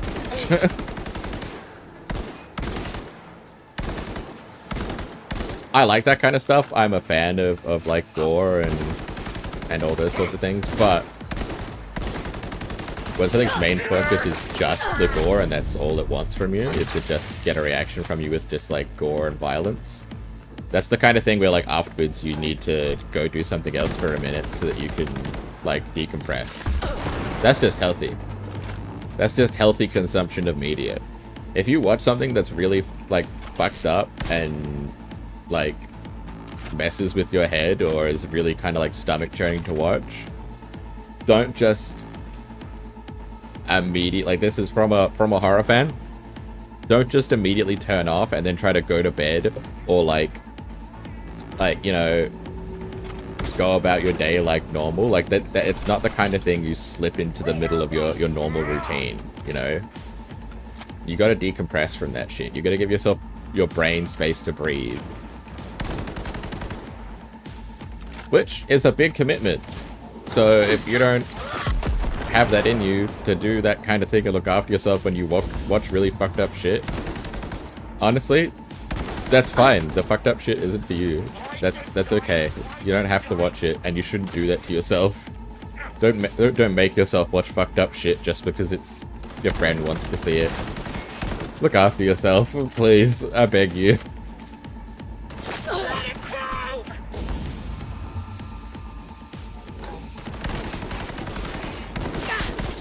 Yeah, shock value is pretty cheap a lot of the time. I don't mind shock value, but if all you've got for me is shock value and you've got nothing of substance to back it up, then I'm bored and I'm upset. Like, your goal is to upset me and bore me. Why would I want to touch that? It depends on how the fucked up shit is shot for you. Practical effects is so impressive. Like, that's the other thing. That's the thing that also gets me through a lot of these, like, movies as well, is I'm a horror VTuber. I'm a horror fan. I have, like, it's also that you dated a makeup artist who would do that, any kind of, like, realistic makeup or practical effects. That's sick. Or even just having them talk to you about how hard that would be is kind of cool insight. But a lot of it is just like an appreciation for the art, is that while I'm watching it, I'm like, dude, it's so cool how they did that. It's so awesome how they did that effect. It's like how they did this shot, how they did the lighting, like all of this is like so, like, all that stuff is so interesting and exciting to me. So that I get a lot of my value out of those parts, in addition to just the narrative of the movie. It's like admiring the art of how the movie was made and how they did certain things. I can definitely say that you had a lot of horror makeup on you, so fair. If I was like a makeup artist and I had a partner who was willing to let me go ham, I would be trying so much shit.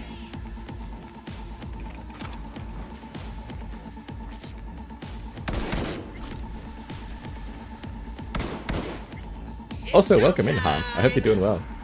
It's nice to see you.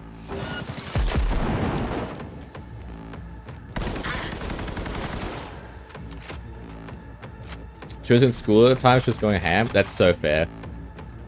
Honestly, so valid. Anyone in any kind of like a beauty-based job or anything like that in that area,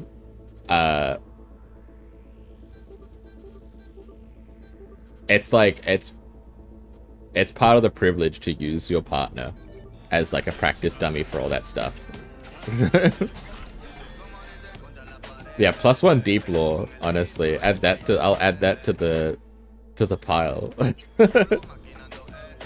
And yeah, you're right. You're right, Skip. A lot of horror movies now are just so bad. They're just like, I think a lot of them are kind of even trying to be bad, dare I say. Like the new Until Dawn movie looks terrible. But it looks like it was made to be a bad horror movie, but not fun, campy horror, but like just like bad horror so that people will go watch it because it's bad, you know? People will be like, dude, this movie sucks, we should watch it. It's kind of like what a lot of horror movies are aiming for now, which makes me sad. What does analog horror mean? Analog horror is stuff like the most famous example is like Blair Witch Project, where it's all shot, the whole thing is shot as if it's through an actual VHS camera. It's making use of like analog techniques to create horror, where the effects of how you film or the edits that you do are designed to evoke like a real world sense of something happening. Yeah, I'm found footage as a VTuber. Yeah, that's basically it.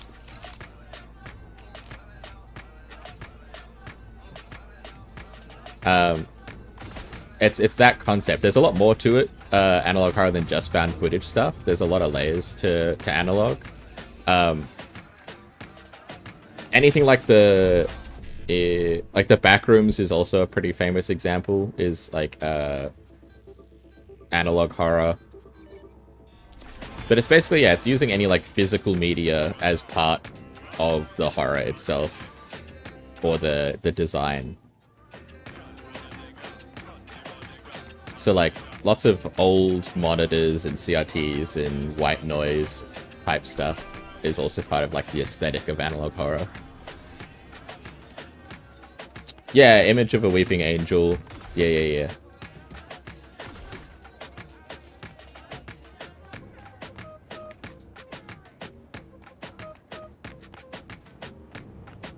The Ring is also like a famous, like a really famous movie that makes use of analog horror, where like the whole like coming through the TV, using that physical media as part of presenting the monster.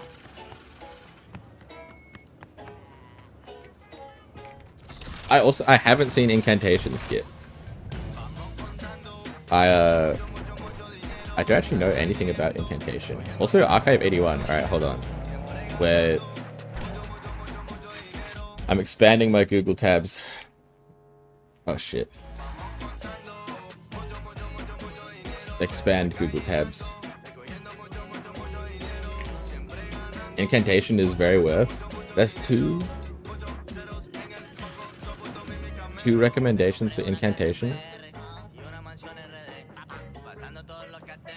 Taiwanese found footage supernatural folk horror film.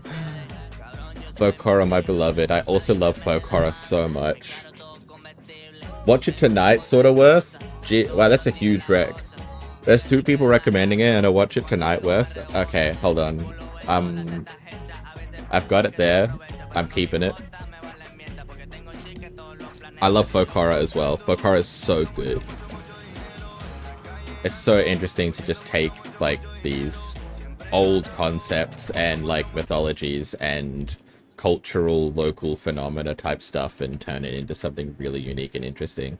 I love that shit. The fact I haven't seen it already is mind-boggling. Wow.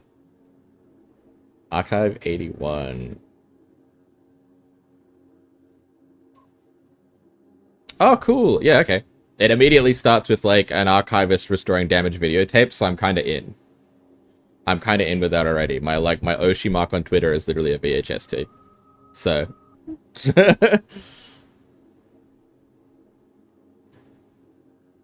Also, I like this is an old. My whole layout is literally a picture of an old CRT in a abandoned building that I edited and turned into a PNG. I made the screen a transparent PNG, and now I use it as my overlay. This is my overlay is found footage. It's literally found footage of a photo of a CRT abandoned in a building that I edited to be my overlay. So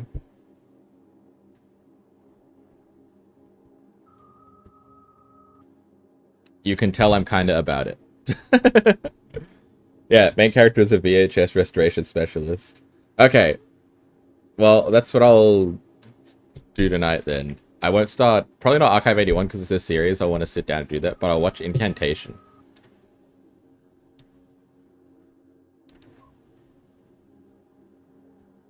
I can definitely do that.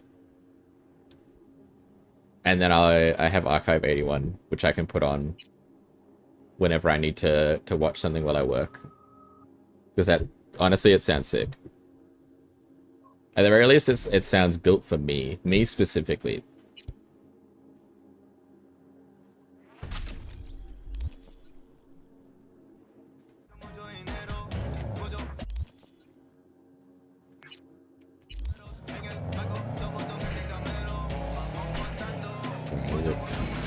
Turn my guns off on my car because I'm just pointing missiles at randoms.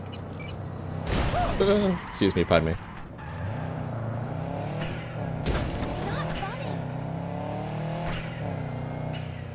Yeah, hell yeah.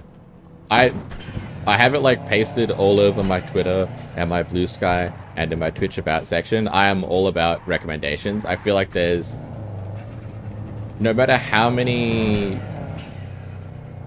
horror films I see, no matter how many indie games I play, no matter how many obscure series I get into, there's always like the best thing that you've ever seen that nobody's ever heard about. There are like, I feel like there are so many of those, a lifetime is not enough to find them. So I have it plastered everywhere. I'm like, if you know something that you think doesn't get enough love, please, for the love of God, tell me about it.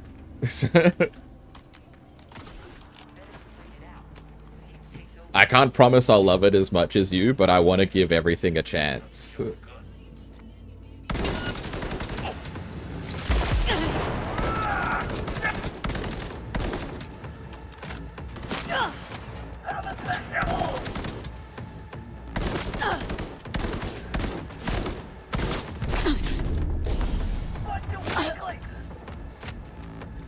It's genuinely how I intro my stream. I'm like, this is what I do.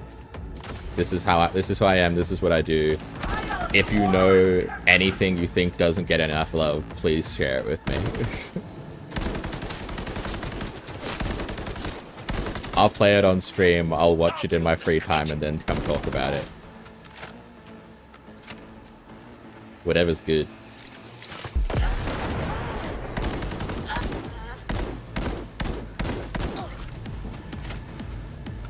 Your dad used to make you watch The Mummy all the time?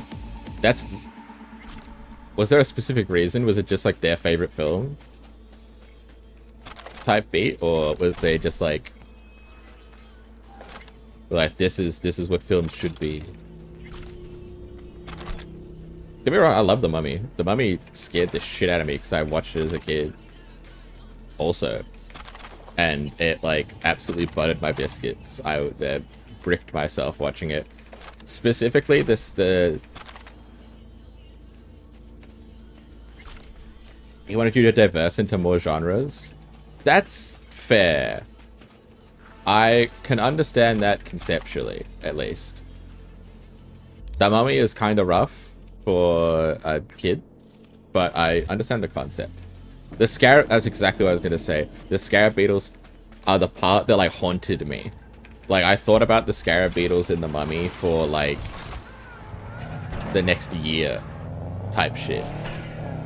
Like, seeing it crawl underneath people's skin and, like, eat them from the inside was terrifying. The idea that something like that could just so easily slip inside your skin was just, like, so horrifying. It's not true, of scarab beetles, I will say, I was also a resident bug lover and bug VTuber. There are insects that do that shit. It's not scarab beetles though. But I didn't know that. I'm too young to know that shit. That shit was terrifying. I ain't seen anything that scared me that much.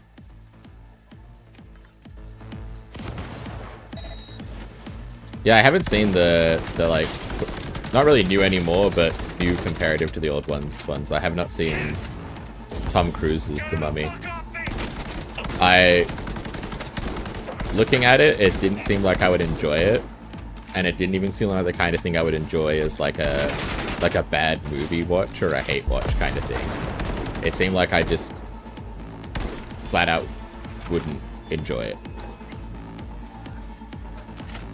Maybe I'm wrong, but that's all the material and all the snippets of the movie I saw just made me go, oh. I'll probably skip that one.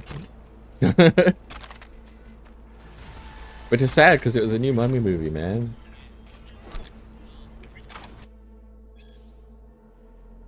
Sexy Mummy seduces Tom Cruise? Oh. That's kind of... that's kind of a big loss.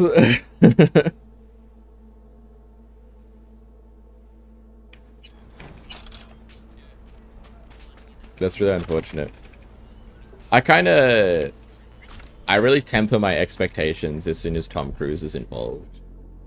Not because he's an innately bad actor or anything. I think he does act very well in a lot of stuff. But I just know what's in his contracts type beat. And a lot of what Tom Cruise requires in order to be in a film kills the writer's ability and the director's ability to really create an interesting film, because he's like never allowed to struggle or lose. Is basically like, there's way more to it than that, but to put it down, it's like to its basic level, he's like, he's always like the best there ever is type shit. He can never look bad, he can never lose. So you lose like almost all nuance in a story entirely as soon as Tom Cruise gets involved in the project, because he can't ever be shown as anything other than perfect.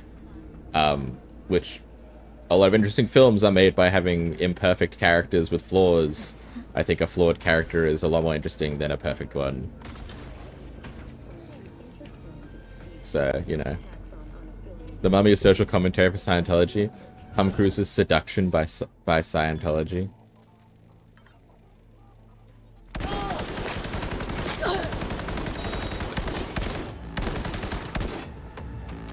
So true. Scientology is crazy. There's some really interesting like interviews and documentaries you can find of, like, not to disparage anyone's belief, you can believe in whatever you want, but it's crazy not in terms of like the stuff that you hear from people who have exited Scientology and how that affected their lives. They're like, yeah, like I've been like exiled. It's like it really comes out like commune type shit, where it's like, yeah, me, my wife and kids and their parents got into Scientology together, and when I got exiled from Scientology for something, they wouldn't let me in no matter what, and they told her she had to divorce me and they would help take the kids away from me, and we were never allowed to see each other ever again because I was no longer part of the church. Which is like, that's crazy. Your belief system should not do that shit. Believe in whatever you want. Believe in like the religion or the folklore of Scientology as much as you want. Do not let yourself be part of a system that does shit like that to you and your family, man. I don't care if you believe that Jesus came from space. That's fine. The South Park episode is really funny about Scientology. But yeah, like you can believe in the whole like you know, demons are basically space ghosts, and they came to Earth because they rejected, like, they were at the council in space, and they rejected Jesus and God and became demons.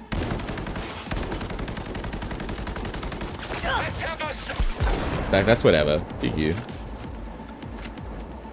No worries, Bun Bun. Thanks for dropping in. Yeah, church kind of quotation marks. It really is like just it's a religious organization. But they don't really have church vibes, because church is like, a lot of other churches also don't really hold the function of a church, which churches are like, they're like community, you know? Community is like a required part of churches. If you don't actually have community, you just have commune, then yeah. Yeah, it is kind of a certain branch of Mormonism.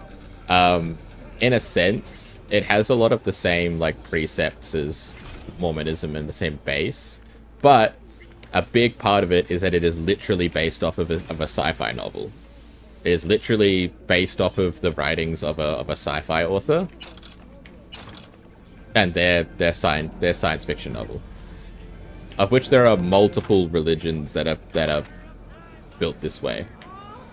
There's a whole bunch of them.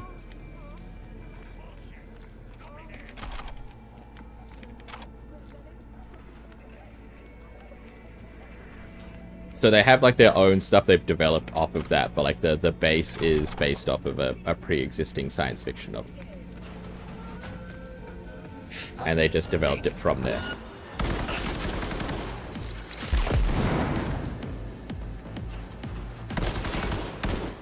And I believe I don't remember, I think either the author or the people who contributed and grew it into a religion had Mormon roots.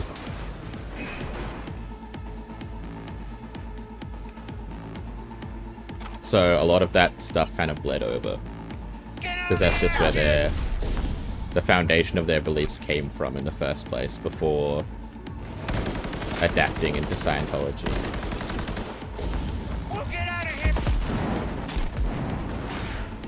Get me out of here.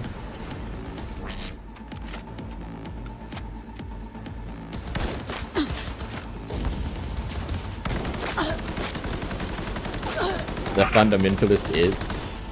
I'm not sure. That one I don't know. Mormonism is one of those things that I know about from like afar, really. Like a lot of the concepts and beliefs of Mormons is something that I know like third or second hand. I've never sat down and done like a deep dive on Mormon beliefs, really.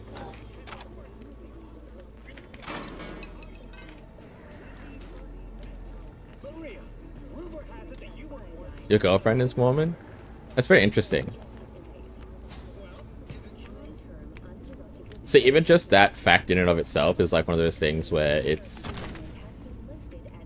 makes you question some of the stuff that people do say about it. Like I'm not mistrusting what people have to say about things they've experienced at all, but it just means that it's not absolute in that sense, because there's a lot of discussion about how Mormons have to stay within Mormonism entirely, and assuming you're not a Mormon yourself, that means that that's not true 100% of the time, despite what people want you to believe, which nothing is true 100% of the time when it comes to like beliefs in groups of people. But you know, it's just one of those things where it's like, you know, you can't say anything is absolutely anything until you have actually talked to people who are involved. It is interesting that the cultish type stuff that people are most famously know, I think, is like a different branch entirely. Yeah, you gotta do your own research. 100%. Always do your own research.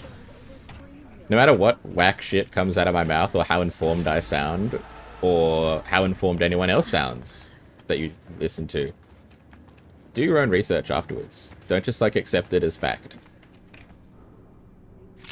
You either don't care enough to have an opinion at all, which is fine. You don't have to have an opinion about everything. Like, secret technique, you don't have to have an opinion. But if you're gonna have an opinion, then, you know, you should have an opinion because you did your own research, not because somebody told you.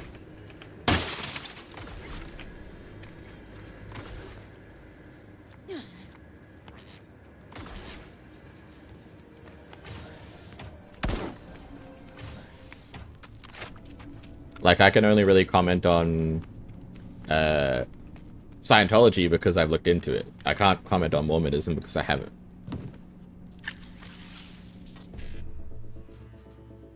I can say this is how I feel about it at the moment, but I haven't looked into it enough to be able to give you proper information.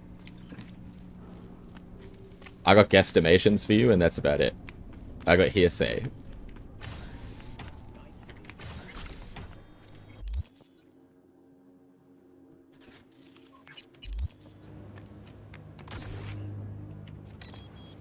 Also, in the meantime of this whole discussion, we've, like, killed so many people. Just, like, on the back foot of this. Oh my god, man. Fuck. We sat down and asked questions for, like, 3 hours? That's sick! Honestly, like, very genuinely, and this isn't just, like, me, like, giving you some after-school special dialogue options. I genuinely think that it is a very, very cool thing to be willing to learn and ask questions and, you know, be willing to either be wrong or be informed about stuff you know nothing about. Asking questions is what you should be doing.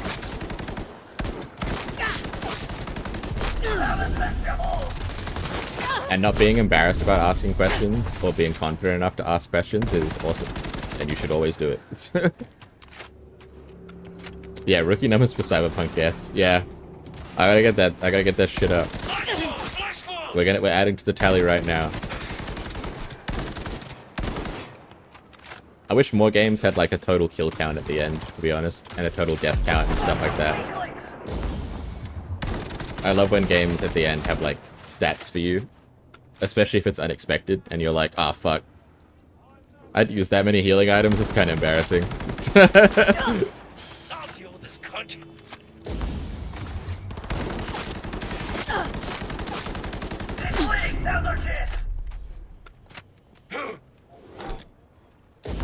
Yeah, Resident Evil has that. It's a pretty consistent thing in Resident Evil games. And other games that take inspiration from it. Signalis, which we played on stream, had that. Which is inspired by Resident Evil. It's that kind of like a tank controls, top-down camera, survival horror. That game rips, by the way. That's also up there. Honestly, Signalis is up there in like one of my favorite games of all time. That game easily hits the group of my favorite games of all time. It does survival horror perfectly. Survival horror, surrealist horror, eldritch horror, it does all that shit perfectly.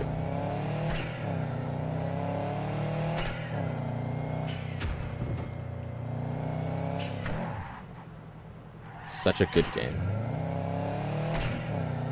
You've been playing a horror-ish game? What horror-ish game? Whoa. That's a risky word to say. What horror-ish game have you been playing? Into the Radius? I have that on my wish list. Hold on. Let me just double check I'm not chatting shit. Hold on.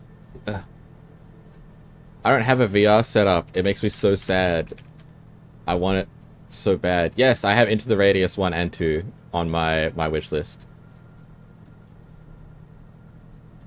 Because that's like anomaly horror.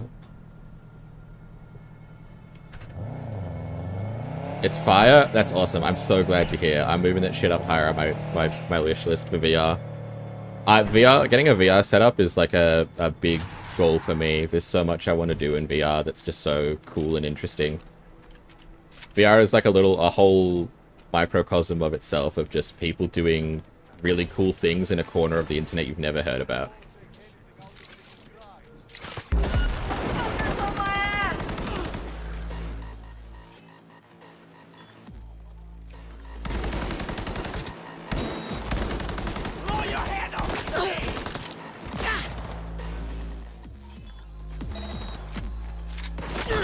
Ugh. Fuck the beach! She's killing us off! I'm juiced up. Got him. Holy shit, there's so many of them. What headset was I thinking? I'm trying to remember headsets in my brain now. Is the Index one of the ones that's... Yes, the Index is the one that's good, I think. I think the Quest is the one that has issues. Almost. The Quest, I think, is like... if I remember correctly, Quest is the one that has like... is like an awesome headset to get. To play... like actual VR games and VR chat and stuff, but as soon as you start getting into anything like, I guess, indie or handmade, it can start having some problems. It's like the ideal headset to get into for using VR for its intended purpose. It's like far and away. But if you want to do weird shit, then you need to get something else. Use the cord to link stream? That's super fair. I know it gets really expensive real fast if you want... If you want to, like, stream with a 3D model that uses VR tracking or anything like that, it gets expensive really fast because the best way of doing it is with a bunch of base stations. Just a lot of base stations and trackers.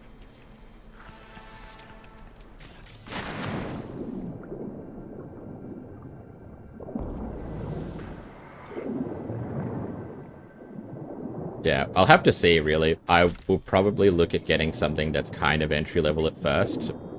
My first goal is actually to just go to like a VR lounge somewhere IRL and go there like a bunch of times for different session lengths before I get too invested in it, just to make sure, like, I want to limit test my base motion sickness type stuff, you know, because I don't want to invest in a whole setup and then be like, oh, I can't be in VR for more than 3 hours.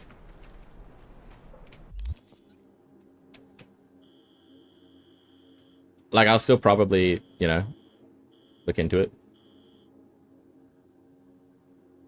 There's a lot of posts set up. Yeah, that's fair. Yeah, I definitely don't know, like, anything about that either. I know there are, like, cheap-ish solutions for getting into it, comparatively. But, you know, it's different if you want... If you're like a heavy VR chatter, or you're looking to stream, then it's a bit trickier because you've got to get all that shit not just to work for you, but to work for other people too. You deleted VR chat a long time ago? That's so fair. I love VR chat. There's so much cool and interesting stuff on there. I literally went to, I don't know if you know Lane. It's a really, really interesting surrealist anime with horror aspects. They had a whole Lane museum in VR chat that was like hand curated and had a bunch of like lost media from, like, they went and interviewed the voice actors from the time and the directors and stuff and got a bunch of information that had never been released about it and showed it off in the Lane museum. And then had a bunch of like experiences that simulated some of the famous scenes from Lane. There's some really interesting stuff in VR chat if you're like a big nerd. But also there's a lot of gooning. And there's a lot of people being weirdos and making you really uncomfortable, or just like coming up to you and dropping tons of slurs because they think it's funny. Yeah. Yeah, 100%. The community there are some really wonderful parts of the community tempered by some really terrible parts of the community that make it difficult to openly recommend to anyone, you know? It's just one of those things where it's like, buyer beware, you're in for a scare. You could have a fantastic time with strangers doing a bunch of cool shit, or you could have like some of the worst experiences online of your life.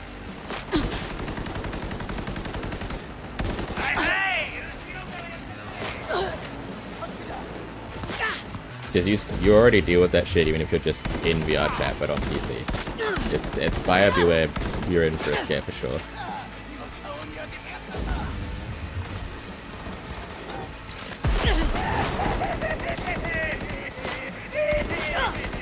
It also got really addicting. Yeah, I could see that.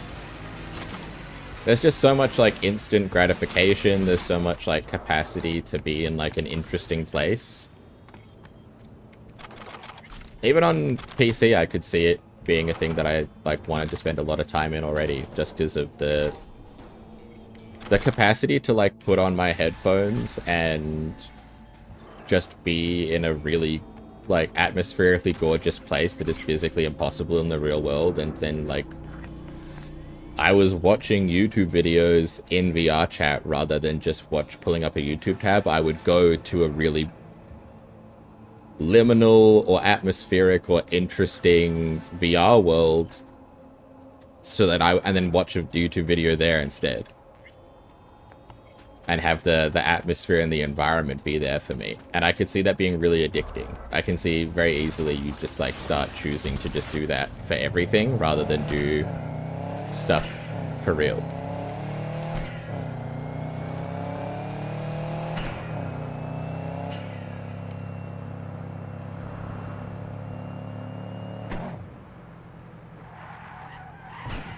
Because you can just like go find some really cool places and spend time with some really cool people. And it's like, well, I'll just do this instead of going outside. Which, no hate to people who don't go outside. Me and you, we are homies. I'm chronically ill. I live there. I'm with you. Yeah.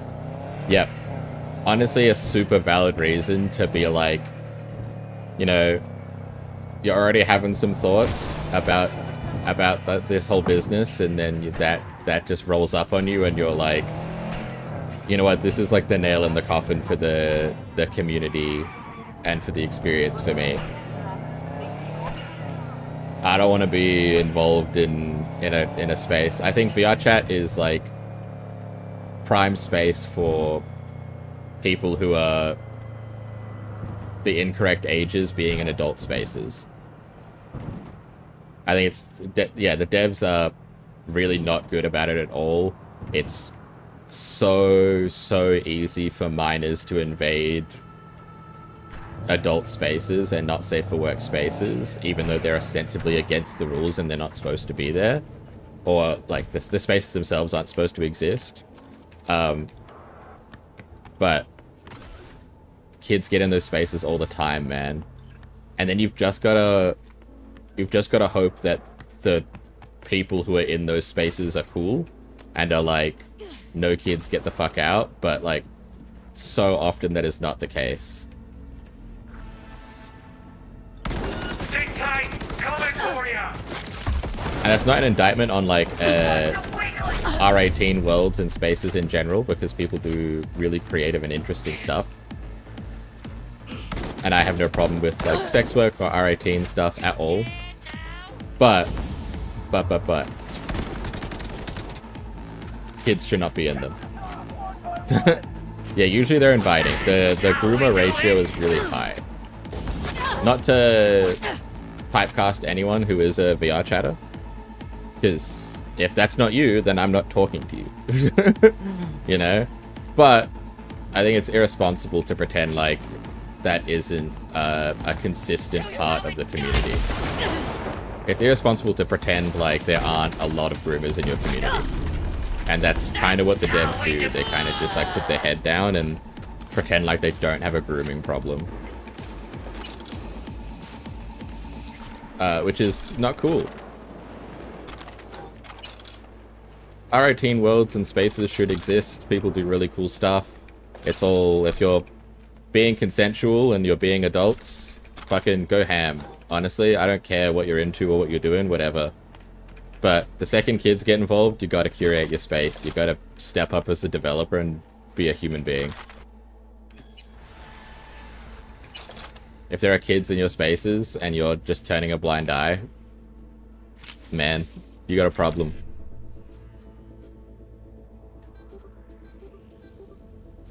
That's why a lot of Discords, like even like VTuber Discords, are just like hard, just absolutely not on minors being in there. Even if they're a VTuber that has a lot of fans who are minors, they're just like, the Discord is not a space for you because me and my small mod team are not equipped to police this space so that it's safe for kids. And so that everyone who's in here is someone who I would trust with kids. Therefore, this is an R18 space and kids should not be here. It is not safe for you to be here, so I'm keeping you out.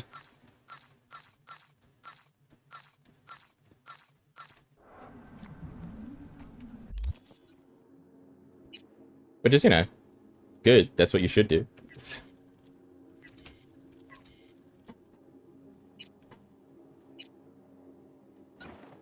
Read that.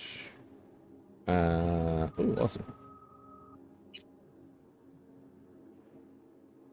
Do I have another smart gun I could use? No. Yeah, I only got... Man. I want a smart rifle or something, dude.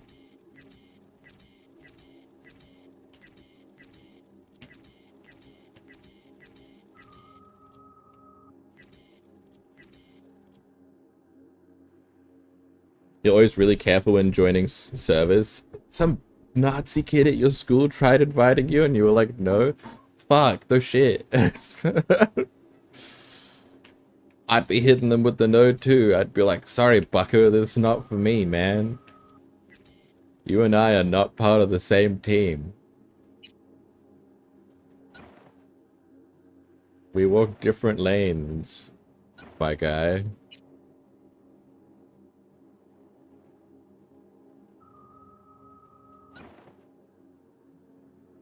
Yeah, that's whack. And you do gotta be careful, because, like, you know, there's a lot of, I don't know, people have a lot of access to you on Discord. There's a reason that VTubers tend to be pretty careful about even interacting with their own community on Discords, even if they're, like, super love their community and want to spend all the time in the world with them. Which a lot of people I know do. There's still, like, a degree of separation there that exists for safety reasons.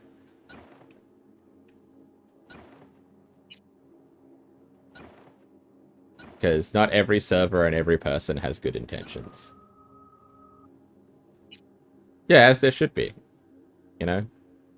You can love your community and want to spend time with them and all those things, but you still gotta keep yourself and your community safe.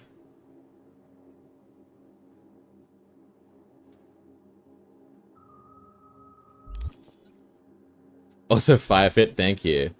Thank you so much. I've just been slowly doing this in the background of my, like, existential yapping about community safety and internet awareness.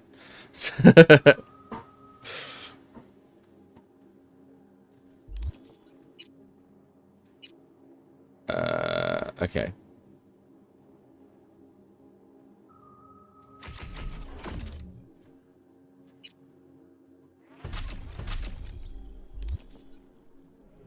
Yeah, okay, awesome. Perfect. Perfect. We kind of only got, like, a few things left to do in, like, all of Watson, and then we're kind of like... Oh, shit, I was wrong. Oh, no, I'm right. I'm right. A lot of these are just, like, main quest stuff. We're actually almost done with, like, all of Watson, which is kind of what I was doing in the background. I was just, like, 100%ing Watson in the background. Do I speedrun games? No. Not in the sense of I don't submit things to leaderboards. I will like limit test my capacity for beating games and my knowledge of games. So basically speedrunning, but I don't submit anything to leaderboards. Like, I used to see how fast I could beat Super Mario Odyssey and then just keep my own personal record.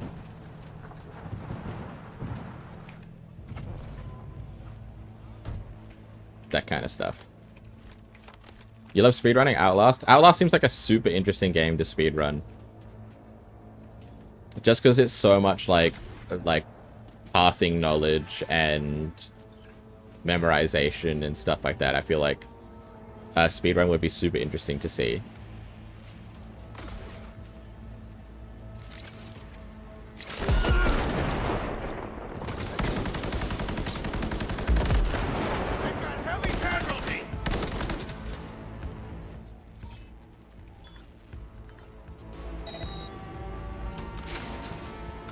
Yeah, that kind of stuff. Like, it feels like the kind of game where you could like slip, because it's also very the checks that stop you from progressing. A lot of it is like vertical based. It's like, oh, you can't go up this elevator, you can't go up these stairs, you can't, you know, that kind of shit. So if you're able to like launch yourself up or clip yourself down, you feel you could skip a ton of stuff. So that makes total sense that there's a skip at the beginning where you'd be able to like get all the way to the end, because the map is just the map. The Murkoff facility is just like all the way at the bottom somewhere. You just gotta get there.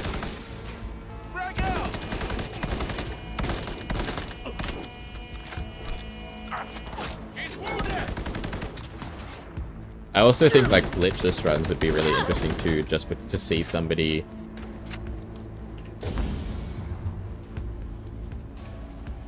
Oh my god, idiot! My! Ah! No, what have they done to her? They stripped her beautiful red paint off.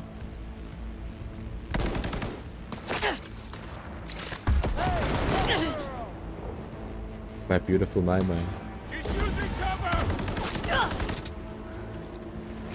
Yeah, even a glitchless run, seeing somebody like min-max the movement would be really interesting.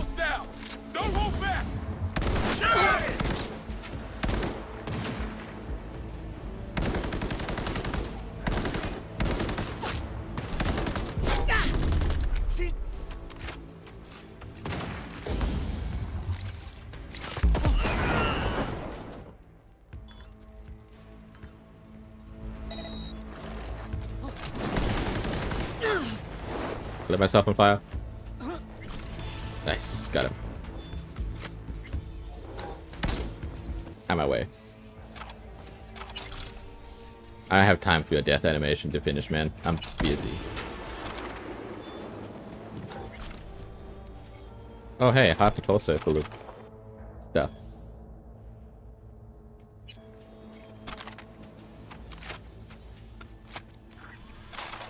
Free stuff and half a torso? Wow. This really is a wonderland. What's my best run on Odyssey? Oh god, it's been a while since I ran it, so I gotta remember.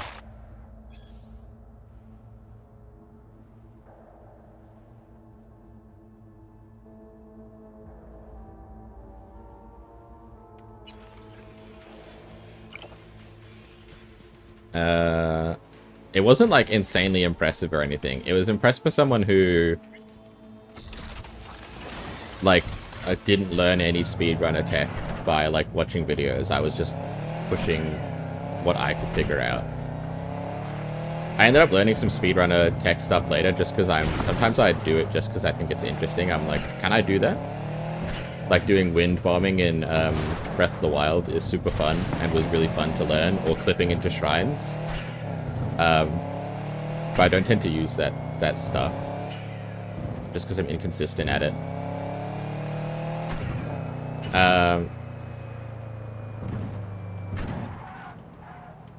Hold on. Where am I going? I think I'm going in the incorrect direction. Yeah, totally incorrect direction. Let me just...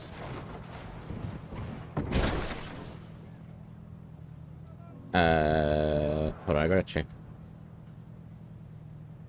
Alright, cool, I'm still good to go. I had to double check that my thing wasn't happening yet. Ow. All nearby units. Got a situation in Watson.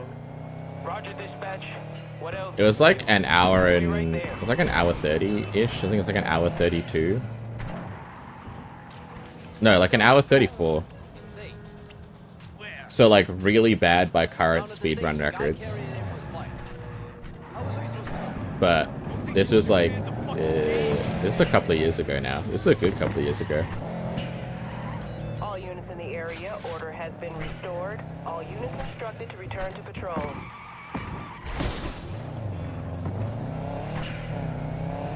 Yeah, I remember at the time looking at it compared to other speedrun records and being like, I'm not that bad. Like, I'm nowhere near the top, but I'm like somewhere in the middle, you know? And being pretty chuffed about that, being like, that's cool, I can, you know, I can beat this game somewhere in the like, the top half of the middle range for someone who hasn't learned any speedrun attacks.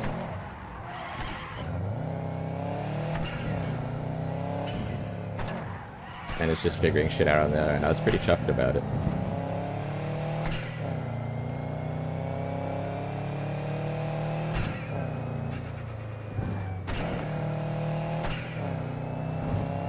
I did think about actually speedrunning it and learning all the tech and the route and everything like that, but I decided to save myself because I was like, I think if I learned how to speedrun this game properly, I would never be able to enjoy it casually again because I wouldn't be able to stop myself from using the speedrun attack or using the speedrun route, you know?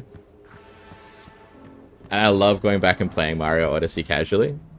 So I like made the executive decision. I was like,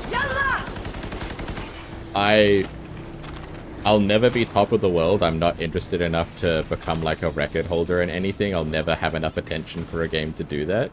And if I learn how to do it the best way, I'll never be able to play it casually ever again. Yeah, the worst part, that's the gift and the curse, is that you have too much knowledge of the game to play it casually anymore. And Mario Odyssey is just one of those games that I come back to every so often and I play for fun. And I still try and go fast, and I know that I'm like way worse than the last time that I played, but it's still just fun. It's fun to do.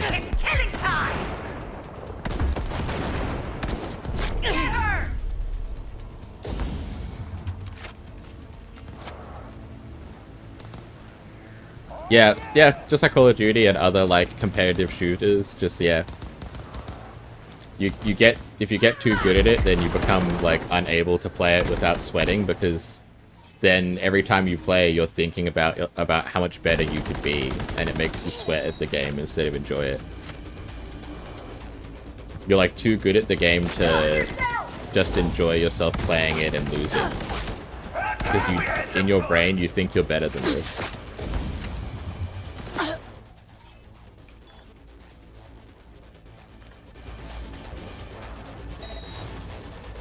Yeah, it's not how everyone enjoys this. There's a ton of people who do just play Call of Duty and other competitive shooters like super casually and just enjoy that. But I'm just aware that I can't. It's a me problem. I know that I can't do that. That if I know that I can do better, then I'll want to do that good every time. So no one likes Siege. I never got into Siege. Everyone I know who like played Siege a lot is like every time they load up the game, they're like the angriest they've ever been, and they're like so mad at the company every time they ever touch, like anytime any update ever touches that game. Everyone I know who plays it is like having conniptions. They're just so angry. None of them are happy about playing the game. You play Siege? I play Siege, I hate it. Yeah, there you go. That's like the exact vibe I get from everyone I know who plays Siege. Is just like, hi, I'm a Rainbow Six Siege player. I hate this game. I'll play it tomorrow. It's like, that's like... It's one of those games in that category. It's not the only game that's like that, it's just a game that's like that.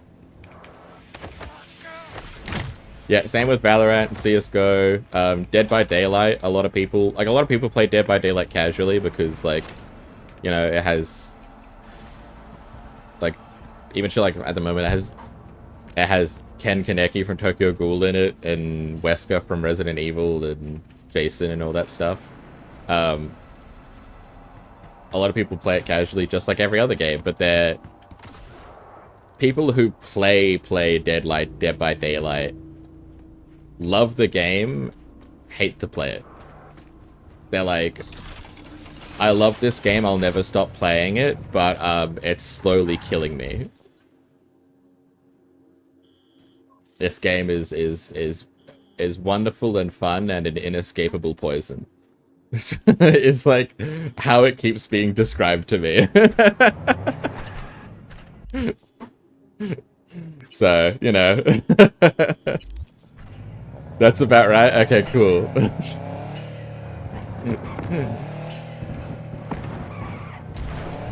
Because unsurprisingly, as a horror VTuber, I've watched a lot of other horror VTubers, and a lot of them play Dead by Daylight. Not big shocker there either. And that's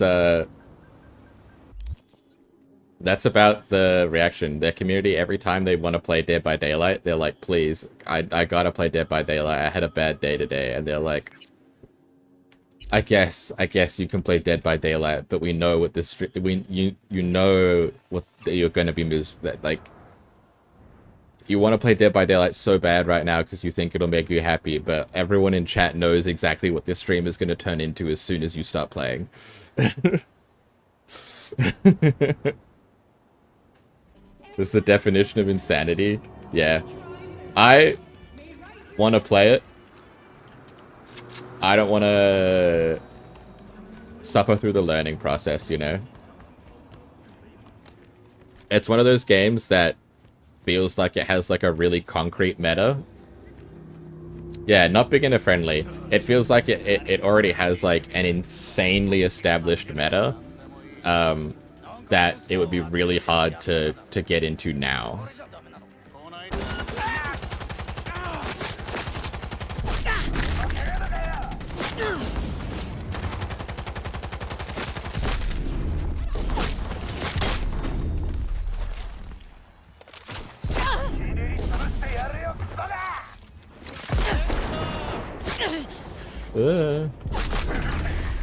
No, don't. What are you doing? You're holding that like an asshole.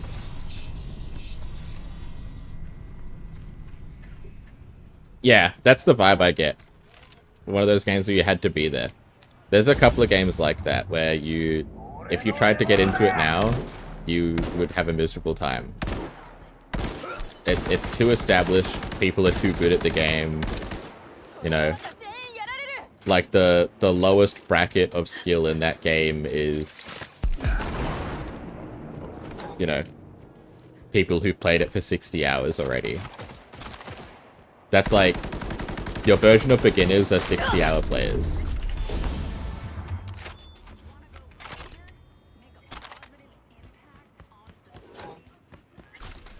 Because they look like they haven't played the game at all versus the 1,000-hour players.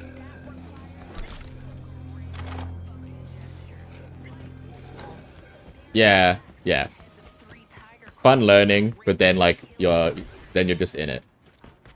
200 or less. Yeah, okay, even more so then. Yeah, it's like it's fun to learn, right? Because even if you're getting your ass kicked, you're enjoying the learning process.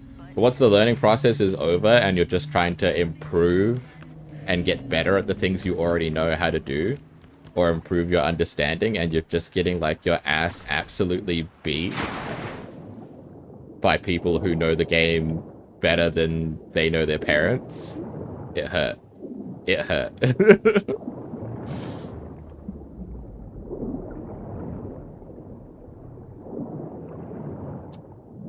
Like, you would surely be able to have a wonderful time if you were one of those players that got in on the ground floor.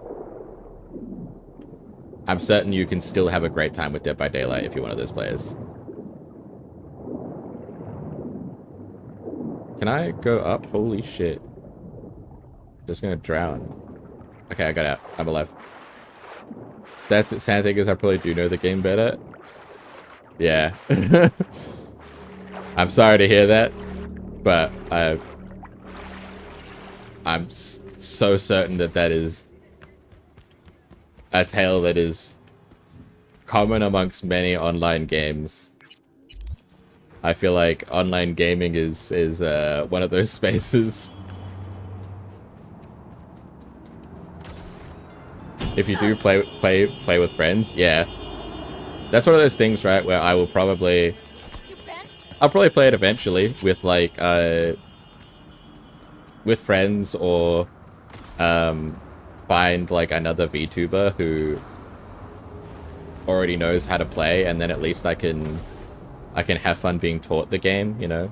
It's fun to make content. That's why I love streaming. I love making content. I love talking to chat. I love all those parts of streaming. So if I got to learn how to play Dead by Daylight on stream and just, like, make a joke out of how bad I am, I think I would have a great time. Because I'm just playing with friends and I'm just being bad and it's funny. But if it's just me in my room alone being miserable, that's less funny. You have to teach them how to play it, they're miserable now?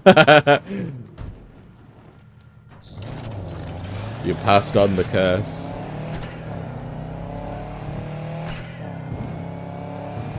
You hit him with the curse of Ra.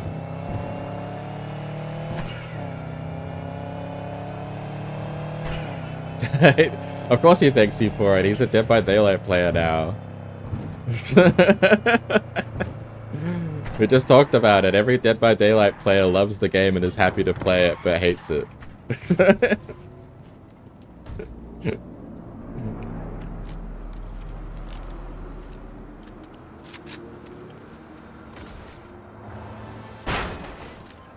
Hey, V, got a The friend streets in own need. him now. Wants to snatch back an eye he lost playing cards. An implant, I mean. Should be some easy breezy eds. You in? Catch the deets attached.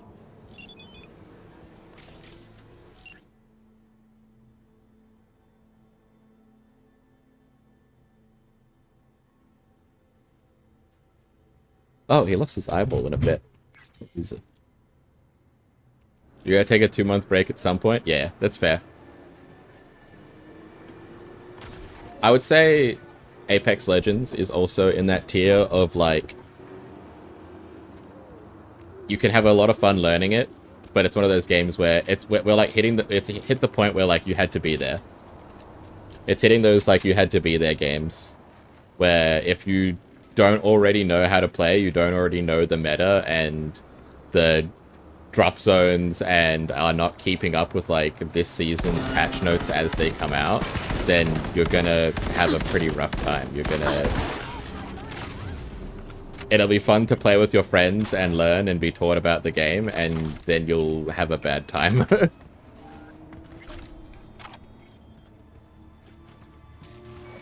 You played preseason and came back and it was like a whole new game? Yeah, exactly.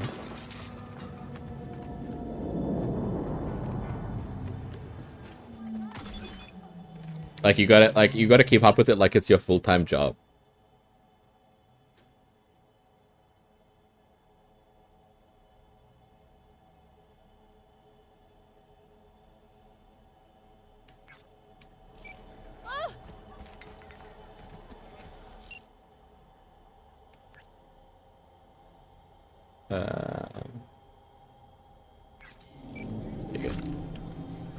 You talk a lot? It's fine. I appreciate it. I love being able to talk with people in chat. Especially people who have different, like, game experiences or understandings than me. I love hearing about new shit. I love talking about stuff I know nothing about, but hearing about it from people who know more than me.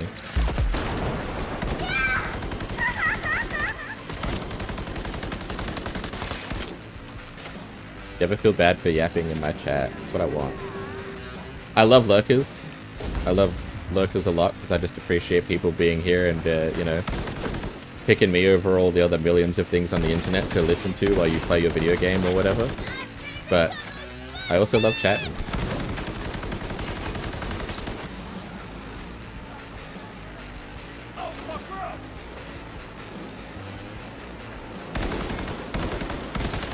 Oh yeah, this one I'm supposed to be stealthy, I think.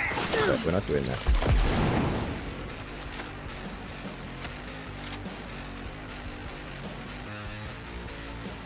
Oh, I'm stuck on her corpse. Are you unhackable? What the hell?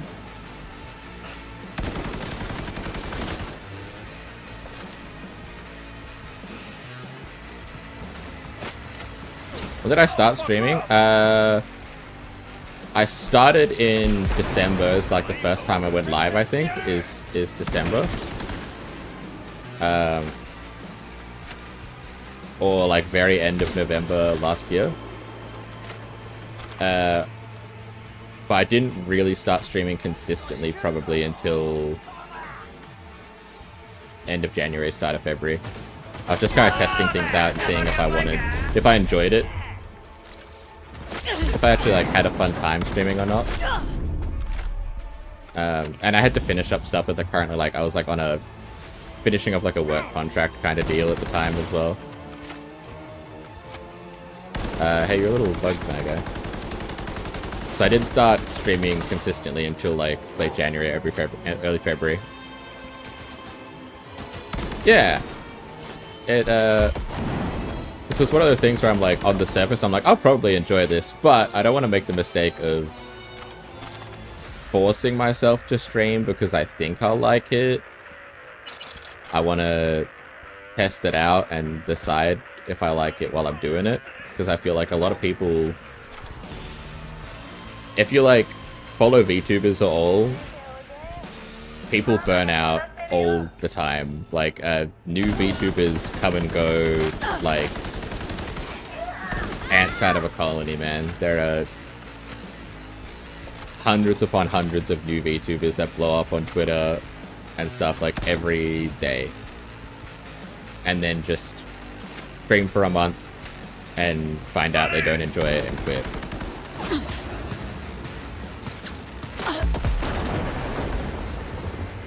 Yeah, it's just one of those things where it's like, you know, and a lot of people want to be perfect.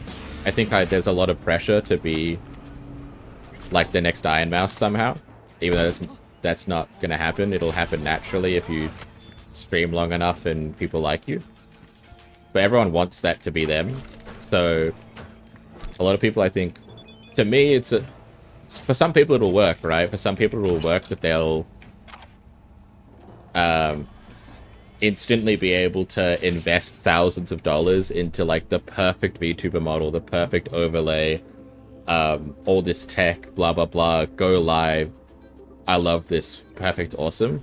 But a lot of other people will do all that, hit go live for the first time, and then immediately realize they don't like streaming very much. And I didn't want that to be me, so a big core mantra for me for getting stuff out there and towards my community and my chat is just like, it doesn't have to be perfect, it just has to exist, right? Like, the important step in the process is that it's out there at all. Yeah, people's expectations are way too high.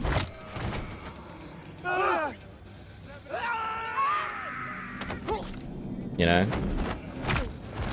Or even like their mid-sized VTubers. Like I started streaming with in my brain I was like, I'm gonna get no viewers probably for the next, like I could get no viewers for maybe the next 6 to 8 months. Maybe I'll have 1 or 2 people pop in, and that's fine. Because I'm streaming for me. I'm streaming because I enjoy it. There are people who say cyberpsychosis can be treated. But a lot of people want to be like, they want to be affiliate in like a month, 2 months, whatever, 3 months, and then when they're only getting like 1 viewer a month, or like 1 viewer a week, or 1 or 2 viewers popping in across a couple of different streams and aren't seeing that growth, they like burn out super I fast. hope that's all clear. What that texture tearing is, I think, my t-shirt. Jacob got his eye back, so I'm closing this gig. But V, we both know that wasn't top quality work. Maybe try a little harder next time, okay? Gig closed, and thanks. Can you hang up now? I'm standing behind a man waiting to check him out. Thanks.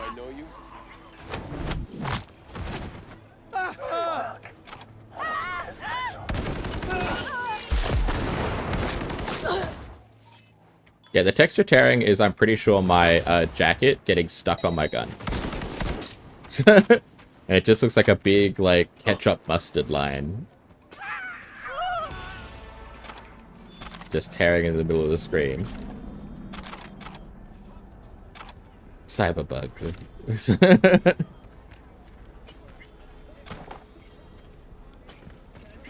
Yeah, I'm pretty sure that's what it is, because I can, like, vaguely see, like, a pattern that's on my shirt. Like, on this jacket. Yeah. You can kind of see it's, like, I think it's this. It's either this, or it's, like, the inside of my hood here. It only happens on this assault rifle, though.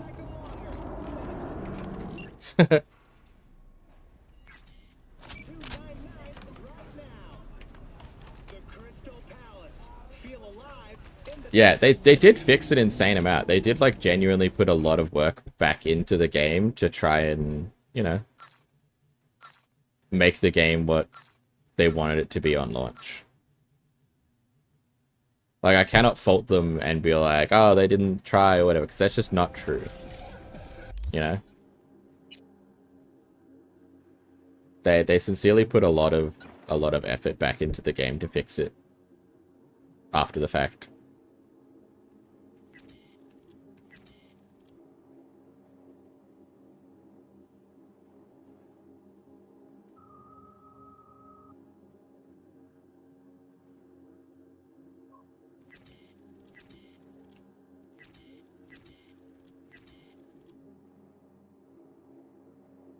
Yeah, unlike certain companies that just leave a steaming dumpster fire game and call it good.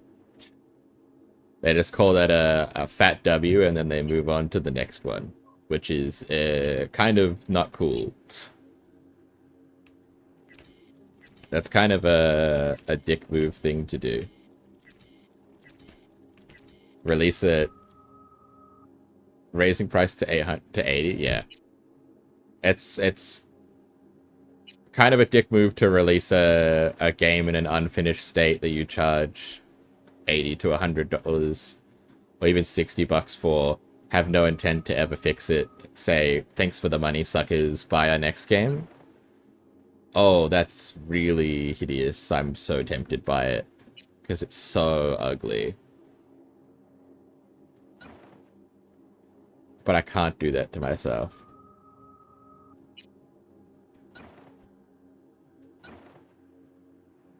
We'll go with the mustard combo, maybe.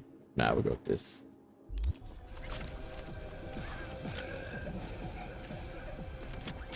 Oh no, this also has a bugged texture. Ooh. This jacket, man. I will make the tiger claws fit me, because everywhere they're doing business, I just show the fuck up. There's like no, they're like in a side alley doing like a basic hustle, and I just show up and I'm like immediately on their shit, man. Keep firing, goddammit!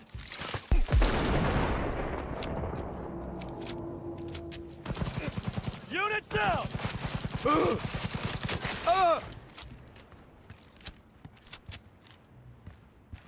Come on, come on. Come on. Alright, well, if you won't come around the corner, my bullets will. Yeah. Yeah, that's right. That's me, baby. They're like running the most basic shit. They're like... Literally just then they were just at stalls asking for protection money, and I just like rolled up with a cybernetic grenade arm and a gun that shoots explosives and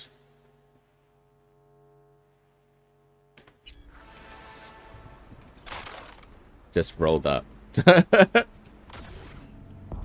You know? Unnecessary. Ah, shit, I forgot. I'm not going to be done with what's in it all because you get rep with the fixes and then they give you more gigs. It's never over. It's never over. It's never truly over.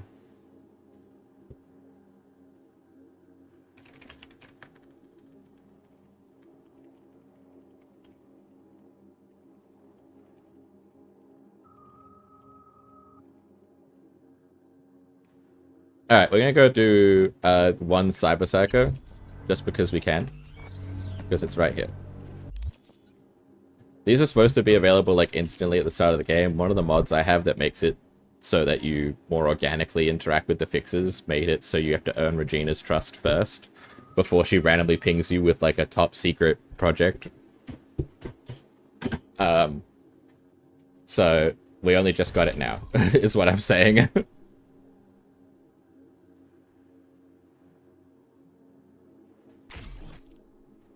Was that stupid? Yes. Yes, it was. Whoopsie. Yeah, the Cyber Psycho missions.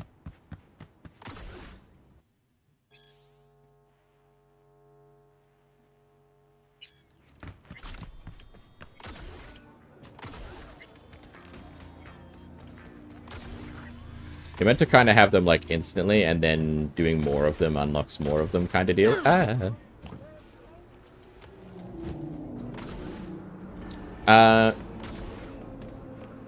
No idea what that is. It's the... There are a bunch of these missions with like the skull on them, where you go find...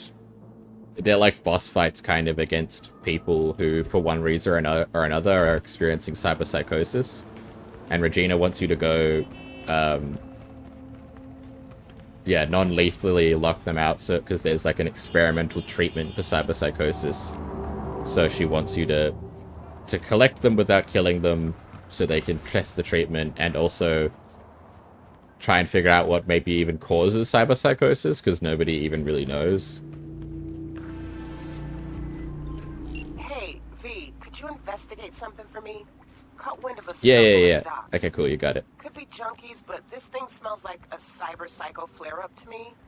And I want to know if drugs played any part. A cold body's They're really no good to interesting. check. So keep him alive. Hoo boy.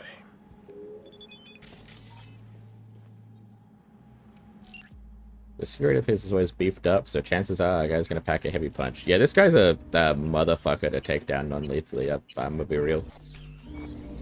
Can I put non-lethal on any of my gun mods? Do I have the non-lethal mod at all?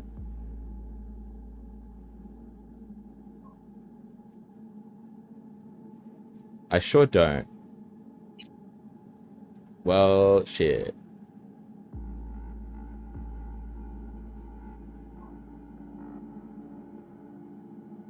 I'm just gonna have to... I'm gonna have to shoot him a lot. And then I'm gonna have to... try and stop myself. I can't use the power rifle because it can't light on fire. If it lights on fire, it's bad. So... We're gonna have to shoot him a lot and then swap to the fisticuffs right at the end. Fuck me.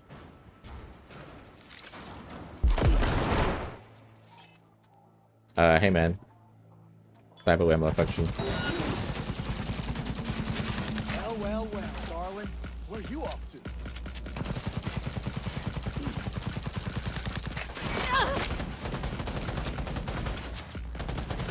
Special toy weapon would come in clutch. So true.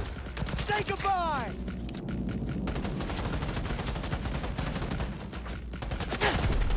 Ow.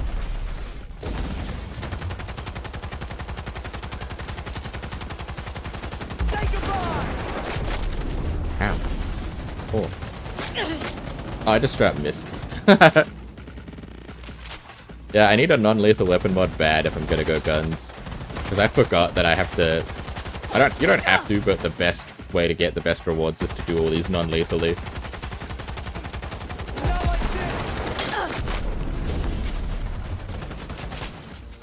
Shit. Balls.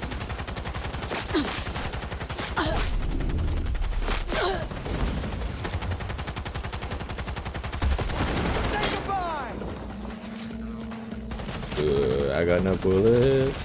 Hey, there's bullets for me right here. Nice. God damn. I'm at like 50%.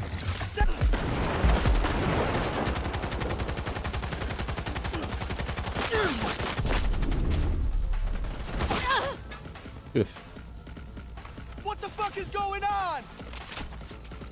Don't throw a grenade right now. I can't really do anything about it. I fucking knew it. I was waiting. Hey man, can you chill out? I gotta heal. Not like this.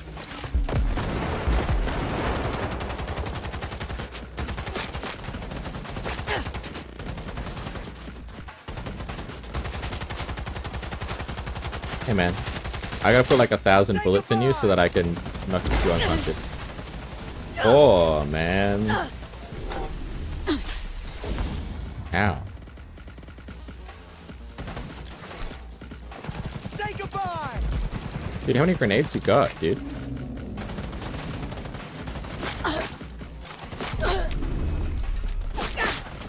Ooh. Say goodbye. Alright, please leave me alone. I must heal.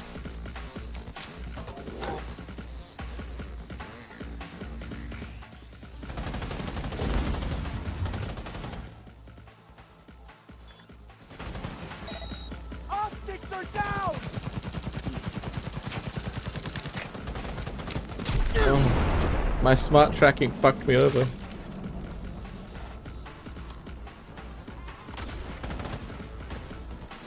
My smart tracking couldn't hit the grenade, man. Okay.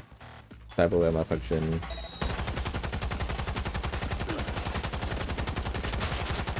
Not like this. Okay. We're getting there. We're getting there. What the fuck is going on? I would like to know that as well, man. Holy shit, he's... Please, stop. Please, please, please. Leave me alone. Not like this. Yeah, Skippy. Skippy's the lock-up pistol.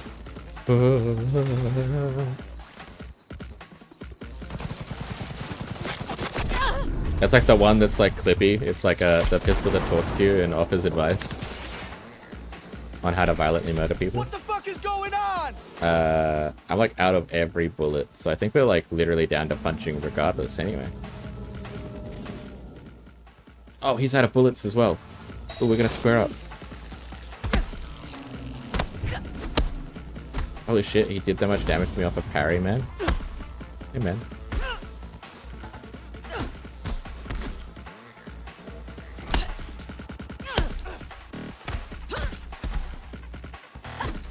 Hey, man. Hey, man. Not like this. You're gonna kill me off the pushing, man. What the fuck? How are you gonna kill me off of pushing? Oh, he punched me. It took so long. Oh, it took so long. Maybe I have to do these later. No. I will power through. One more time. This time we're just gonna go full lethal from the get-go and not give a shit, I think. We'll just try and keep him alive afterwards. You know? Fuck me.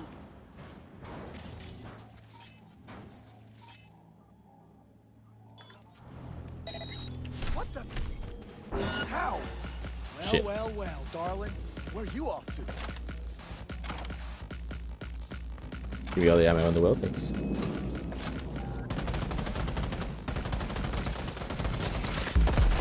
What the fuck is going on?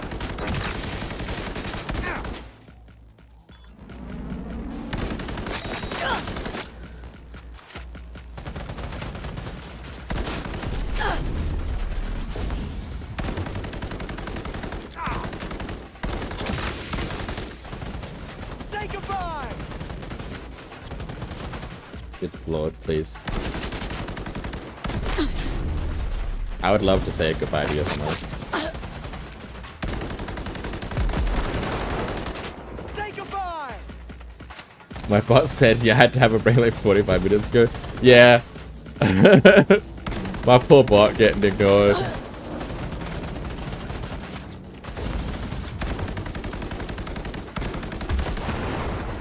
Overruled. Cyberpunk beast spot. In this scenario specifically. I'm usually good about taking my breaks, I promise. There's just this one time and the other times it happens. I definitely didn't need a bot in the first place because I streamed for 13 hours straight and didn't take a single break.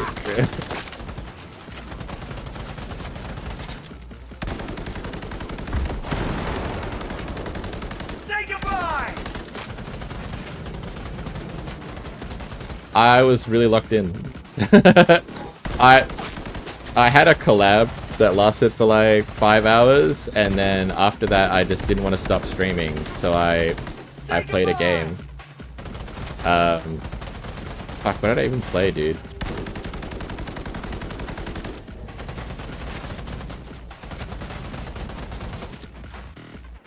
I don't know what it was, I don't remember. I was having a great time there. I think I tried a new game.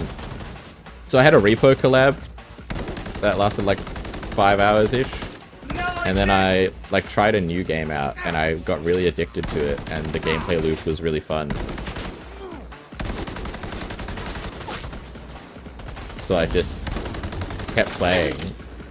And I didn't stop streaming because I was done playing the video game. I stopped streaming because I could feel myself damaging my voice and I had to make an executive decision.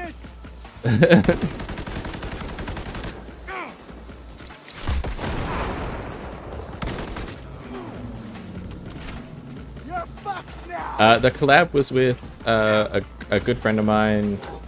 Actually, they're all good friends of mine. That collab was like our first time really playing together, but it was with Duke Barks, who's a cool dog VTuber. It was with Neon Bats, who's a cool bat VTuber. They're both artists, but they also play variety games. It was with Valkyr Sidonia, who's a cat femboy, who plays some good variety games. And we played a little bit with Muse Mallow and Cupid, who are two other very cool people. I actually think Cupid ended up making it to that one. It was only there briefly. Same with Muse. But they're also very cool people who have rated Muse has rated the channel before as well. It was a big collab. We had we started with like a 4-person repo lobby, and we were like full for a little while, and then got smaller again. Alright, now that I'm drugged up, it's time to go. Where'd my HUD go? Hell yeah, we did it.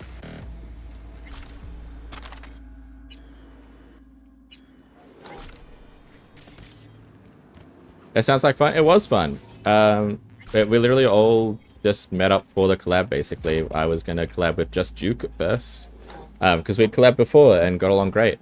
So we were going to just do a repo collab, the two of us, but we just kind of put out the call on Twitter, and we're like, hey, does anyone want to fill up the lobby who hasn't played repo before or does but really wants to play more? And we got a bunch of responses, so we just threw together a Discord server and played some repo. And now we're still all in that. Nobody's left the Discord server. We just use it.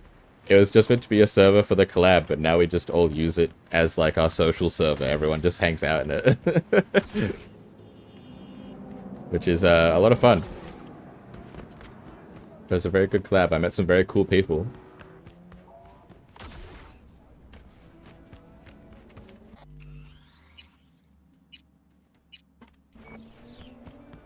Yeah, I was so excited about it. It is very based.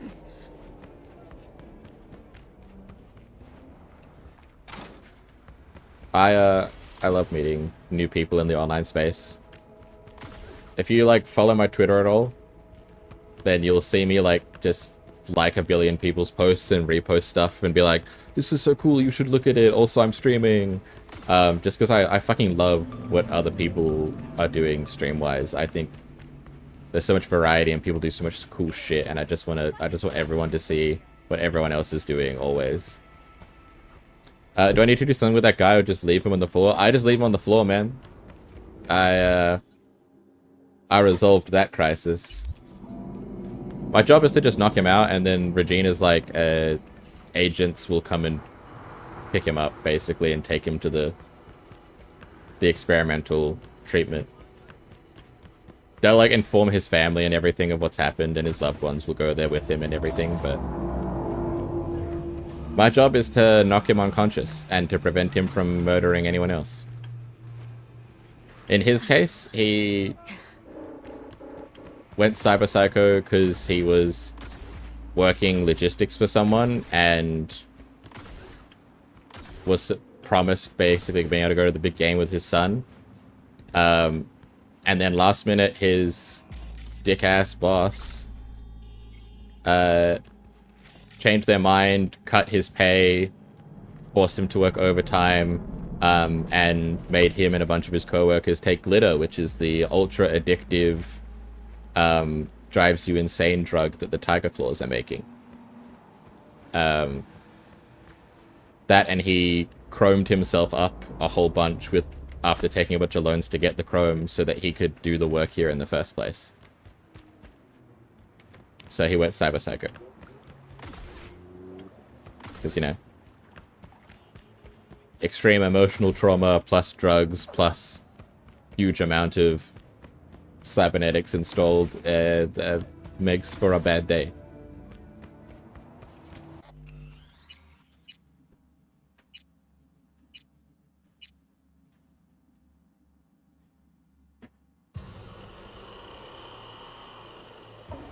Yeah. Okay.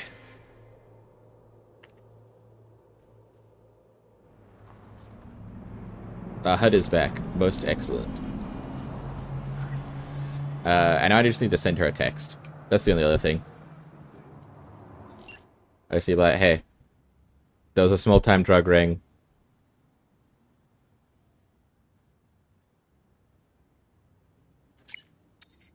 The drug is making people more likely to go cyber psycho, so probably drugs do not help with not going cyber psycho.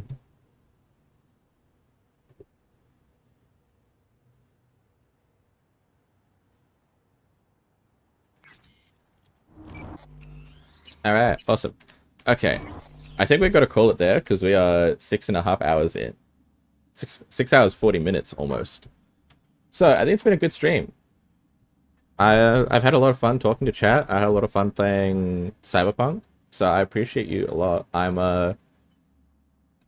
pulling the classic VTuber tweet, which is like big things coming soon, but for real, I'm working on a bunch of stuff in the background that I'm really excited about, and that I'm hoping I can reveal this month, if not start of next month. I want to get some like stuff done for it so I can do a proper reveal of the stuff that I already have done. And hopefully we'll be able to upgrade back from our PNG tuber into being a full live 2D or 3D model again. Because, believe it or not, for Skip and other people who are new, I used to be live 2D and even sometimes 3D on this stream, but all of my entire tracking setup like exploded basically and doesn't work anymore, so I have to like replace everything I had set up for it. So I'll have that soon, and then we'll be able to be live 2D again, and not a PNG tuber I rigged and made myself out of my live 2D model. But there are other big things coming soon that hopefully we'll be able to go back to being 3D and 2D in the meantime, while we bide our time for cool things to come out. So yeah. Thank you so much for the stream. Thank you so much for hanging out. Let's go find somebody to raid. Oh my god, nobody is online. Holy. We find someone new to raid, maybe.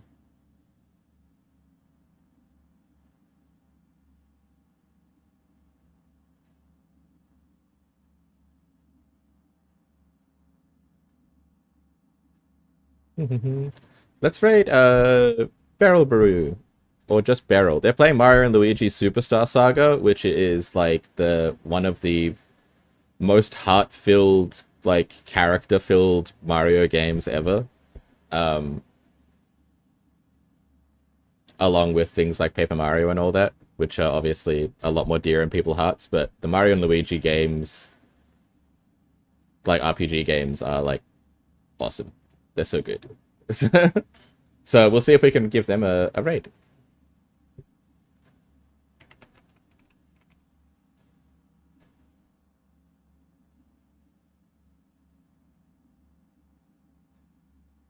Yes. Hell yeah. Okay, awesome.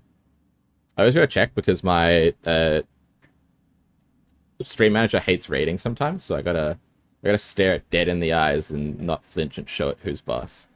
Thank you so much for coming. I appreciate everyone who lurked, chatted, all those wonderful things. Have a wonderful rest of your day, rest of your night, rest of your morning. Make sure you get some water, stretch, look away from the computer for like a couple of seconds just to reset your eyes. And we'll go say hi to Beryl. All right. Bye, everyone. I'll see you on my next stream on Monday, which is tomorrow for me. So I'll see you all tomorrow. All right, bye.